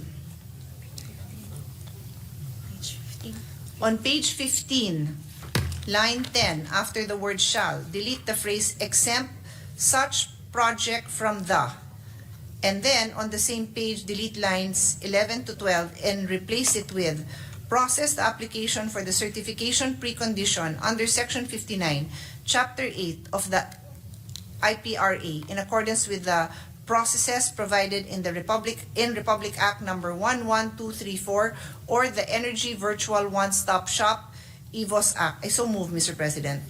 Any objection to the proposed amendment? There being none, same is approved. Thank you. On page 15, delete lines 19 to 23 and replace with the DOE shall be the lead agency in the development of aggregation in the country and shall issue the applicable policies for the implementation thereof. It may likewise delegate this function to any of its attached agencies and instrumentalities. I so move, Mr. President. Any objection to the proposed amendment? There being none, same is approved. That was an amendment by the Senate President. Next item is an amendment by Senator Poe. On page 18, line 13 to 14, after the word facilities, delete the sentence, "This shall not be construed as conferring public utility status to the permit holders thereof." I so move, Mr. President. Any objection to the deletion? There being none, same is approved. The next item, Mr. President, is on page 18, line 17. After the word buyers, insert the phrase, "subject to legal prohibitions on uncompetitive acts." And on the same page, lines 19 to 21, delete the sentence, "An aggregator may engage in the ownership and operation of natural gas-fired power plants or vice versa, subject to approval of PCC and DOE." On the same page, line 23, after the word security, insert the phrase, "the cost of electricity." I so move, Mr. President. Any objection to the proposed amendments on page 18? There being none, same is approved. That was an amendment by the Senate President. Next item is an amendment by Senator Poe. On page 18, lines 26 to 30, and on page 19, lines 1 to 3, delete the whole section 27. Renumber the succeeding section accordingly. I so move, Mr. President. Any objection to the proposed amendment? There being none, same is approved. Thank you. The next amendment is from Senator Villanueva. On page 19, line 26, after the word transparent, insert fair, reasonable. I so move, Mr. President. Transparent, comma, fair. After the word transparent, comma, insert fair, comma, reasonable. Any Comma, I so objection? move.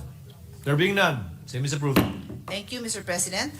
On page 21, line 4, after the acronym DOH, comma, insert the acronym DOLE, comma. I so move. Any objection to the proposed amendment? There being none, same is approved. That was also a Senator Villanueva amendment. The next item is on page 22, line 14. After the word act, insert the phrase, "provided, comma, that such acts or omissions are lawful and not contrary to the provisions of this act and its implementing rules and regulations." I so move, Mr. President. Any objection to the proposed amendment? There being none, same is approved. Thank you. The next item is a amendment of Senator Villanueva. On page 22, line 28, after the word act, insert the phrase, comma, "as may be further amended." I so move, Mr. President. Any objection to the proposed amendment? There being none, same is approved. Thank you, Mr. President.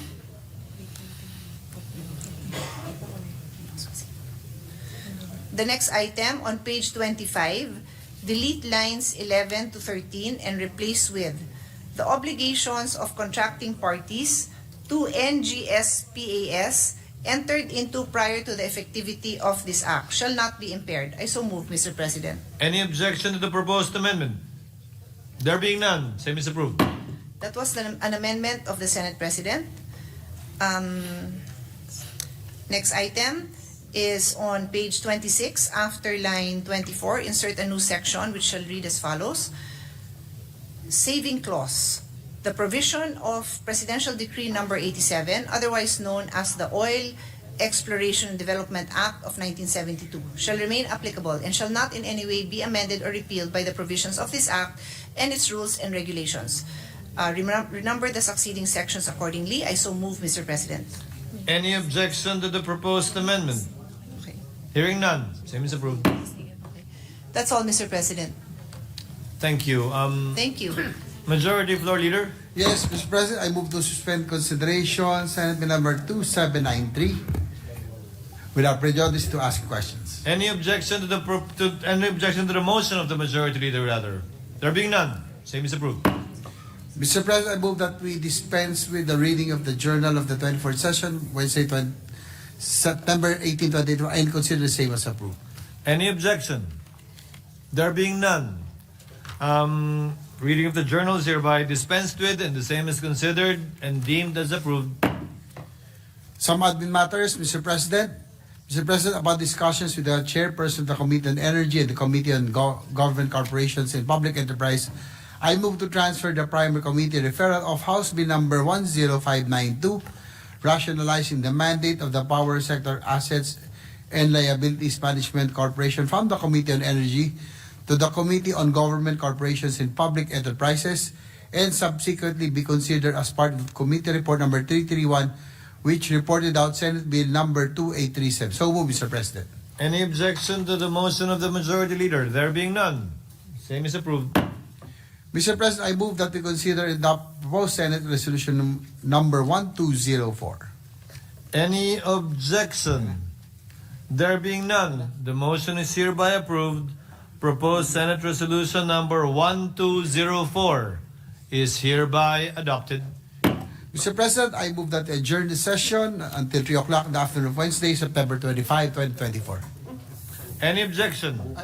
Objection, Mr. There- President, 1 minute objection. Session is suspended.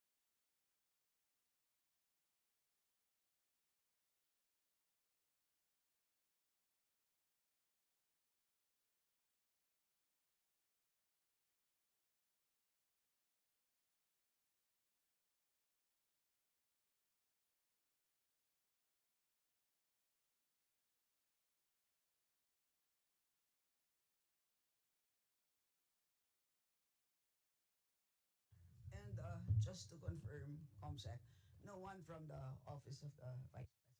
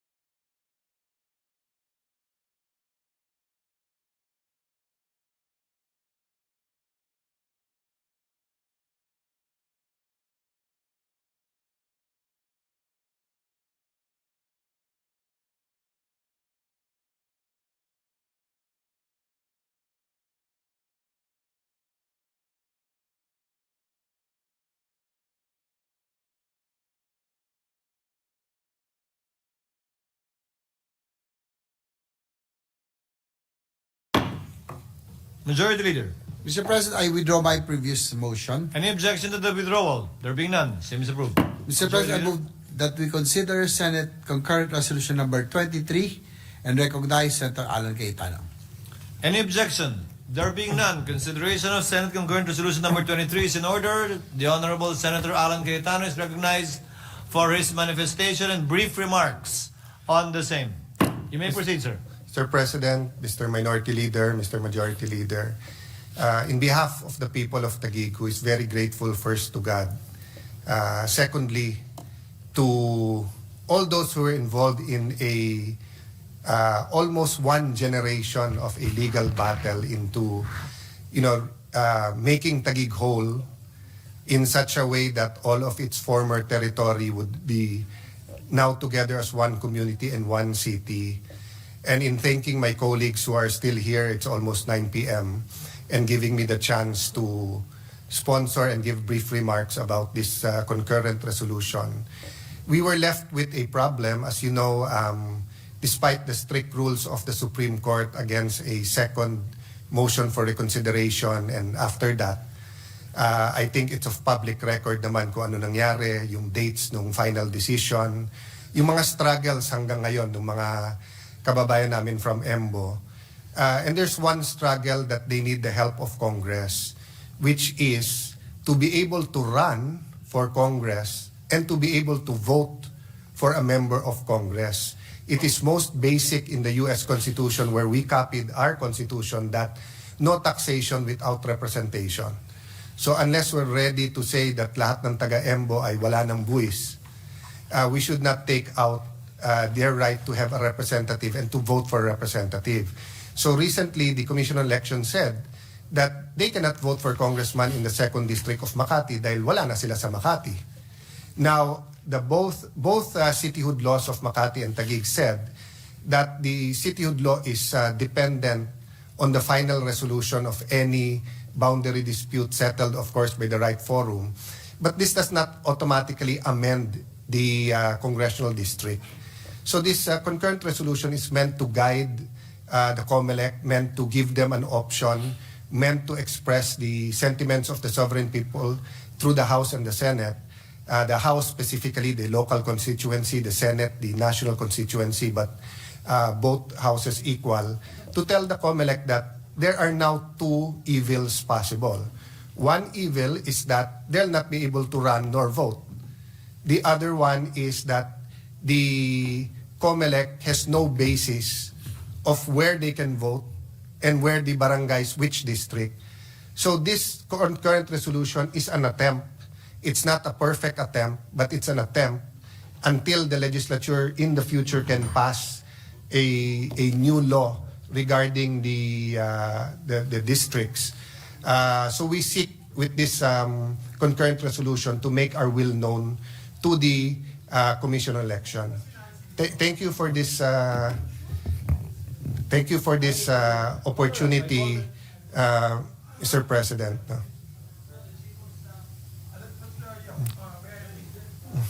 Yes, with due respect. Patapusin mo na muna si Alex. Are you done? Are you done?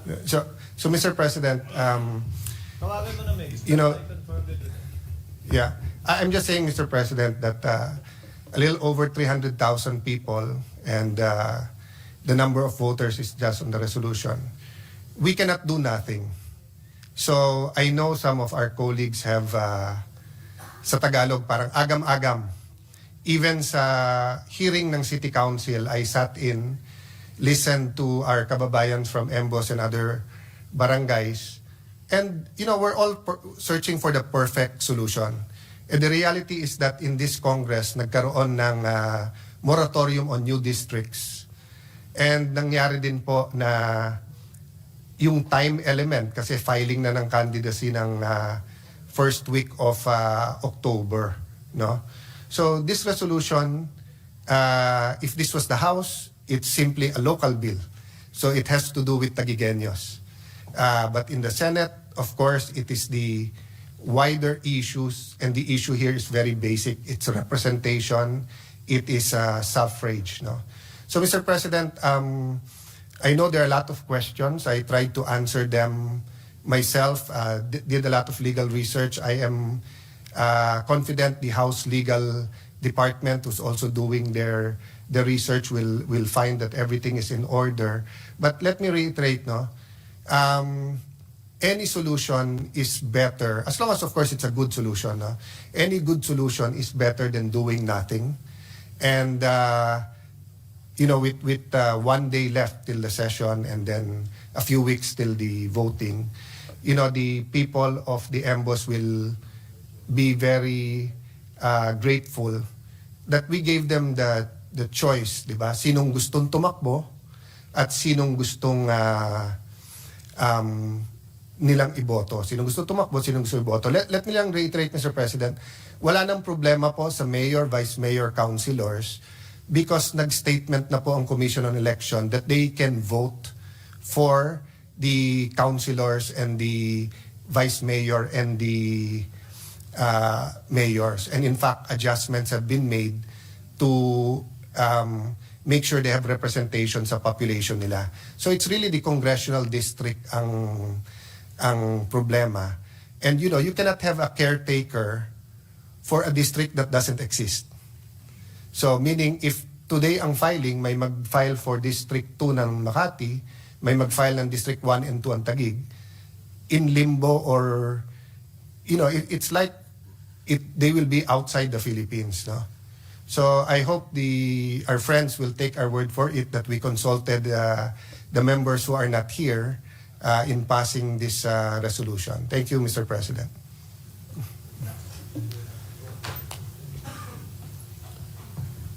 Thank you, Your Honor. Mr. President, if I may. What is the pleasure of Senator Zubiri? Yeah, just two issues. One is, this was not in the daily agenda, this concurrent resolution number 23, but I know, of course, our good colleague would like to have his area not be disenfranchised in voting. So sometimes we take it up, important matters such as this, to be able to answer the times. And this particular issue is on the disenfranchisement of these 10 EMBO barangays. However, Your Honor, I'm trying to get in touch with our colleague who is from Makati, and I do not know does this have any implication to Senator Binay's I can state for the record, Mr. President, it has nothing to do with Makati anymore. Because all of these barangays are now under Taguig, being administered by Taguig, and the problem is they'll not be able to vote for any... May I ask for just a 1 minute suspension, Mr. Calling. 1 minute suspension lang, Mr. President. Session is suspended.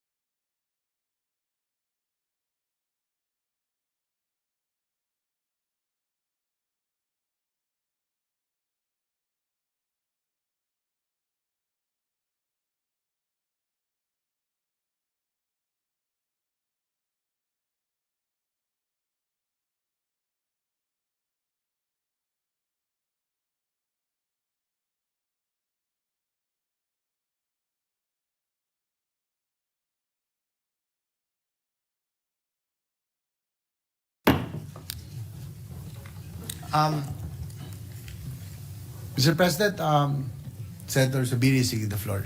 No. He wants manifestation. I'll wait for his manifestation. I have a motion. Senator Cayetano. Senator Cayetano is recognized for his manifestation.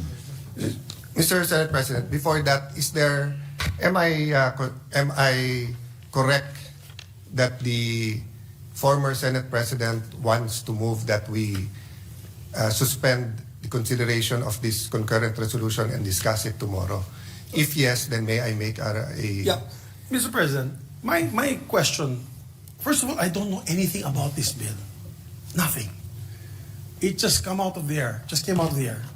So this is a Senate concurrent resolution. This is not a simple resolution. And I was a majority leader, like you've been also a minority leader, I believe, a majority leader. And the concurrent resolution has a force of, before the Supreme Court came out with the decision that it does not have a force of law, but it used to have a force of law. So ang question ko lang dyan, Mr. President, is, with due respect to him, I know it's a local issue. I know it's a local issue, and it's important to you guys.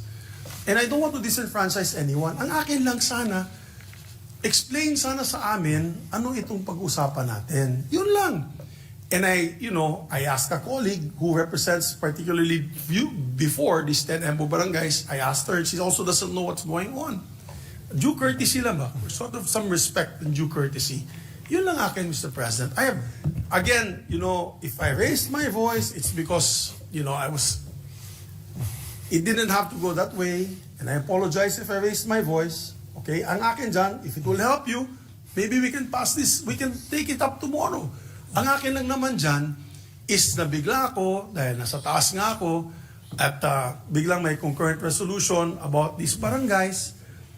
Wala naman sa agenda today, Mr. President. So, my appeal to the good gentleman is give us time to at least explain to us what it is all about. We have no caucus. We've never had a caucus since I asked for one in the beginning of the incumbency of the good Senate President. So I don't know. If we had a caucus, you could have raised it there and said, this is a very simple piece of resolution. Nobody's going to get affected. We're going to get them to vote at least in these elections. If I was told that, then I would have no problem. Pero biglaan eh. Ngayon ko lang nakita yung document here, just now, when I went down. So, that is all I'm asking because we're not the house of, we don't want to be like other establishments na, lang tayo, in the midnight hour we're passing measures. No, we're not like that. Senator Cayetano knows that. That's her pet peeve. She doesn't like to pass things in the middle of the night when nobody's around. I know that. Because we have traditions, and it's a time-bound tradition. So, mine is not, I'm not even asking anymore, I'm not raising a point of order. Because our agreement in the past is that we will take up on the floor what is the agenda for the week. And this is not even in the agenda for the week kasi bago lang to. And I understand kung bago lang to because of the lateness of the hour, meaning the lateness of the session, and this might be able to help Senator Cayetano. But we have another session tomorrow, Mr. President. So there should be no problem. All we need to know is just understand what is this all about? How can we help you? Ayoko din ma-disenfranchise sila eh. Ayoko din, Mr. President. Yung mga taga-Tagig at sa Embo Barangays. Ang gusto ko lang sana is just explain to us what this is all about. Because this is a concurrent resolution. If it was a simple resolution saying that the Senate would like the COMELEC to recognize these Embo Barangays and come up with this procedure, wala po akong problema, Mr. President.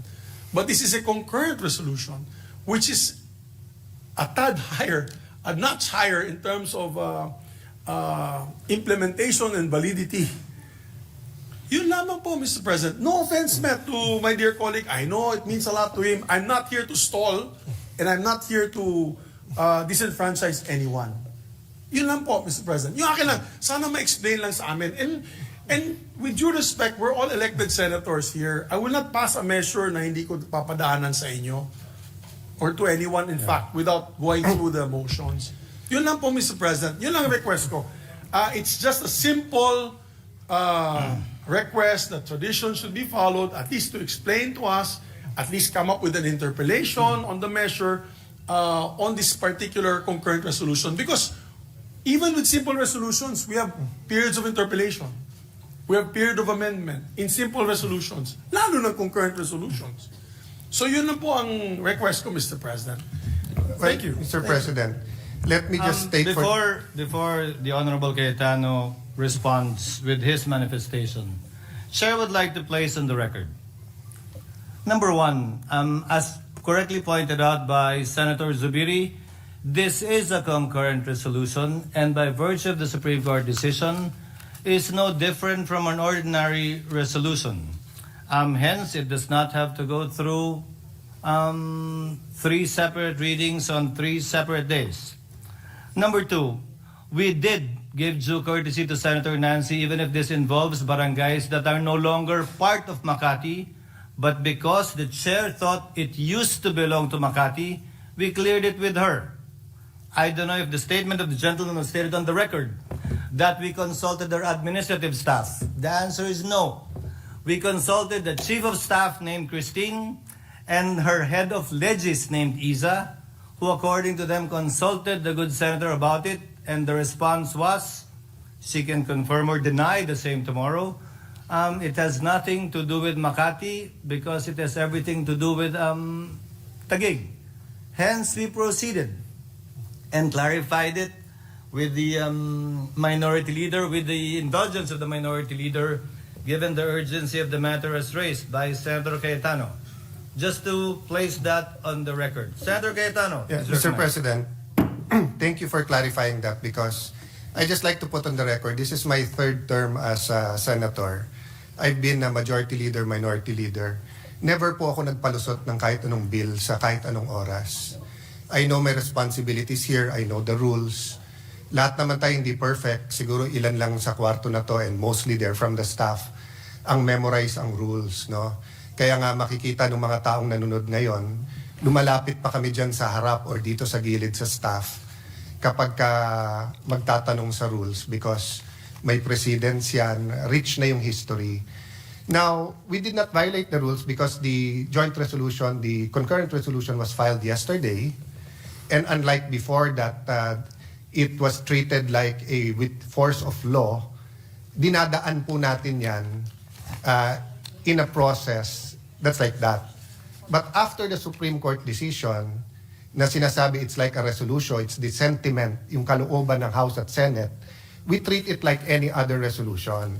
The person objecting now was our former Senate President. He knows naman that you do not go to all 24 senators. You go to the minority because you're part of the majority. And I did go to the majority last night pa. Last night, the Senate President advised me to talk to Senator Nancy, and due to some recent misunderstandings, he offered na kung gusto mo, ako nakakausap. And I waited all day long until nga mag-respond yung Chief of Staff niya. So, it's not just an emotional issue. It's not a local issue. It's an issue of constitutional importance, the ability for people to vote. The good senator, Senator Zubiri said kung i-explain lang sa kanya. Kaya nga ako lumapit sa kanya sa harap eh. Sabi ko, gusto mo explain. Sabi niya, bukas na. Sabi ko, I don't wanna take the risk. Nakita niyo naman yung mga ulan ngayon, kung bumagyo bukas at mag-adjourn tayo. So, walang taga-embo na pwedeng tumakbong congressman. Walang pwedeng bumoto. This is a 5-page resolution. Very easy reading. I'm ready now to answer any of his questions or questions ni Senator Binay. If he apologizes for raising his voice, me too. I mean, I know it's still emotional for him. That's why ilang beses na nagsisigawan dito, never ko siya in-approach, never ko siya kinontra. Nakaupo lang ako dyan sa harap, or dito, or dun sa tabi ni Senator Tulfo. Tumatabi-tabi lang po ako. But that's why I humbly came to him kanina while he was on the phone with Senator Binay and said, can I explain this to you? Pwede ko ba i-explain sa'yo?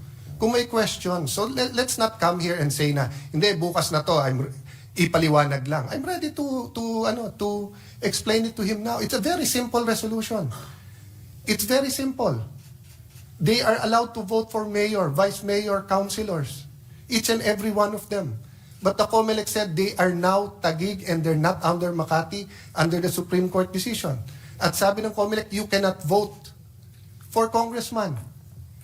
So Congress is left with two things: doing nothing or telling the COMELEC, if you ask us, you should let them vote, and these are the districts. What's my basis for this is the districts?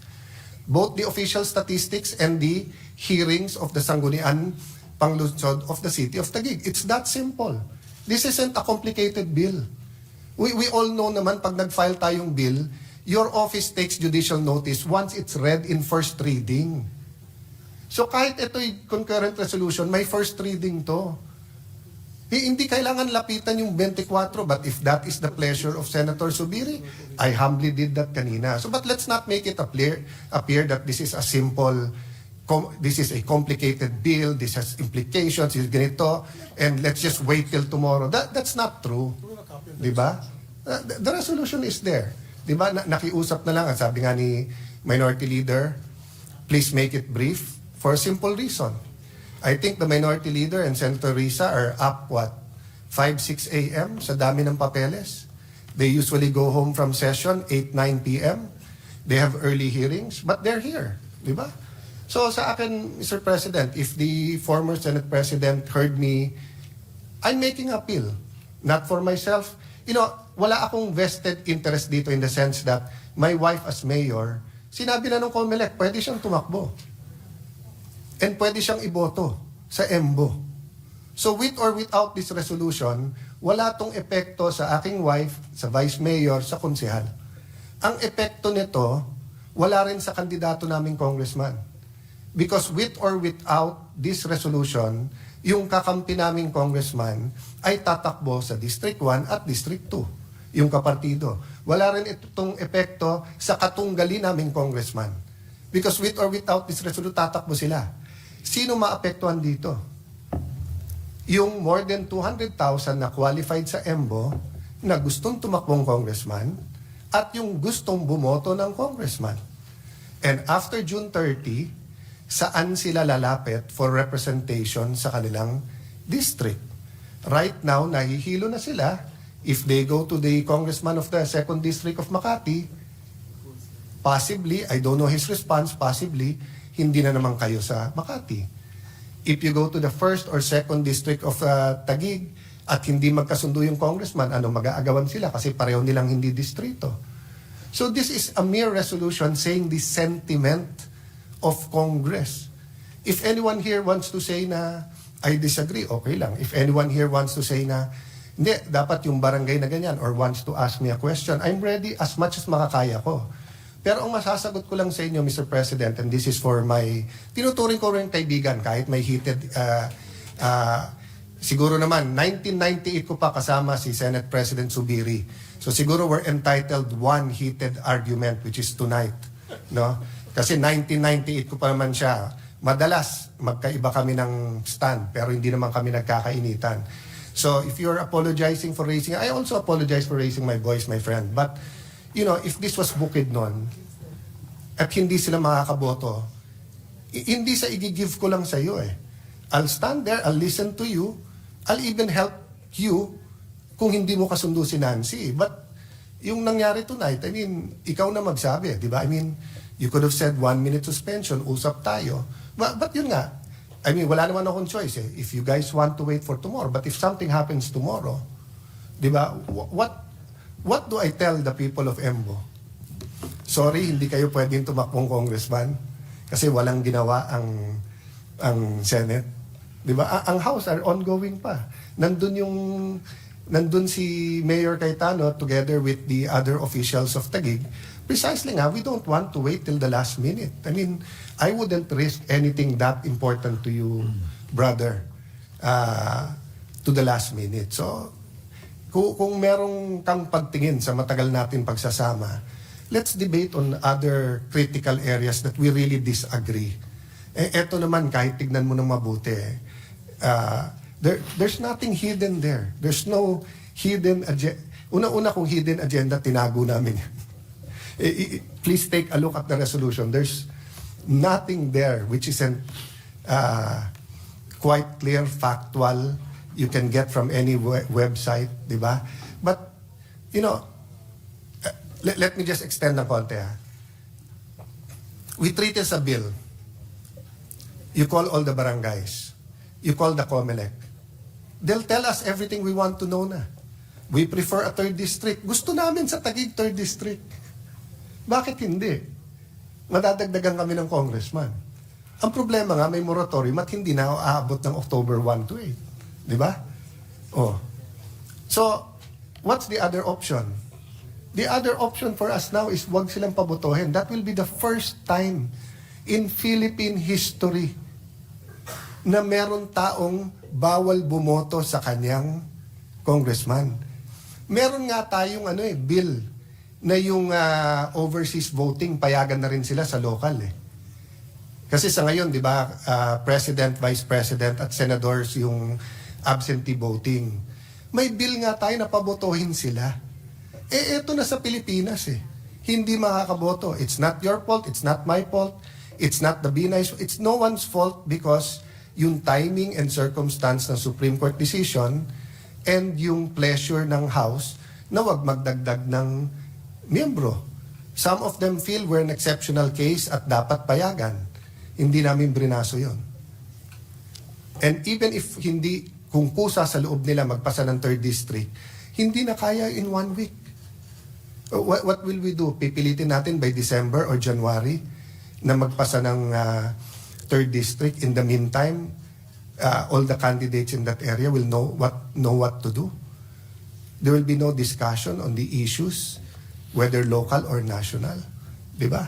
So, yun naman sa akin, no? Na I leave it to the pleasure of the former Senate President and gentleman from Bukidnon, no? If you ask me, ako'y nakikiusap, ipasa na natin.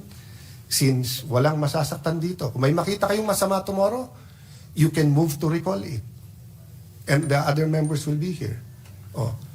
Kung may mangyari tomorrow for one reason or the other at hindi ito mapasa, how do we answer our constituents? Constituents, binoto rin naman tayo nung kanya-kanya nating lugar eh. Di ba? So, maybe that would be acceptable to him. That we pass it. If they see something wrong, tell me. Ako mismo mag-move to reconsider, then we will discuss it. Nandito naman siya. Any member who's here and voted for it can move for the reconsideration. May I ask for a minute suspension, Mr. President? Session is suspended.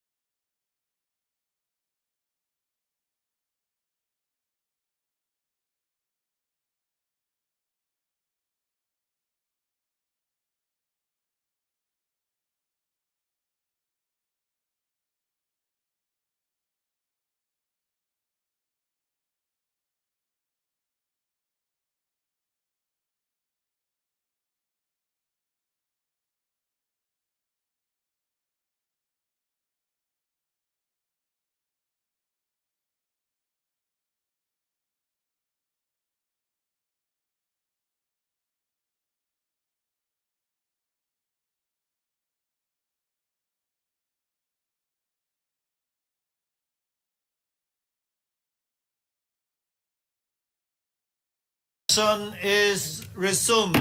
Thank you very much, Mr. President. Senator Zubiri is recognized. Yeah, thank you, Mr. President. After deliberating with the good sponsor, no, I just wanted to find out because initially I thought it was a creation of a new district, like an EMBO district, which is clearly we can't do. It has to be a creation by law. So these are the things that I wanted to learn more about before the actual filing. So at least now I was able to consult with the good gentleman from Taguig, and it's a clarification that we're not creating a new district. It's just trying to asking the COMELEC to try to absorb the other, these 10 areas in the other 2 districts. Is that correct, Your Honor? So, Is that correct, Senator Cayetano? It's correct, Mr. President and former Senate President, na as I said, no, we're trying to make the best of a very bad situation. In one sense, they're not part of the 2nd District of Makati, but they're also not part of any other district, and there's no time, and we're not sure if a 3rd district. So what we're saying lang is ipasok sila proportionally and contiguously to the existing District 1 and 2 of Taguig. And since the House have a present representative of District 1 and 2, then if they pass it, then now you will have the City Council, the House, and the Senate just giving the COMELEC a sense na dapat pabotohin sila. with that explanation, Your Honor, Mr. President, and knowing fully well that this is a resolution, it's like a sense, ika nga, ng Senado, a sense of Congress, because it's a concurrent resolution. Then I actually did not interpose any objections, Mr. President. I just wanted to, for the good gentleman to clarify with me what this concurrent resolution is all about. That's all, Mr. President. Sir And President, I interpose no objection. Sir President, just for the record, sa elevator lang nagyayabang ako sa staff ko. Sabi ko, sa lahat ng Cayetano, ako pinakamalamig ulo. Kasi mainit na ulo ng ate ko kanina. And yung dalawa kong kapatid, madali ding uminit ulo. And then uminit ulo ko ngayon. So I apologize to everyone, including Senate President Zubiri. Technically, may excuse ako kasi I'm on steroids dahil hinihika ako ngayon. But it's still no excuse. So pasensya na kayo. Me also, I kung apologize for my nagkaroon behavior, tayo. Mr. President. I mean, we've known each other since 1998. We have together known with each other good Senate since President. 1998. Yeah, so... And while we're in the spirit of asking for apologies, Chair would also like to apologize for the lateness of the hour. Yeah. So, with no objections Yes. from Senator Zubiri, may I now recognize the Majority Leader. Majority Leader. Yes, Mr. President, no member wishes to propose amendments to the measure. I move to adopt Senate Concurrent Resolution number 23. Any objection? There being none, proposed concurrent Senate Resolution number 23 is hereby adopted. Thank you, Mings. Mr. President, I move that we adjourn session until 3 o'clock in the afternoon of Wednesday, September 25, 2024. Any objection? There being none, session is adjourned until 3 o'clock in the afternoon of Wednesday, September 25, 2024.